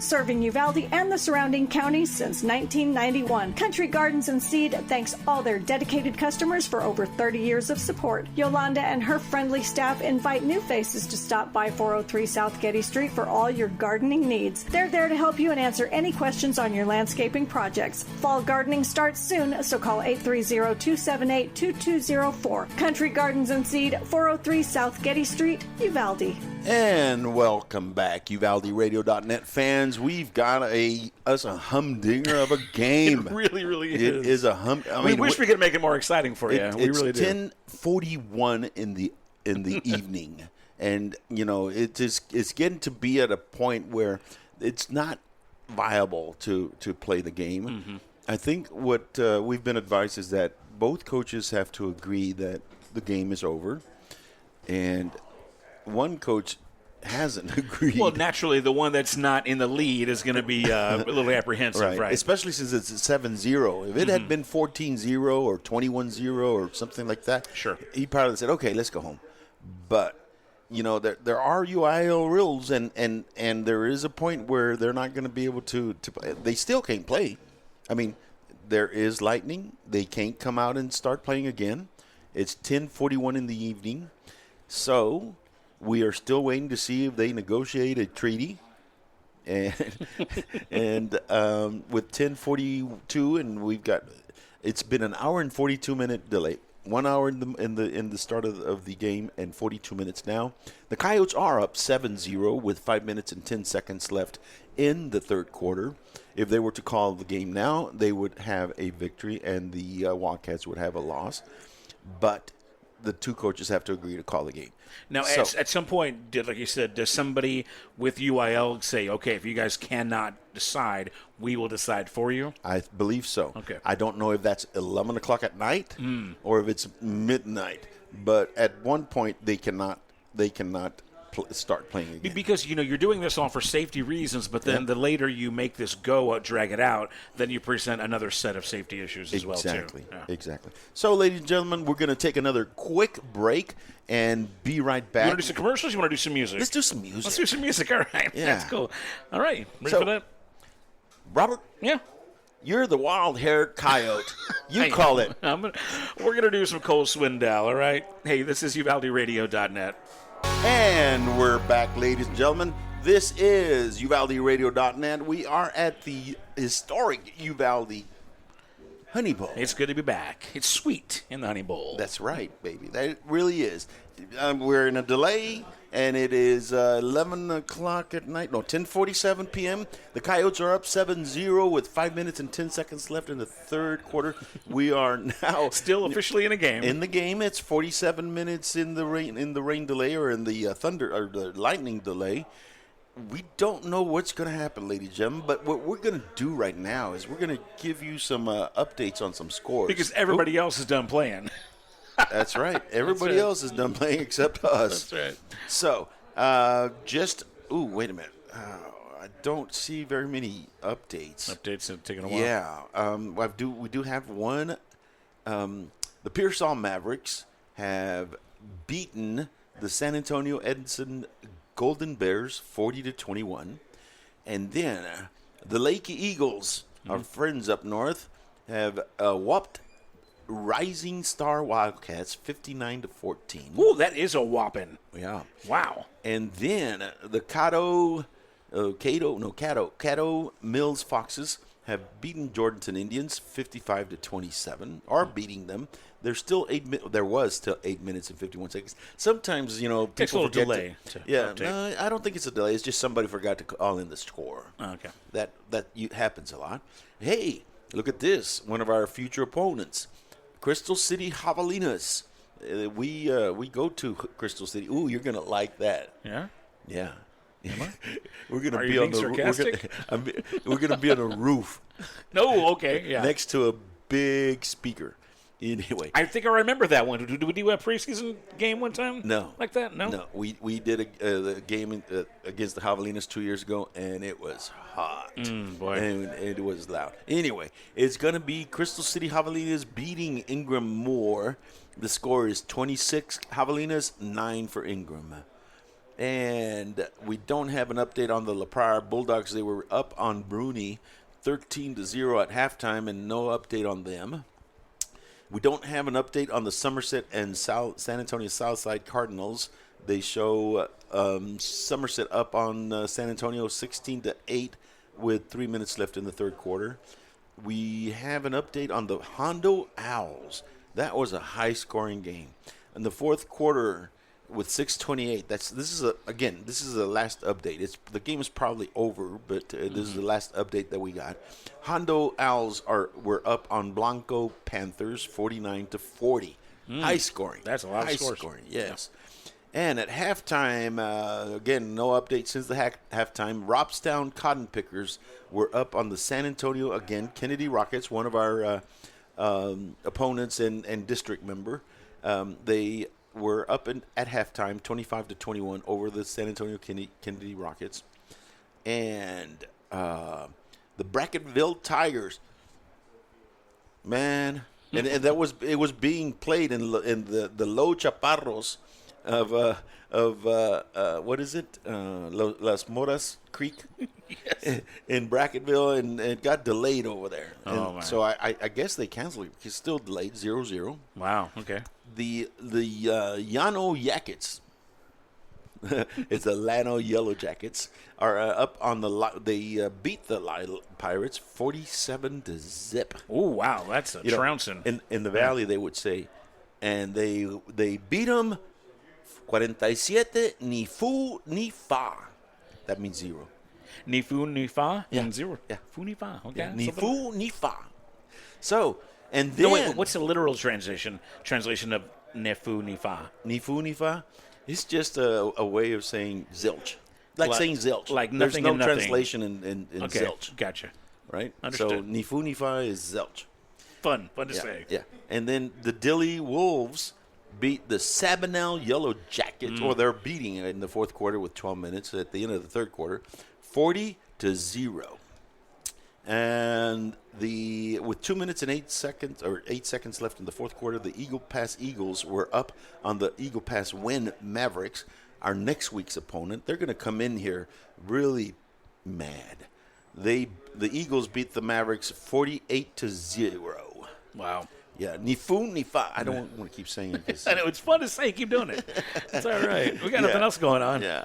And the Pleasanton Eagles, again, one of our new district members, were up on the San Antonio Highland Owls, 21-0. Ni fu ni fa. in the fourth quarter with 3 minutes and 6 seconds left. And then the San Antonio Davenport Wolves are up on the San Antonio Veterans Memorial Patriots with 5 minutes and 59 seconds left in the fourth quarter, 32-15. That's the way I want you to think of it, Bob, is that San Antonio Davenport is now our Bernie. Mm-hmm. Bernie was the class of our district, and now San Antonio Davenport is, unfortunately, one of these days we will be able to compete with them. But at this point, they are the class of our district. And then the Lampasas Badgers are up on the Fredericksburg Battling Billies, 30-21 with 11 minutes and 20 seconds left in the third quarter. And at halftime, the Wimberley Texans, they were really good last year, are up 32-0 against Canyon Lake Hawks. Now, some of these games might actually be over, right? They're over. They just people forgot to latest information that we've got. Exactly. Universal City Randolph Rohawks. You know, that's a very unique team, the Universal City Randolph Rohawks, because most of those kids are not from San Antonio. Yeah. Those kids are from service members that are at Randolph Air Force Base. Oh, I see. So military brats. Right. Wow. And so But they have a very disciplined team, probably. Yep. Yeah. Yep. And so that is very interesting that, they play in the Texas leagues. But I would imagine that their rosters would change dramatically year over year, right? Yep. Interesting. So, they were tied with the Divine War Horses in the third quarter with 1 minute and 19 seconds. They were tied 14-14. And then the D'Hanis Cowboys and the Harper Longhorns will play tomorrow at 7. So those are the scores that we have. Of course, here in Uvalde, the Coyotes with 5 minutes and 10 seconds left in the third quarter, and it's almost the 31st day of August, are up on the Carrizo Springs Wildcats 7-2 Nifu Nifa. And with that, ladies and gentlemen, we're going to take another quick break and come back to you. Texas Farm Store backs up pack. Locally owned and operated for over 50 years at 236 East Nepal. Stop by for everything you need. Feed, seed, lawn and garden, animal health, custom mixing and grinding, tack, herbicides, pesticides, and even wild game feeders. At Texas Farm Store, our friendly and knowledgeable staff can help you with all your needs. Delivery is available. Please call for more information, 830-278-3713. And find Texas Farm Store online at txfarmstore.com. Greetings to everyone who loves the Uvalde Coyotes. This is Mama Jan on behalf of the Tex Elliott family. Uvalde strong, we back the pack. Go Yotes! All right, it's UvaldeRadio.net. We're coming at you live on the Coyote Pack broadcast from the Honey Bowl for the season home opener. Here, Coyotes versus Carrizo. And look, people are just out there on the field just playing now. We have some fans going into the stands. No. Think they did it on a dare? We're going to start again in 10 minutes. Okay. The game has been restarted. It's going to start at 11:05. Wow. Ladies and gentlemen, we've got us an end of the night game. Look, they're starting to come back up on the bleachers. That's right. The fans are coming back up on the bleachers. So we are going to have the players come out in a few minutes. They're going to have to take about a 5 or 10 minute warm-up period. In the meantime, we're going to give some love to our sponsors. Let's thank some of our sponsors. You know what? Let me get these ones. I don't have anything ready to go for you. That's okay. You surprised me. Let me do this instead. Just keep up with what's going on with UvaldeRadio.net. I want to remind everybody that Uvalde Radio and Skyway Entertainment every Tuesday, 6:30 p.m. at Broadway 8th Rio. We've got Tuesday trivia. Get a chance to play trivia for prizes while enjoying great food and drink specials. We had what's that? Oh, our Uvalde Memorial Hospital Oh, yes, our injury report. Well, I'm forgetting his name. Why am I? Ryan Teague. Ryan Teague. Oh my God, you forgot your superstar trivia guy. I love him. That guy, but he's a regular. So come out and shake Ryan's hand. But hey, man, I heard you on the Kayak broadcast. Yes, that's and right. try to take him down. His team almost always wins. You know, I need to go to that. You should do that. I'm going to go. We need I'm more going to brains go out there. Ryan. Yeah, do it. He needs it. He gets to- very, very confident and prideful and boastful. Cocky, huh? Yeah, he's cocky. Okay. But yeah, Tuesday trivia every Tuesday evening, 6:30 at Broadway 830 with Uvalde Radio. And of course, don't forget also at Broadway 830 every Friday night we do Friday Night Live. Tonight we had Mick Cruz out of San Antonio, who's actually from Laredo. Some really great Texas country red dirt music every Friday, 7 to 10 p.m. Great drink specials and just catch the great Texas music that we have to offer. And yeah, that's just some. Oh, that's stuff good. to promote. You've got some really good stuff. Now, what are you doing? Are you doing anything tomorrow at Palomino Fest? I'm not officially doing anything at Palomino Fest tomorrow. I'm going to go out there, maybe hang out. Okay, you did have something tonight, right? Tonight I was going to go see the Motley Crue tribute, which might be playing right now. Who knows? Hopefully they didn't get rained out. I haven't heard that they did. Ooh. Corey Brooks is on the scene right now at Uvalde County Fairplex. Oh, getting okay. that going on. Okay, very good, very good. Well, tonight we're going to have a midnight game. It's going to be. We're going to take our socks off and gonna play the game here at 12 midnight. You want me to play some more music, or you want me to just go back into? No, we're going to play some music in a minute, but Okay. we're just going to tell our listeners that we do have a game that's going to start in about 5 minutes, 10 minutes. The players haven't really come out yet, but they are going to come out and do some warm up. And right now we're going to have Now, we are going to have a very appropriate song, right? Right. Yeah, we can call it the theme song for the night, right? That's right. All right, let's do some Brothers Osborne. This is All Night, and this is the Kayak broadcast on UvaldeRadio.net. It's UvaldeRadio.net. It's Kayak broadcast with Simon Pops Ortiz. My name is Robert McGill. I'm here with you guys. We're at the Honey Bowl. Yes, we are. Season opener, which has been a bit of a doozy. A bit of a doozy, man. I tell you what, I've never been through something like this. Yeah, it's crazy. Never. It has been crazy. You know, I'm really concerned because it's 11 o'clock in the evening at night, and there's still clouds around there. There's still some lightning, and they're thinking about starting the game up again. Well, the teams are coming out in the field right now. So. Yes, they are. You know, it's very a little concerning that they're doing this, but I hope they don't play 5 or 10 minutes and then they decide they're going to have to call it again. Anyway, I think we've made an executive decision. I think we're going to call the broadcast, right? Yes. It is 11 o'clock at night. We have been on the air since 6:30, which is a pretty good. Yeah. Pretty good live broadcast. So we appreciate everybody listening tonight, but. Just because, again, we don't know what the future of this next startup will hold. I mean, they might play it for 5 minutes and then have to do it all over again and call it a night. So exactly. We figured 11 p.m. is probably a good time to call it. Exactly. Yeah. So, ladies and gentlemen, thank you for listening to us. We dearly apologize that we're not going to be able to finish the game, but I think it's the best that we go ahead and go back to our regular programming, and we will see you next week. That's right. We will see you next week. It's going to be the Mavericks, the Eagle Pass win Mavericks against the Uvalde Coyotes right here at the Honey Bowl. And hopefully it'll be at 7 o'clock. We'll have a pregame at 6:30. You've got to get your beauty rest. You've got a parade to be in the morning. Yeah, I know. And, Robert, I want you to cut your hair off because I think that's been the omen. Hey, if I cut my hair, I lose all my power like That's right. Samson. Never mind. Keep your hair. Ladies and gentlemen, it has been a pleasure being here with you. The Coyotes have howled tonight, and they are up 7-0 with 5 minutes and 10 seconds left in the third quarter.